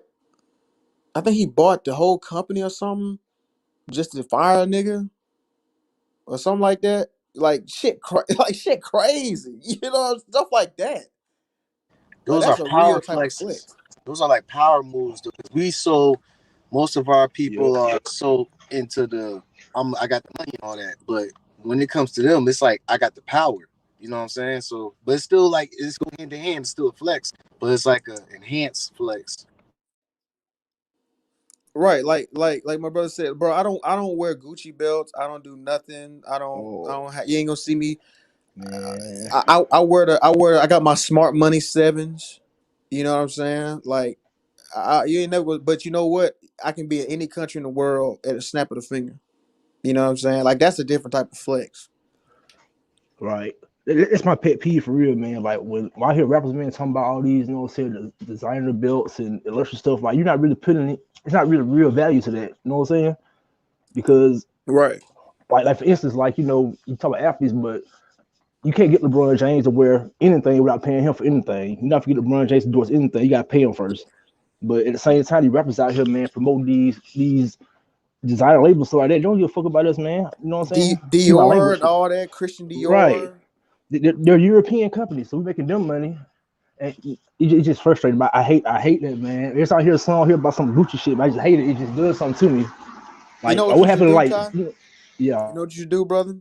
Every time you hear that song, you need to buy a stock in that company that owns Gucci and Christian Dior and all that. right. That's what I you didn't even should think do. about that. Don't get mad, get paid.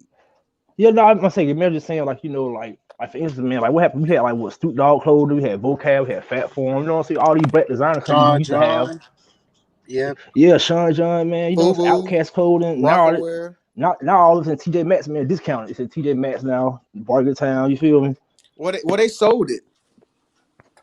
Yeah, I think it was one thing was like they bought out, they buy all the black brands and then they take them and put them in discount stores. So you know how black people is, man. You buy something at discount store, you they gonna get on you, man. They gonna jank on you. You feel me? Yeah, but that what has they to did stop. was they sold it. They sold it to another company and then they just mass produced it, which Right, lowered the right. value. So I mean, you got to get. I mean, we got to look at Jay-Z and Sean and P Diddy. You know, that's what they did, Mm-hmm. man. They sold it off. Just like Yeah, BET, how they sold BET off. Wayne got You BET can't you no more. can't Now sleep on BET Shaq garbage. now. You can't sleep on Shaq. Shaq got them ugly shoes in Walmart, but they making money. And he said he did that because a black woman came to him and been mad, talking about why your shoes expensive. My son, and he had switched up. You heard about that? I thought that was Stephon Marbury. I thought that was Shaq too. I could have it was both of them. It was Shaq too. Cause Stephon Marbury has some shoes out here, man, for like $8.98 or whatever, and man, Yeah, and they were clowning on him. They were the clowning on them clown. shoes. But you know what's funny though? He took them shoes to China and them shit sold out. Exactly. vouch for that. I could vouch for that. You was not And lying. and How you said? and, Yeah. and he got a statue I was in just about to China. say that. I was just about to say that, man. He got a statue. And that's what I be saying, bro. Like, I try to tell brothers. Remember the rapper Chameleon that went corporate and got a technical Yeah, we company spoke agreement? on that. Yeah, I He spoke on Yeah, that did. earlier.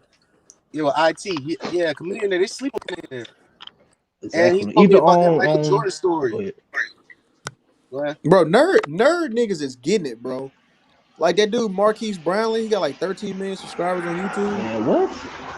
Even the Like dude he for Pretty getting it. Ricky, man, Spectacular Smith, man, Pretty Ricky, like he got a $1 million company or whatever, and I think some story about he said he made not one penny from Peter Ricky. Dad took all his money. He was homeless and he came for that, man. Now he a millionaire. You know what I'm saying?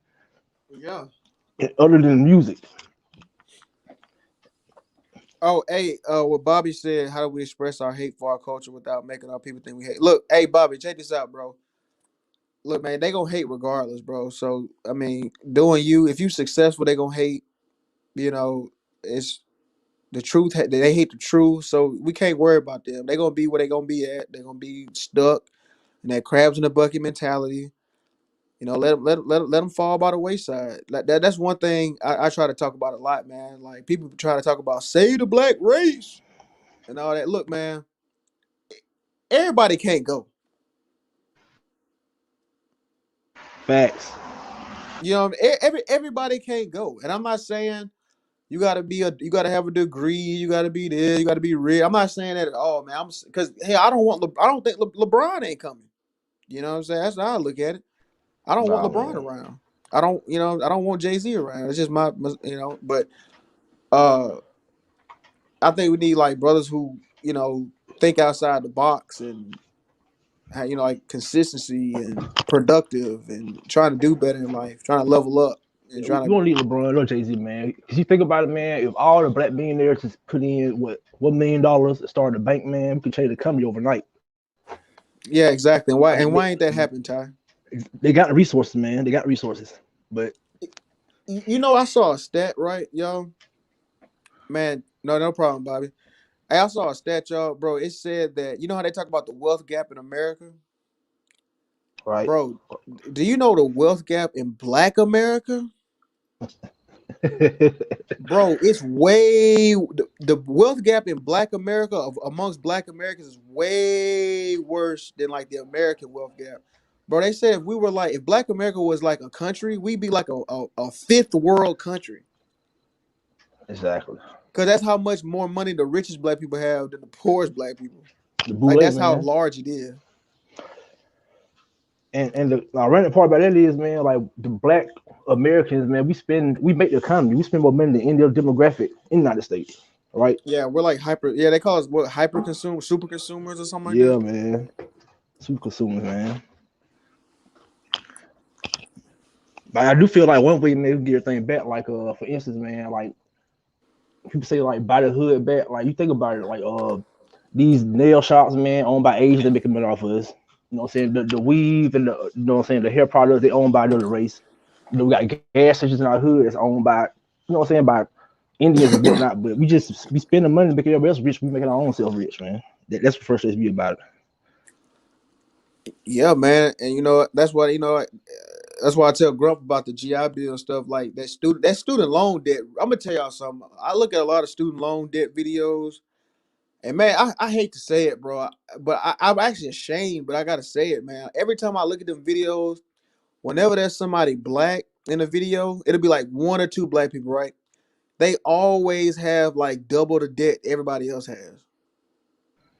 Exactly. To your point, as a matter of fact, man, my mom, man, you know, so my mom, she's like 60 years old. They are still taking income taxes, man, for student loan debt from like 20, 30 years ago. God, yeah, that's lifetime slavery. And she didn't Hey, even like how graduate college. damn, like LG said from Savings Mind's debt, he said that you just gotta pay off all your debt, especially student loan debt, because I go to the great right with you. That's facts. And Fannie Mae, man, Fannie Mae got all the money, man. Bro, I met a dude. It was a white dude at the bar, man. He was talking about he got $130,000 student loan debt, and he got a degree in film. Bullshit degree. Can't do Exactly. nothing. Can't do nothing with that degree. Nothing. I mean, I feel like trades are worth You know what I'm saying? More valuable degrees anyway, in my opinion. Yeah, talking about film. You could have just made a YouTube channel for free, Facts. Just and like that how had she said. damn Especially show when it that. comes to black people, man. You know, like if you do get a degree, man, you know how it is. If you ain't got a degree, you're underqualified. You usually really overqualified for certain jobs. It's just how you do it. Yeah, It's man. like a That's why I catch 22, say. man. That's why I tell people, man. Like I look at programming as like a trade, but I never, what I mean. I always give big ups to electricians, plumbers, truck drivers. You know what I mean, like I mean, contractors, any programming. type of. I mean, technically, it's a trade. You know, trade. I feel like a trade is just something that's gonna be sustainable, man, in the future, man. Like no matter what goes on, you still gonna need, say that certain trade. So I feel like you said, that's a trade to me, in my Yeah, opinion. right, and that's how I look at it. Because I feel like, look, anything that somebody will pay you to do is a skill. Cooking, speaking another language. I'm gonna tell you something, right? This is how you know the difference between a skill and like a degree or whatever, right? People will pay you for the skills. They don't pay you for like turning in, like you know what I'm saying. Like you don't get a grade for a skill. You see what I'm saying? Like the world is your grade. The feedback you get, like if you like cooking, right? If your food trash, they gonna let you. I mean, you gonna know. I mean, you gonna know quick too. You don't need Facts. nobody to grade. You don't need to wait for no test scores to post. You gonna know immediately. You know what I'm saying? If you could cook or not. And I think that that's something we really have to like revolutionize the education system, because skills are way more important than taking a test on something. You know what I'm saying? Like getting an A on something. Ooh, you got an A in world history. Wow. Okay, good. Now get your ass in the back and flip them fries, boy. Right, man. Like education, man, is overrated in my opinion, man. Hey, shit. Hello. Oh, what's up? But yeah, yeah, man. And I try not to. You know what I mean? I know like STEM is cool, but at the same time too, man. I just think that we're not looking at it from the right angle. It's like, okay, can I be this with or like can I be this with or without a degree? And then ask yourself, if I need a degree to do this, is that a job? We talking about a job. We ain't talking about a business. You know what I'm saying? We talking about a job. You don't even control the income. Like a And I'm not doctor. job bashing. I'm not job bashing at all. I mean, get your money. You know what I'm saying? But I'm saying like we talking about if you like a do you need a degree to have a tech company? Let's be real. I mean, do you need a degree to have a YouTube channel? Nah, nope. Like, and that's like I say, I'm getting mine or whatever, because but mine's paid for, and it just works out what I got going on. I got the GI Bill and stuff like that. So, but I don't plan on getting a job when I'm done. You get what I'm saying? Right. I'm not thirsty. Oh, I gotta get me a job, because I'm not gonna have any student loan debt when I get done, and I'm gonna have the skill set. And if I got the skill set, I can write my own check. Exactly. Especially like I believe in passive income, man. Making money while you sleep. You know. Yeah, man, like the real education, like I was talking about earlier. I don't know if you came in time, bro. The stock, like, well, I don't think I was talking about here, bro. We need people to know about Wall Street. You know what I mean? The stock market is a $80 trillion market. 80, $80 trillion market, bro. We could come up with a group, right? And we could take $100 million from the market, right? And won't anybody know? That's how much money we could walk off with 100 million when nobody know. Right. Speaking of Wall Street, man, are you familiar with Black Wall Street, man? Yeah. I feel like they don't teach the history, you know what I'm saying, in school for a reason, man. Like I never heard of it until I got out of school. But That is um, true. You had to go to you. I had to go. Yeah, you're right. You definitely didn't hear that in the school. Hell no. Why would they teach it? That's not their responsibility. Like, and here's the thing too, right? I really want to say this. I want y'all to kind of give me let me know how y'all feel about this. I hear a lot of black people say, "Oh, they don't teach us about our history, right?" But check, they don't teach. Think about it, they don't teach about Asian history in school either. They don't teach about Mexican history in school. They don't teach about German history. Well, all they don't teach all the German history. You get what I'm saying? They don't teach England, Britain history. They don't teach any of that. So, but their parents teach it to them. That's where it comes down to. Our parents should be teaching Yep. us this stuff. The school we can't. The school not gonna do shit for us. I agree, man. Like I feel like you said, the Asians, you know what I'm saying, the Chinese teach other people history, but I feel like black people use school as a babysitter, man, more than They anything. do, bro. They do. They really do. And I will say this: being educated, like I said, here's my thing, right? I just don't. Excuse me. I don't think that. First off, education is 100% important, right? Being educated, anything, but I think that the system we have now is not a proper education system for the world, for the future. Like, real talk, think about it. If you did 8 hours a day, 9 months straight of learning programming, you will be at a position to where you could start working. You're not gonna do nothing really high level, but you'll be at like a junior level position. That's something we need to really start looking into, like apprenticeships. That's the education we need, not grades and Right. A's and B's and C's and D's. That's, man, fuck, damn that. That's damn that. That's dumb. That's not how the learning process works. Think about it. When y'all were walking, did somebody give you a grade when you were learning how to walk? You right. No, when you were riding a bike, did somebody give you a grade? Hey, young grunt, on your YouTube channel, did you get a grade from? What I mean, did you have to take a test? Negative. You don't. I mean, like that's all I'm saying, man. I just don't think that it's not a good learning. It's not a good It's way to learn anything. like that percent of what we learn in school we don't use in real life anyway. Think about it. Facts. Nobody has ever asked me the Pythagorean theorem ever, ever.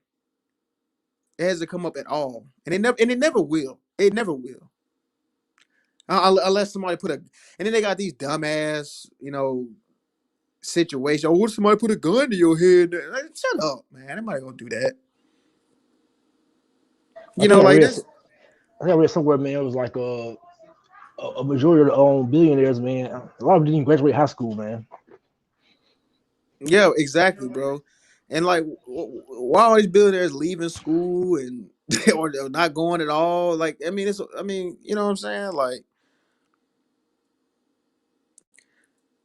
and you know what, man? Check this out. So I speak Spanish, right? And I learned I got really good at Spanish in about a year because what I was doing, I was learning. I was talking with people. I changed my phone to Spanish. I was watching Spanish TV shows, listening to Spanish music, and that's just how it happened. And it was the process was fun. You know what I'm saying? It had nothing to do. I wasn't worried about a grade. Oh, you know what I mean? Like I had took like years of Spanish in school. Didn't learn. Didn't couldn't speak nothing.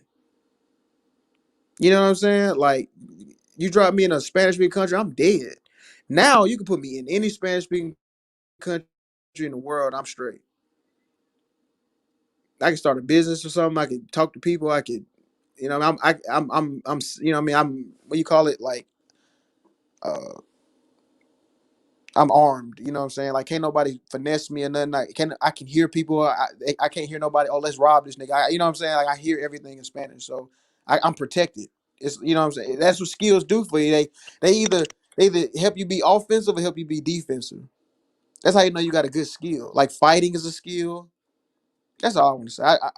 Hey, Grump, I know I'm talking, man, but this is a good topic. Y'all brothers got my energy up talking Heck about yeah, this. this keep let it flow, man, because that's facts. You pretty much exposing the school system of they're trying to break how when you a child we hop on the bike, and I remember I kept falling down, I kept getting back on, right? So now I went from Mm-hmm. that to sitting in the classroom. Y'all hear me? No, we hear you, bro.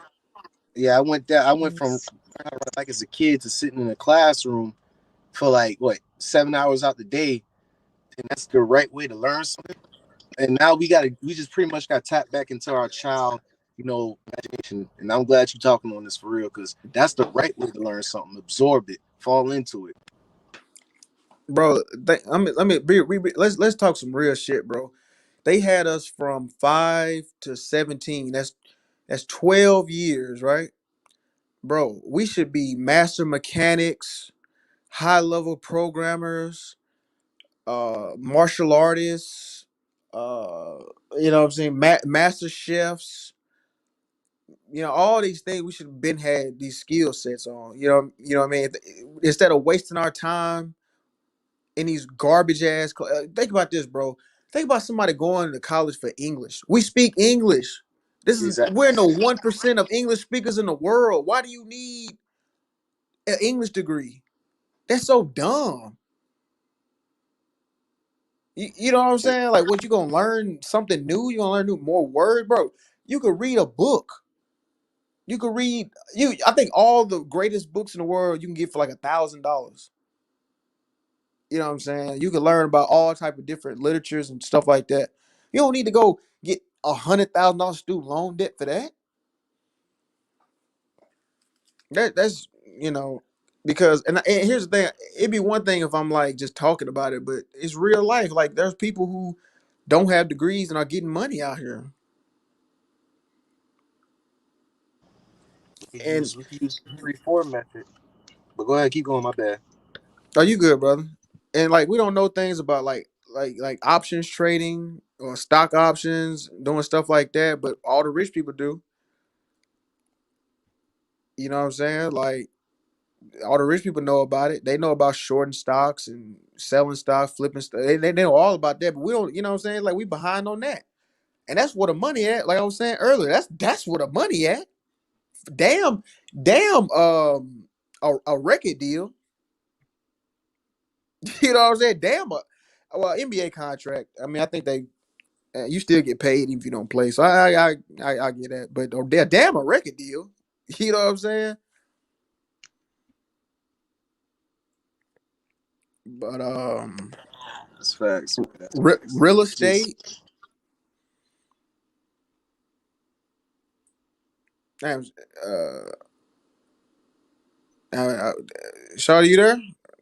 I ain't want to. I know we was kind of going off, but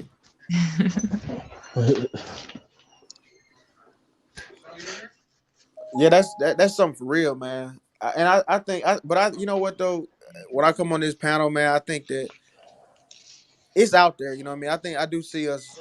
We are making some moves to the right position. Like like we yeah, we talking about. Like, for one, we talking about the problem. That's where it all starts. We have to address the problem Say first. knowing half the battle, man. Exactly, brother. Knowing is half the battle. And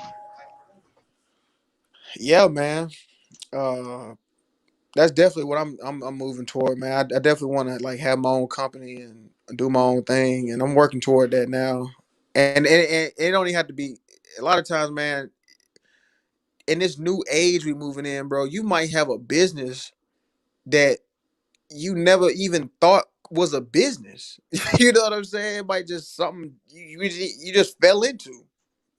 Like, and it just end up being just major. You're like, damn, you never knew, but you're not gonna learn how to do that in school. Cause let me tell you why. Cause if they knew how to do it, they do it. Hey, man, they say experience is the best teacher, man. It is, bro. I mean, like, I look at like these professors who teach like computer science, bro. If y'all was really nice, y'all be working at Google, getting $500,000 a year. let me say this real quick. Like, them finance teachers in school, it's like if you was so good at finances, you wouldn't be a teacher forcefully. You wouldn't have no student Facts. loan debt or nothing. Yeah, you wouldn't have Right. no student loan or nothing. So yeah, you're right. Man, I'm gonna tell you something, right? I had the business I had, right? I'm gonna tell you, it was kind of like sales. So what it was, I was in Vegas, right? So if I brought somebody to the liquor store, if they spent over $40, or no, if they spent over $20, I got $40, right? And my friend, he got a finance degree and an MBA, and he couldn't wrap his mind around why they would give me $40. And I'm like, bruh, they're not always gonna spend $20. They're gonna spend $100. They're gonna spend $200. I mean, you know what I'm saying? Like it just varies. But most of the time, if they at least 20, they're gonna be all right because they're gonna get more people spending more money. And you see what I'm saying? Like the dude with the finance degree couldn't even had that mind, that business mindset of that. And that's like, damn, so what you just wasted your time then, didn't you? It's just math. It's math at the end of the day. You put emotions and feelings in it. It's math. That's facts. And then, everybody wanna be Ghost now, you know what I'm saying? Everybody wanna be St. James. What's it dude now? Ghost James Patrick on that TV show.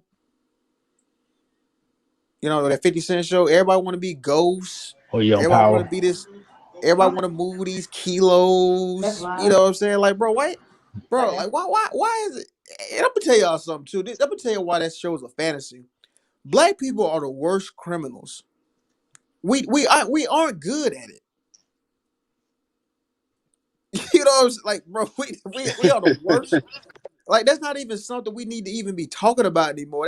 That is the worst career path. But we are taking L's in that shit. We never had no Pablo Escobar type. We don't even get to that level yet. We snitch on each other and then do some dumb shit wearing mink coats and you know what I mean. It's just we just need to just move on from this life, this dream because it's a dream. That shit has never been real. That, we are the worst criminals. That's what's so funny when it's always like, they say black people seen as criminals. We're not even good at it. We need to start we need to start being going to what we are good at. Like, you know what I mean? Like using comedy and using like thinking outside the box and being creative and turning nothing into something. When you start expanding on that, stop damn just trying to steal something from somebody. Let's just create something. That's one thing though. We're good at turning nothing into something, but we fall short on capitalism and just how business works in America. It's like we're delusional with that. We believe we own something, but really we don't own it. You know. I'm gonna be real. Somebody said something. I was talking to some people. They were saying like, all the things black people have like been through in America and stuff like that. I mean, he made a good point. The fact that we still here is extremely impressive. I mean, that shit is. I mean, this crazy. Like the shit we go through is like this is. It's just like damn. You just can't get rid of us. You like we just here. So I mean, it's like we might as well start. You know what I'm saying? Like growing. You know what I mean? Making something out of this shit because it's this shit is impressive. We still here. Yeah, we still here. Like shit, they don't die. Like we you know what I'm saying? It's like we'll survive a nuke. I bet if America got nuked, we'll still be here. Niggas Like still be in America. And you know what? And you know what's crazy? I feel like even if that did happen, we'll still be arguing about some bullshit. We'll figure a way to still be on some fuck. But yeah, that's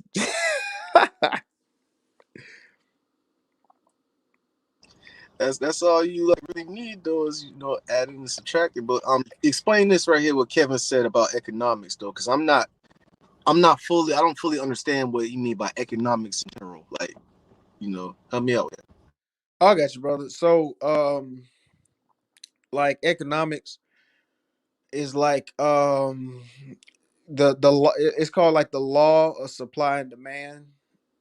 Right. So like uh well he said economics, like you have to know what like if you want to start a business, right, you have to like know economics, right? Because like so you have to know like it's like a chart, right? So you have to know like, all right, if I have this many customers, I need to have and I have this many products, at what price point on this graph am I gonna have a profit? So if that's the point, I can't sell my product for anything less than this or I'm taking a loss.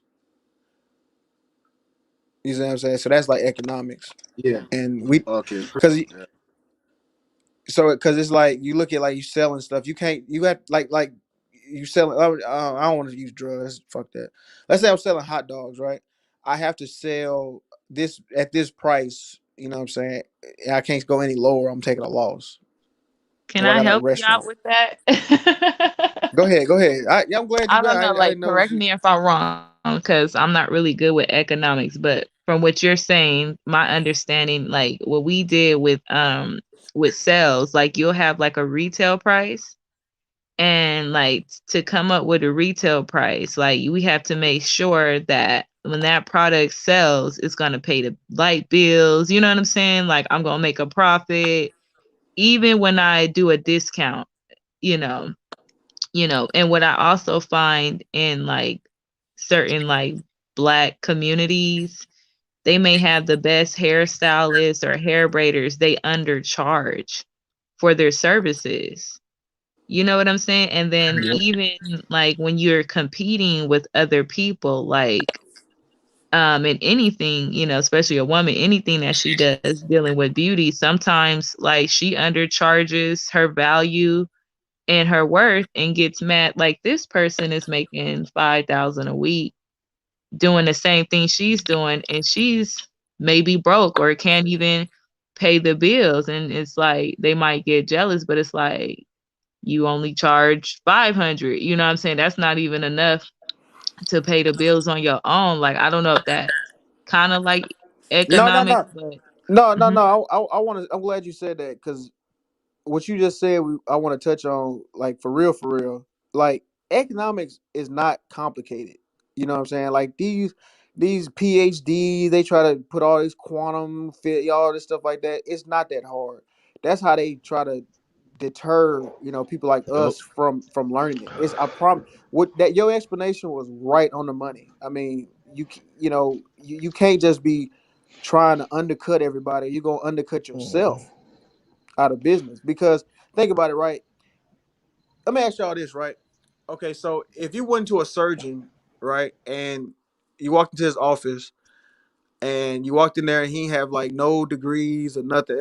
Surgeon is different, you know what I'm saying? So, for this example. But let's say he had no degrees or nothing, and then he was like, "Damn, I learned everything off YouTube," right? How would you feel about that surgeon? You know what I'm I've got saying? questions like You got how many people have you done surgery on? right, Did Mhm. they right, and survive? right, exactly. And then now he say this, right? This is what I'm leading up to. And he said, okay, since you got a problem with me not having going to college, I'm gonna drop my price 75%. Now, how would you feel about that about him now? I don't trust them because Exactly, because he dropped the price. Yep. Well, If his price, if he was worth a damn, Damn, citizen. if I Damn. if like That's if he charged me more, like okay, so well since you don't trust me, I'm about to charge you more. That might make me look like, wait a minute, I want what he has to offer. Like exactly, yep. if you drop the price, that means your product ain't worth a fuck. Because if and people will test you. People will test you. Like I've had like I learned like a little bit of book smarts, but when I had to learn the street smarts in my early 20s, one thing I hated was dropping my prices on anything. And when I got into my later 20s, like middle 20s, I started like my price did go up like way, way up when the deals came. When the deals exactly, came, I had to Yep. turn the deals down, but now I know my worth. I know what I can get on my own. But when people wanted to mess with me on some stuff, I was like, well, this is what it is. Like people like, well, you need to Well, find out what you worth. I'm like, I know what I'm worth. They came to me, they told me what I'm worth. Okay, how much you worth? Nothing less than a mil. You that's know what what I'm I'm saying. saying? And then they're like, "Oh, good luck with finding somebody who's gonna pay you a meal or half a meal or 10 G's. Don't worry about it. I'm a crawl before I walk, walk before I run, mhm. because I'm gonna pay my motherfucking self my first $1 million check, bitch. You know what I'm saying? Like Facts. Right. your Eh, eh, confidence go up. And what why shouldn't I encourage myself up? Because if my goal is to lift up other brothers, and know they Mhm. worth, you know what I'm saying, I want them to have that confidence and know, like, don't let these people lie to you and get you to undercharge for what you worth and the value you have. Yep. Like, don't know, they don't want the price you gave. Raise the price. Don't, if you gonna do anything, if you not gonna keep it at a fixed price, don't lower it. Oh, you Right. don't want to mess with me at this Mm-hmm. price? Okay, I'm about to raise the price on your ass. If Exactly. you gonna Yeah. change the price, don't lower it ever for nobody. F them. Because guess what? There is somebody that will pay you the price that you set for yourself. You And don't need But them. but you know what you what though? Not go cut ahead, y'all bro. off in the lane. You know Go what ahead. though? Like I feel like it's not even about the qualifications or credentials sometimes, man. It's not about your skin color, man. Let's just keep it real. Because a white person sell the same thing a black person sell, but just because that person's white and they believe, you know what I'm saying, the mentality we have that white is right, black is wrong, they expect us to get stuff for discount, they expect us to get it for free. That's why a lot of black businesses don't boom like that, because we expect our people to just give us stuff at discount when like, nah, man, you pay the full price for anything else, but you want to come to me and now you want to undercut me or get something for free. That's a big problem with us too. Hey, Ty, man, that's an excellent point. Let me put a pin on that, real, bro. I'm gonna touch what she said real quick. Uh, damn, Ty, what you said? Hold on, let me know what Ty said, because Ty said some real shit I really want to touch on, bro. Look, Ty, check this out, bro. You're not gonna get rich selling to the black community. I'm just gonna keep it 1K, one Facts. real. The only way it's funny, you can't sell to the black community, but you can scam the black community. Ain't that crazy? Like it's easier to scam black people than sell to black people. Why are we like that? That's so crazy. Like you can scam you ain't gotta have no paperwork. You ain't got like if you want to just say you about to build a school or something, you ain't gotta have no blueprints. You ain't gotta have no Mm-hmm. lease agreements. You ain't gotta have no tax paperwork, no filings, no nonprofit paperwork or nothing. You can just say it. And they'll give you Shots millions. fired. But if you Shots want to fired. but if you have an actual business, a service, but you it's like pulling teeth. So this is what I'm gonna say that time real quick. Bro, there's what 200 some million white people, 40 million Asians, Latinos are gonna be the majority in like 2060. Bro, it is an ocean of money outside the black community. And I'm gonna be real, bro. You'll have a way easier time selling what you selling to somebody white. And here's my rebuttal to that. Look at rappers. Who was the number one? If you look at them concert, because they really I was made just their about money to say that, at man. I was just concerts. about to say that. You know, rappers really made their money at concerts. Who be at the concerts? Who buys the albums? White people, and they know, and they Exactly. hear white people be knowing they know more Kendrick Lamar songs than I do. But we quit the bootleg our own music though. That's the Yeah, crazy exactly. part Black about it. people bootleg your shit. You know, and what you were saying about like what she was saying about don't lower your price. Don't ever, man, don't lower your price, bro. Because look, man, your price is what you communicate to the world, and that's why these OnlyFans, these bitches are so dumb. Oh, I'm sorry, I'm going. What they really telling the world? You can see me naked for $10. Nabs. Nabs, yeah, sorry, these yeah, nab. I can see your naked body for $10. $10? Like that's you know what I'm saying? That's just it's just exposing this corona done expose a lot of stuff, So and that's low. It's gonna be low quality. I guarantee you, bro. If you pay like if you pay $10,000 for anything, bro, you gonna care about it because you committed. You know what I'm saying? Like, Yo. and a lot of coaches say that too. They say like they raised the price because they want the person to be committed because they coachable. And they gonna take it serious. And you know what? To that point, man, I just realized something too, man. I saw it somewhere where it was like, if you try to give out free advice, nobody take it on it. But if you charge for it, people actually, you know what I'm Yep, saying? exactly. And it's the same thing everybody else saying. Exact same thing. And yeah, man, like I said, bro, like don't hold your breath. You think you about to get rich off the black community unless you scamming, selling drugs, rapping about killing each other and shooting a basketball, bro. Hey, bro, hey, bro, I hate to break it to you, bro, but that ain't gonna happen, bro. Yep. This is what I mean by like, but like you said, like but being behind the scenes, like you said, you have like you be behind the scenes, you have a white, you know what I'm saying, figurehead of your company. That's the only way you probably get something done with black people. But if they see that you're the actual person that actually doing the stuff, nah, man, they ain't gonna cut it. They ain't gonna cut it, man. Like so, I remember I wanted to say to you, sister, what you were saying. When those people said you really think you're gonna be able to sell this, all they doing is projecting how broke they are. That ain't you don't want that you don't want that clientele. You know what I'm saying? If Grump, if I was sell it, Grump, if you was like, hey bro, I'll do this for $300. What? $300? What? I can go to India and get one of them Indian cats to do it. And you know what you say? All right, go ahead and do it. You get what you pay for. You get what you pay for, though. Bye. And then he gonna get that cheap shit, right? And then he gonna end up coming back to you anyway to come fix it. And then you gonna have to, you know what? Then you charge him double for double the work, cause I gotta Oh do it yes. and fix that shit They will early. come back. I mean, and I have no problem doing it mafia style either. I believe in damage control. You run off with my knowledge and make money, you Mm-hmm. ain't got my money. Thug life, thug life. No. And you know what's funny, man? Stealing information is way more evil than like stealing something like a phone or something. You know what I'm saying? Like stealing information is just, you know what I'm saying? That's just foul. Like, Yeah. Intellectual and it, property.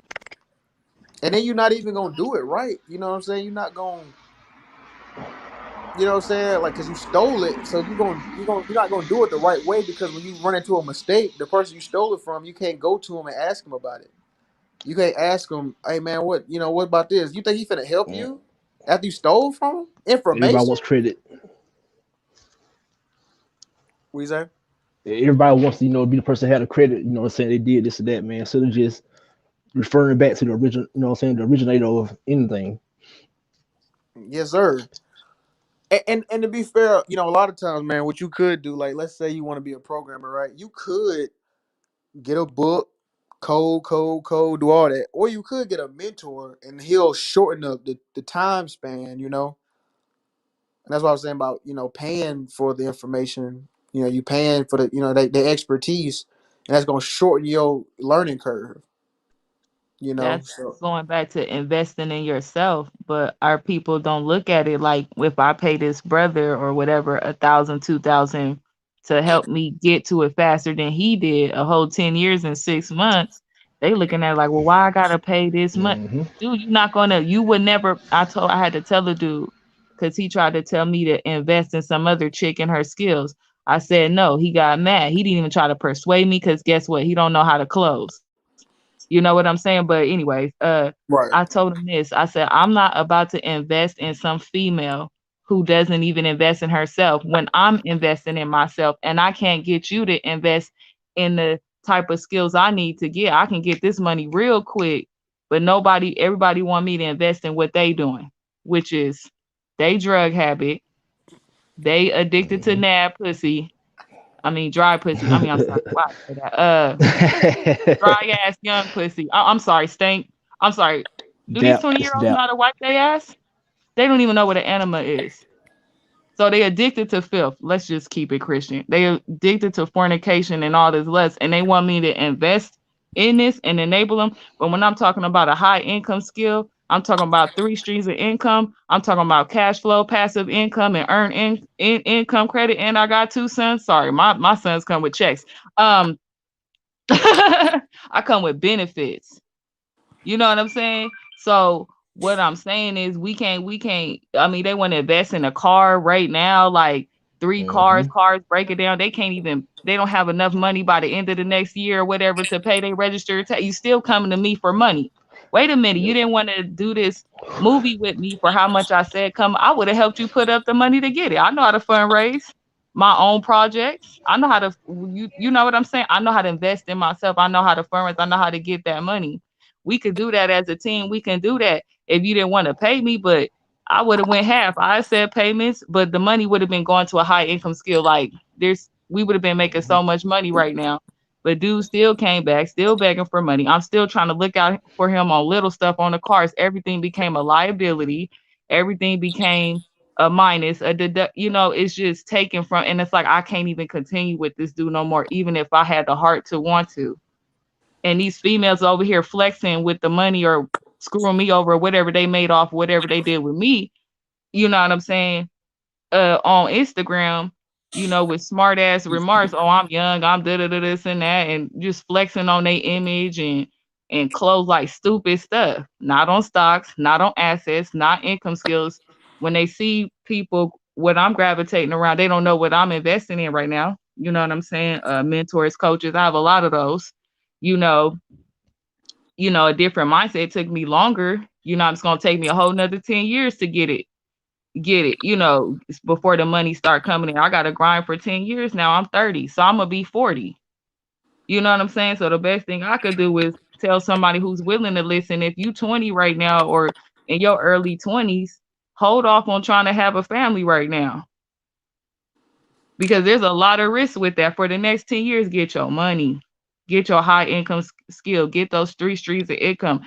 Consider this information technology because you can use it to leverage many, things like they saying what I'm listening to. Yes, Facts. ma'am. You could Some are, leverage mm-hmm.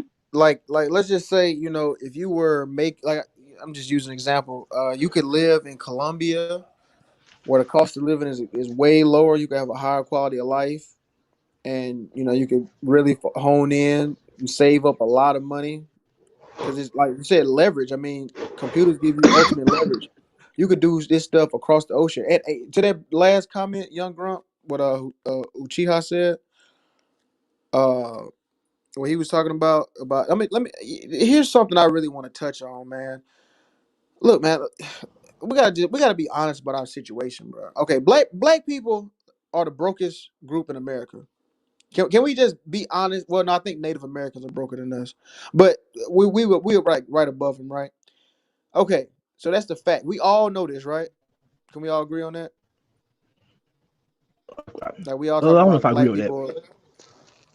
I mean, uh, you don't think we the Well, you don't think I'll we the probably say brokers? like mentally broke because, like I said, we spend more money than anybody. You know what I'm saying? We But got we the don't have any money, wealth. right? But we don't have Facts, any wealth, right, though, right? right. So that's what I'm saying, right? And here's the thing, right? We shouldn't be looking at just selling to the black community. You see what I'm saying? Like that's not what we need to be looking into. We need to be looking to sell to white people, Asian people, Indians, Mexicans, Cuban, everybody. You know what I'm saying? That's way more money in that. Like, I mean, I was saying like we trying to we can't extract wealth from a group that doesn't have wealth. You see what I'm saying? That's facts. That's all I'm saying. Like we can't get wealth from what they call it? You can't get blood from a turnip, is that a rock or something. You know what I'm talking about? Is that what it is? Right. That it's just the facts. And I think when we be honest about our situation, if like look, if you 300 pounds, you got to be honest about it. But you can't be so, oh, I ain't fat, bro. You fat. You 300 pounds. You can't breathe. You can't see. You know what I'm saying? You can't look down and see your penis. You can't do 10 push-ups, bro. You fat. You out of shape. So now that you know that, now you can make a change. So like I'm saying, we got to be honest about our situation. We broke. I mean, it is what it is. So once we had that up, now we can look at it. Okay, how can I change this? All right, okay, this group got money, that group got money, this group got money. All right, how can I get money from them? And you find that thing and you do it. Yeah. Because if you look Also, at the richest black people we have, they don't sell only to black people. That's all I'm gonna say. yeah, yeah. I also feel like, man, the circulation of the black dollar, man. People don't discuss that enough. Like, the black dollar circulate for very long, probably like 7 to 8 hours. I seen something like that. But the other races, they circulate years and years circulation. But black man gets some money, boom, he's going straight to another race, never back to our own Right. community. That's facts. And that's what I was saying too. We need to add more dollars because like the black dollar is getting it from a W-2. You know what I'm saying? The black dollar, they ain't really getting it from the black. You ain't lying. We don't really control our black dollar if you think about it, right? Because if you want a job, the tax man get your dollar, the gas man get your dollar, the rent man get your dollar, the bank get your dollar, everybody, right? But if you getting more dollars from if you getting the white dollar, then you getting you got three more. Let's say you get the white dollar, the Asian dollar, and the Mexican dollar, right? Now you got three extra dollars on top of the black dollar, right? Now you got more dollars to circulate now. You see what I'm saying? That's all it Right. is. I agree though, Ladies, man. what are your she said what are what are you services? Oh, I was talking about my career path. You know, my vocation was retail sales. It's the selling of a product and a service. But I also do like, you know, I do Avon, like an Avon rep. I also do total life changes, um, which is like kind of like a total life change. You could become one. It's kind of like herbal drinks, detox teas and coffees. You know, was that NutriBurst? I sell sea moss through there. And then I do Yeah, my bedroom mom's candy. selling that TLC stuff. Yeah, and I do the bedroom candy boutique or whatever. So she has a makeup line, you know, that, and you know, I got my little SoundCloud too. But as far as my hustle, I've always made money cleaning people houses because I know a lot of black females is nasty as hell and they refrigerator dirty You right ain't now. lying about that, boy. Need my Jesus help. Christ. I know they need my help. So go ahead and make that happen if you need your fridge clean. Cause yeah, I offer cleaning services and organization services. I know how to organize and clean. I've been doing it since I was a child. I know how to sew in weaves. I know how to glue them in. I know how to clip them in. I know how to do makeup. And I didn't go to school for none of this. This is stuff I actually got paid for in middle school, high school, and even now, like through my family, that's they know me. People that know me ain't even gotta ask. That's what I do. That's what I always done before job corps and all of that. I know how to do enemas. If you need an enema, I know how to do yoni steaming. I know how to detox. You know that yoni. You know you got all the men busting in you. I know you got yeast infections. I get you some yoni pearls to detox that. I got the yoni soap oil, yoni steam tea. I got the yoni C. I got yoni eggs. I know how to tighten them pelvic floors. I know how to dance. I know how to get on the pole. I know how to rotate them hips to also tighten up that pelvic floor. I got a lot of services, natural, synthetic. I mean, what you need. I got black. I got white. What you want? You know what I'm saying? Like, tell me Nah, I what you feel it. need. I know how to sew. I know how to crochet. I make baby quilts. I made baby quilt in high school, and we gave it away, donated to little babies that didn't have blankets.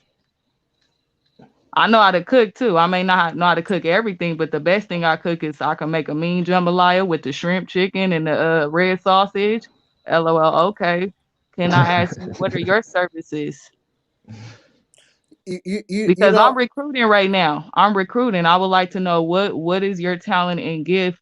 What can you do? Because I'm recruiting. you know here's Because it looked like she not trying to hire me or nothing, but she want to know my services. I just gave her my services. She said, "LOL, okay, okay, so you don't need me. So you playing with money. This is why rich people don't talk to y'all. Facts. I You just lying wasted though. $20,000 a trainer responding for nothing. But it's funny. This is why she ain't got a man. oh man.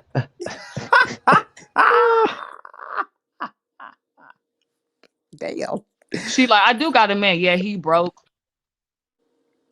But y'all have a little cat fight. But now, hey, I'm with you though. Real talk. Like anytime somebody asks me services, I'm like, man, bro, come on. You know that you ain't serious.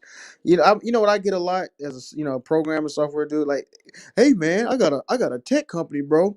I ain't gonna do none of the work. You gonna do all the work, but I'm gonna give you equity. So when it pop off, we split.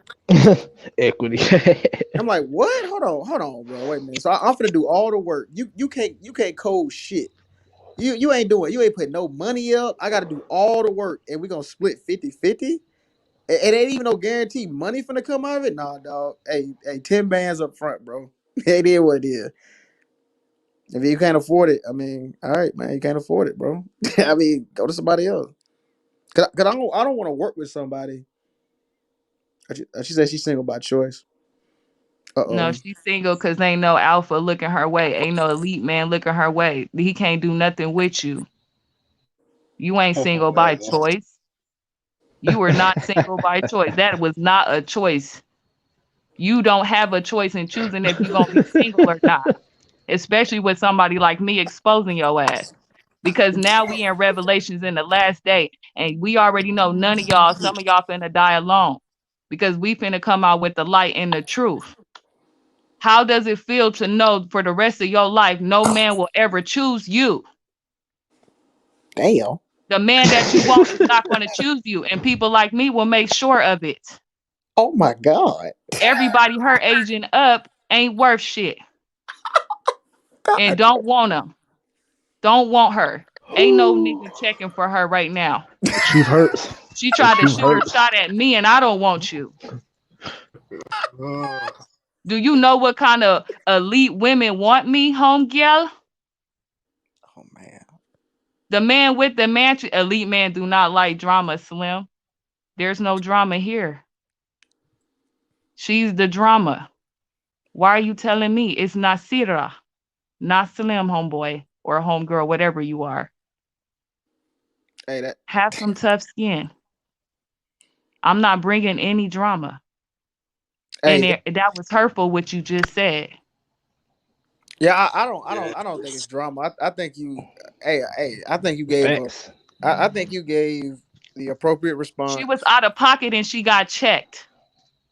Yeah, I You really don't. don't I know really. me. I've worked females like her in the streets and they brought me the money. But I changed my life around. I will check a hoe from left to right. This is the problem. See, now the alpha not gonna deal with you. Now you got to deal with the females because they sending us out there to recruit. You will Yeah, not disrespect no king, and you try to come for me. You can't even get to the king, home girl.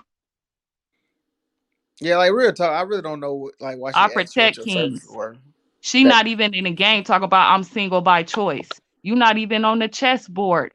If you don't have a king, you not in the game. So go sit down and be quiet. Damn. I play chess. I got a chess game. I teach my son how to play chess. Talking about I'm single by choice. You don't got a king, so you ain't even a queen. So why are you trying to address a queen? Have several seats. I have a king. Several. Hey, And if that's she would real. have came at me correct, she could have got some money. But I bet she can't even afford a deposit. My king wouldn't even talk to her because she can't even afford no money right now. She can't even afford a deposit to talk to him. You gotta have money. You gotta put on down your own denarii. These niggas ain't finna just marry some broke hoe. You gotta put deposits down. Okay. Hold on, shit. Hold on. Was it? Hold on. I know. Oh shit. Oh shit. I fucked up. Okay.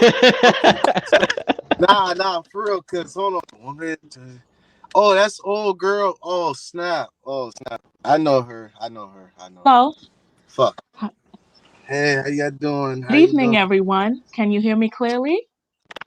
Yeah, we hear Yes, we you. sure Okay. can. So What's here's up? the thing, right? So I'm listening to all the talents that this lady had cultivated, and I want to congratulate Fuck her. you, pay you.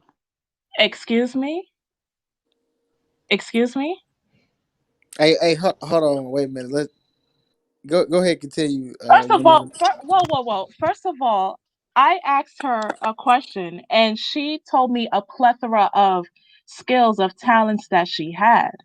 Now, as she was listing pretty much all of what she had cultivated, I said the LOL and everything because it's like, the way she Fuck you, explained pay it. me. Well, fuck you too. What is wrong with you? Why are you so disrespectful? Why are you so Uh, disrespectful to me? Where's I my have the money at? Cut the No, check. fuck Cut the you. check. No, fuck you. Cut the check. It's people like you that are fucking Cut toxic. the check. Shut the fuck up. Just Cut the shut up. check. Shut Make the me. fuck The up. only Hey, way hey, you can Shut the shut me fuck up is up. to cut the check. hey, y'all. Hey, I don't know.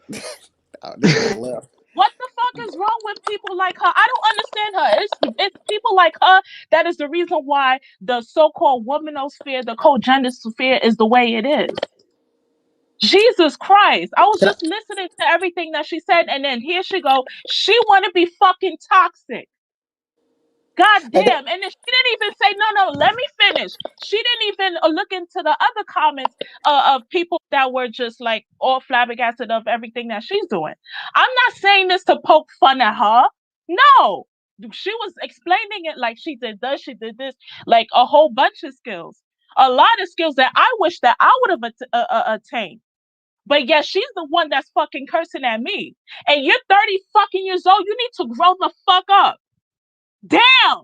Shame on you. Shame on women like you that try to put other people down and try to and then try to undermine us as if we can't do anything. How dare you? And you don't even know what the fuck my skills is. You don't. God damn. She needs to be put in her fucking place. I'm sick of women like her. I'm sick of black women like her that think that they could try to run their mouth and talk shit. You don't even know me like that. You do not. And you would never know me. You have to do a million fucking skills like that. God damn. And there's nothing wrong with cultivating these skills like that, but for one question that I'm asking, now you want to diss me? Now you want to disrespect me? Shit! Shame on yourself. Fuck! It's women like you that is the reason why everything is in shambles now. Shit, there is no sisterhood, toxic sisterhood, because you created that shit. It's you. Damn. I hate women like you, and I will forever hate women like you. I hate this shit. Hey, I want to say something real quick. Uh, I think I guess from the chat it did kind of seem like you were trolling. I just got. Once I you about to left. say, nah, it's all good. I gotta get both of them out. I mean, I love both of them to death. It's just been a misunderstanding. We've been on here for 4 hours and 55 minutes, so I guess people been tired and they judge stuff. That's my first time going through something like that. But I mean, yeah, go ahead, do your thing. Say something real quick on Citizen Lou. Yeah, I just wanted to say, I was to the it was a woman who never exists. I thought that she came off kind of like a troll in the chat, and I think that's what Slim was kind of saying too. I think that's how she reacted to it. I think it was really a misunderstanding because when she came up, she was about to explain herself, and then I think Slim still had that she was a troll energy, so that's why they kind of clashed on that. But yeah, that was something. I forgot. I kind of I kind of forgot what we was talking about a little bit before that happened, but It's all love at the end of the day, man. It's just been a misunderstanding. Those are both. Yeah. They got both good wisdom because they both been on this show, and both of them spit that good game. I ain't gonna lie, they both got some knowledge. So yeah, it's just a misunderstanding. But we're gonna get past it though. We ain't got no beef. It's all love over here. are they still in the back? Uh no, I had got both of them off because that's my first time going through stuff like that. It's no shame, just miss how your bros be fighting and shit. It is what it is. Next live, when I'm gonna be doing this daily, so when I come up on next live, it's gonna be okay. I just appreciate at the end of the day, this was good knowledge. Shouts out to Bobby. Yeah. This was Yeah, good knowledge and everything. yeah, for real. I think I'm trying to figure out what we was talking about. Oh, no, I was saying the black dollar. Remember I was saying that. Uh, Yeah. yeah, man. I think that I just say, man, once we start messing with the S&P 500, we start looking at public stuff. You know what I mean? Corporations like that. And here's the thing, man. It ain't gonna be today, and it ain't gonna be tomorrow. But things take time. You know what I'm saying? And here's one thing too. I might not be president, right? Well, I probably won't be president. I probably won't be a billionaire. I probably won't be all these things, right? But my son can. You, Facts. you see what I'm saying? Like Yeah. I definitely think my son can do all those things. And that's just how it goes, man. I think sometimes we just have to like do the sacrifice. You know what I'm saying? Like everybody, like we were talking about, everybody want to be the front man. Everybody want to be the, what I'm saying? Oh, I gotta get it, but you know, set your kids up for that. Look, I had Donald Trump dad set him up to be what he is. You know what I'm saying? Like he would have never been where he is without his dad. Yeah. But yeah, I mean, uh, You that's got a all point it. though. We say time. I said, yeah, you got a point, man. I was thinking earlier, man, how you said we can't, what I'm saying, profit out black people, which I agree with that. But I was just thinking about, man, we spend like what $2 billion just a year on weave and nails itself. You know what I'm saying? We take over that industry. it'd be a good head start. I'm just saying, but you said it earlier, Ty. Remember when you said like, look what we fighting against, bro. If you selling something, Right, they gonna be like, if you selling it, oh, it's some bullshit, it's some nigga shit. They ain't gonna rock with it. You know right. what I'm saying? But if you take your product to Mexico or something, and they rock with it, you know what I'm saying? Yeah, Because they got money in Mexico is like the 10th biggest economy, I think. No, 6th, 15th, something like that. It's like top 20 economies in the world. You know what I mean? So we got to stop looking at this only America thing. You know, we got to start thinking global. You know what I mean? That's how you really do yeah. something. Because you know what? Oh, yeah. Somebody told me something a long time ago. He was like, you might not be a billionaire, but you get 100 mil. That's not totally Easy. unattainable. You know what I'm saying? And like 100 mil, I mean, you already live in a type of billionaire. I guess you a broke billionaire. I guess you know what I'm saying. Like, but you still a billionaire. You might not be first place, but you in the race. It's not on. I think being a millionaire in general, man, it's not as hard as people think it is, man. It's really not that hard. It's not. Um, you gotta stop being a consumer though, man. We're consuming too much, man. Yeah, we do. You're right. That is a huge issue.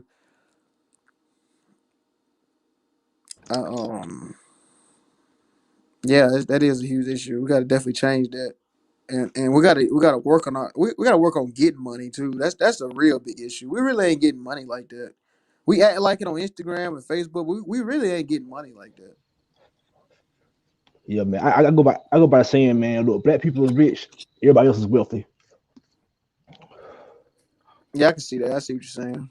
Because I mean, I don't know, man, how you express that shit. It's just like going back again to making other races, you know what I'm saying, generational wealth. Like I was saying with the nails and stuff like that. Like you realize we just take over that industry, just that one industry by itself.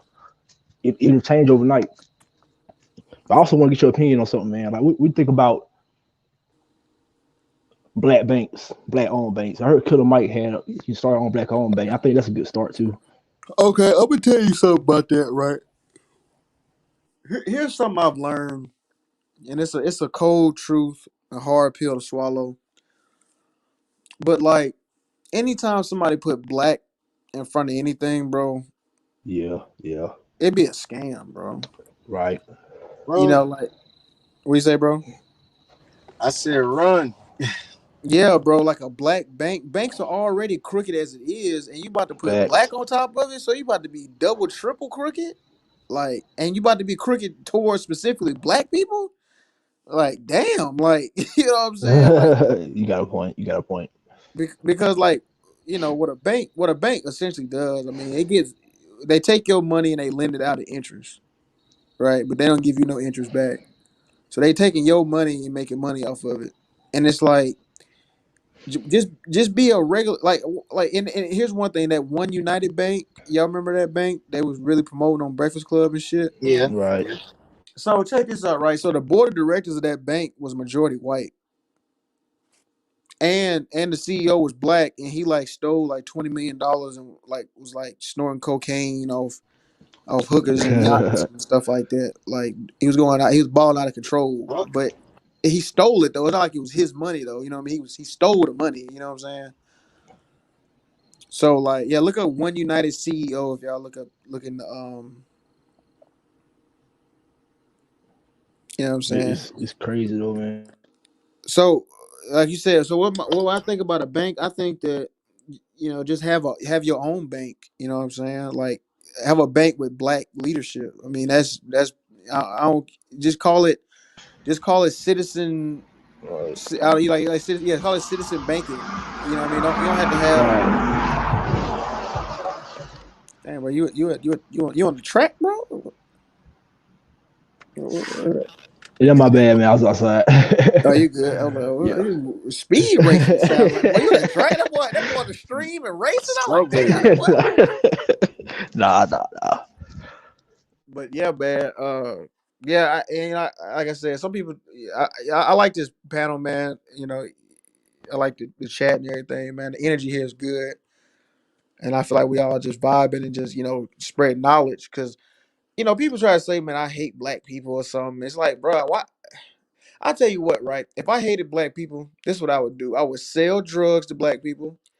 I would make rap songs talking about killing black people, other black men.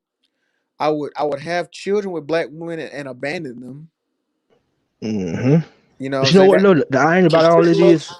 Go ahead. I mean, to cut you off. But the irony about that is, man, I realized that they put crack in the hood, right, and we sell it. We get locked up for it. But that same crack they give to our kids who have ADHD or ADD, and turn around to give it to them. I don't think people realize like the school to prison pipeline is real. Yeah, you're right. It's real. And, Yeah, and and and I also think that, man, just in my opinion, we cannot look for our oppressors to help change our situation, man. The white people not going to help us build or get back to where we need to be. It's not going to happen. Just point blank, it's, period. it's It's not not. going to Oh, happen. it's not. Oh, that's never gonna happen. I mean, that's. I mean, I don't even. I mean, but at the same time too, it's like they're not gonna. I'll say this right. I'm not saying that they won't help us, right? But they're not gonna do it for us. Right. You know, that's what I'm saying. Like if you're doing it, a lot of other people will help, not just white people, but they're not gonna do it for us. That's the big issue. That's something we got to really get out of, man. I don't know, like this reparations and all this. You know what I'm saying? This is nonsense. Like It is. this is just ridiculous. Like this is pathetic, really. On some on some G stuff. It's really pathetic. Like you begging for a check, like So go out there and get it yourself. huh? You gotta go out there and get it yourself, man. Like you said, the begging it's gonna make it worse, man. And then I saw this one. I'm glad I left that. They were talking about why would white other races look. Ain't nobody finna pay if they gave out reparations. The taxes going up. Ain't nobody trying to pay reparations for something they had nothing to do with. But at the same time, though, I believe that they will give us preparation because they know we go out there and spend it and get right back to them anyways. Yeah, it'd be like a Mm, surge. mm. Yeah, Stimulus. that that'll be a yeah. Exactly. You're Because right I about work at Walmart, man. And we got similar checks, man. I'm talking about there's so many flat screens and electronics going out the door, man. Like, come on, people. Like, come on, man. Like, income tax time, man. We got cars. Half the time we can't pay them off. Be the same situation again next year. It's like, they will give us the money. They love giving us the money because come right back to them. that. Yeah, yeah. Facts. I was a victim of that. You know what I'm saying? I don't want to be no hypocrite. I was a victim of that, man. But I see, like, man, just our spending habits are just horrible, man. It's horrible. I mean, if nobody taught you, I mean, if you knew better, you do better, right? Right, right. Yeah. So I mean, and if you came from a family who did it, which you more than likely did, like we all did, I mean, that's what happened. You know. That's facts. I come from shit. I remember I used to be negative $500 in my bank account. Every time paycheck to paycheck, every time I get paid, it'd go up to like $25. I used to just withdraw that bitch down to negative 500. That was a terrible habit. It took me a while to overcome that. Yeah. So Oh, never ever. with the Navy Fed credit limit. Exactly. Never Yep, again. I did the same thing. I did the same thing. Yeah, that's some nigga shit right there. I ain't gonna lie to you, man. Oh, that's super nigga shit. Hey, I know some nigga shit. I remember one time I was at the gas station. This dude, man, he I forgot his car was in the shop or something. He had called Navy Fed to ask how much money he had. Then Yeah. they said you have what is that? You have $3.76. I was like, damn, bro. And this dude, I remember we went to the club and he was throwing money, like, like really like flexing, like throwing money hard. You know what I'm saying? It's like, wow, you broke as hell. You been in the Navy like 20 something years and you broke. Man, it's crazy. Also, man, what you think about cryptocurrency, man? I feel like the paper dollar could be extinct in a couple of years anyway, in a few years. Yeah, I'm invested in crypto, but I try not to advocate it too much because you got to kind of do research on it, and Right, right. I don't want nobody to lose money. You know, no, you told me that. You know, stuff Nah, like nah. that. If people come in that shit wanting to like make money and get big, they already fail. They already fail right there. Yeah, Yep. exactly, bro. Exactly. You got to look because if you want to make if you want to make first off, bro, the only way you're gonna make money is to like have your own type of business. That's the only way you're gonna get rich. You gotta sell something at a high price to a few people or a lot of people at a lower price. I mean, it just is what it is, right? Like, it don't you don't have to be a big Yeah. company, but you can have like a skill set. You know what I'm saying? You got to be able to make big amounts of money and save it and then Yeah. invest it. You're right. Like the stock market not gonna make you rich. You know what I'm saying? You gotta have capital. What's it called? They call it they call it human capital, right? Yeah. That's Right. that's what we lack in the black community. Human capital is like skills. You know Yeah. what I'm saying? Like if you think about it, if you could be at $0, but if you got a skill set, then you can build on that. You don't need, you know what I'm saying? You can sell your skill. You can Hmm. sell yourself, essentially, right? Like Speaking on that, man, are y'all familiar with Martin Shkreli? I think his name, man. No. the stock investor, I mean the hedge fund dude, Yeah, the guy he bought like he bought like Butler. the medicine for HIV, which was like $17, but the price looks like 800 some dollars. Yeah, I Okay. remember. Yeah, he in jail now. Oh man, really? I ain't know that. Yeah, he in jail. I think it was insider trading. Excuse me, sorry, my bad. Excuse me. Yeah, he went to jail for like insider trading or something. Yeah, he was kind of a piece of shit. But he had made some. He had something. He explained why he did that, but I don't really remember. It was something he said to get at the companies or something when he Oh, did that. yeah, that But guy do crazy shit, man. He bought like the Wu Tang album, man, and won't release the motherfucker, man. Oh shit! I know you talking about. Yeah, that dude. Yeah. yeah, that's it. He Yeah. bought the Wu Tang album and did what? The Wu Tang album was like I think he had like one copy of the album and whatnot. He bought the rights to it or whatever, and he's the only person that has it. Like, so can't nobody listen to it but him. He has the rights over it, and he did it just out of see, spite. That's a see, flex. That's a thank you. Yo, I flex. was about to say, see, that's a flex. I mean, that's a real flex. Like y'all niggas can't listen to your own music. I can listen to it. You know what I'm Right. saying? I own this. And Yeah, charter people to listen to it, man. And then charter people to get like little snippets. Not even the whole song, just snippets of it. Like it's damn, like crazy. 30-second joints. Damn, like that's like throwing crumbs out. A But flex. like you said, like black people ain't good with crime. We need to get some crime like that, man. I'm not advocating crime, but like these white collar crimes, the upside is Well, way that's better than not a these that's other not a crimes. crime. Well, no, I'm saying like I probably used the wrong term, not crime, but schemes or whatever. Like you know what I'm saying? Oh, I see what you mean. Like I know what you're saying. Like Wall Street gangster type move. Right, right, Like right. real. That's what real gangster. That's what you saying. That's real gangster shit. That Yeah. you right. That is you. That is a super flex. And that's what I was saying. Like look. That's like you can call that like black art. You know what I'm saying? Like Right. that he owns and he can't. Yeah, we can't do nothing. We can't do nothing about it. You know what I'm saying? Like Like he owns. Like that gives him some like thoughts in his head. Like yeah, I own these Yeah. niggas. Like like on some weird stuff like that. That's a flex, bro. You gotta be. but what's crazy, he do though. That's what's so wild. Like he own their rights. Like they don't even own it. He make you know what I'm saying? Like he could like they could really be eating right now off that, but he just keeps it to himself. That's crazy. Yeah, I know, right? That shit crazy. He had bought the Carter Five originally, man, and had sold it all. That's how it got released. He actually sold it to somebody else and didn't release it. He had the I, Carter s- I, Five for anybody I saw that. Yeah, I remember. That's why I remember. I was gonna say the Carter Five. I remember he did that too. Yeah, man. That's this shit crazy, bro. Like, oh yeah. Hey, but y'all, man. Hey, man. We've been chopping it up, bro. I'm gonna slide out, man. I'm kind of tired.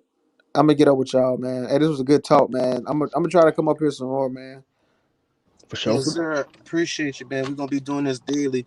I was actually expecting to be on here for an hour, but it's like 5 hours and 12 minutes. But I'm gonna have timestamps on it. But it was a lot of intellectual property, so this was well worth it. This right here saved probably like somebody 10 to 15 years of their life. So Yeah. appreciate you. I hope so, man. I really do. And to the sisters on the panel, man, like I see woman. I hate that it got. Like I said, I thought woman was trolling. You know what I mean? But I see you weren't. So I think that y'all can, you know, reconcile these differences another time. But I hope y'all do. So that's all I Right, want to right. say, man. Hey, shout out to y'all, man. Y'all boys have a good night, man. All You right, too, man. bro. What about you, Ty B. Tron? What you guys say before you hop off? I just want to say, man, like I said, man, I came across the channel, man, AO thing and everything, man. I just appreciate what you're doing for the culture, period. We gotta have more discussions like this, man. We gotta have more discussions like this.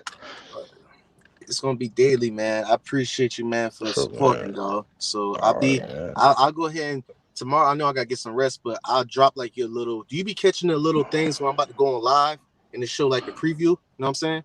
Yeah, I catch him.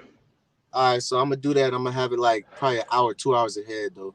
So it's gonna be daily. So you're gonna catch it, man. I appreciate the support, man. It's love. For sure, man. All right, I'll see y'all, man. Peace in the chat. All right.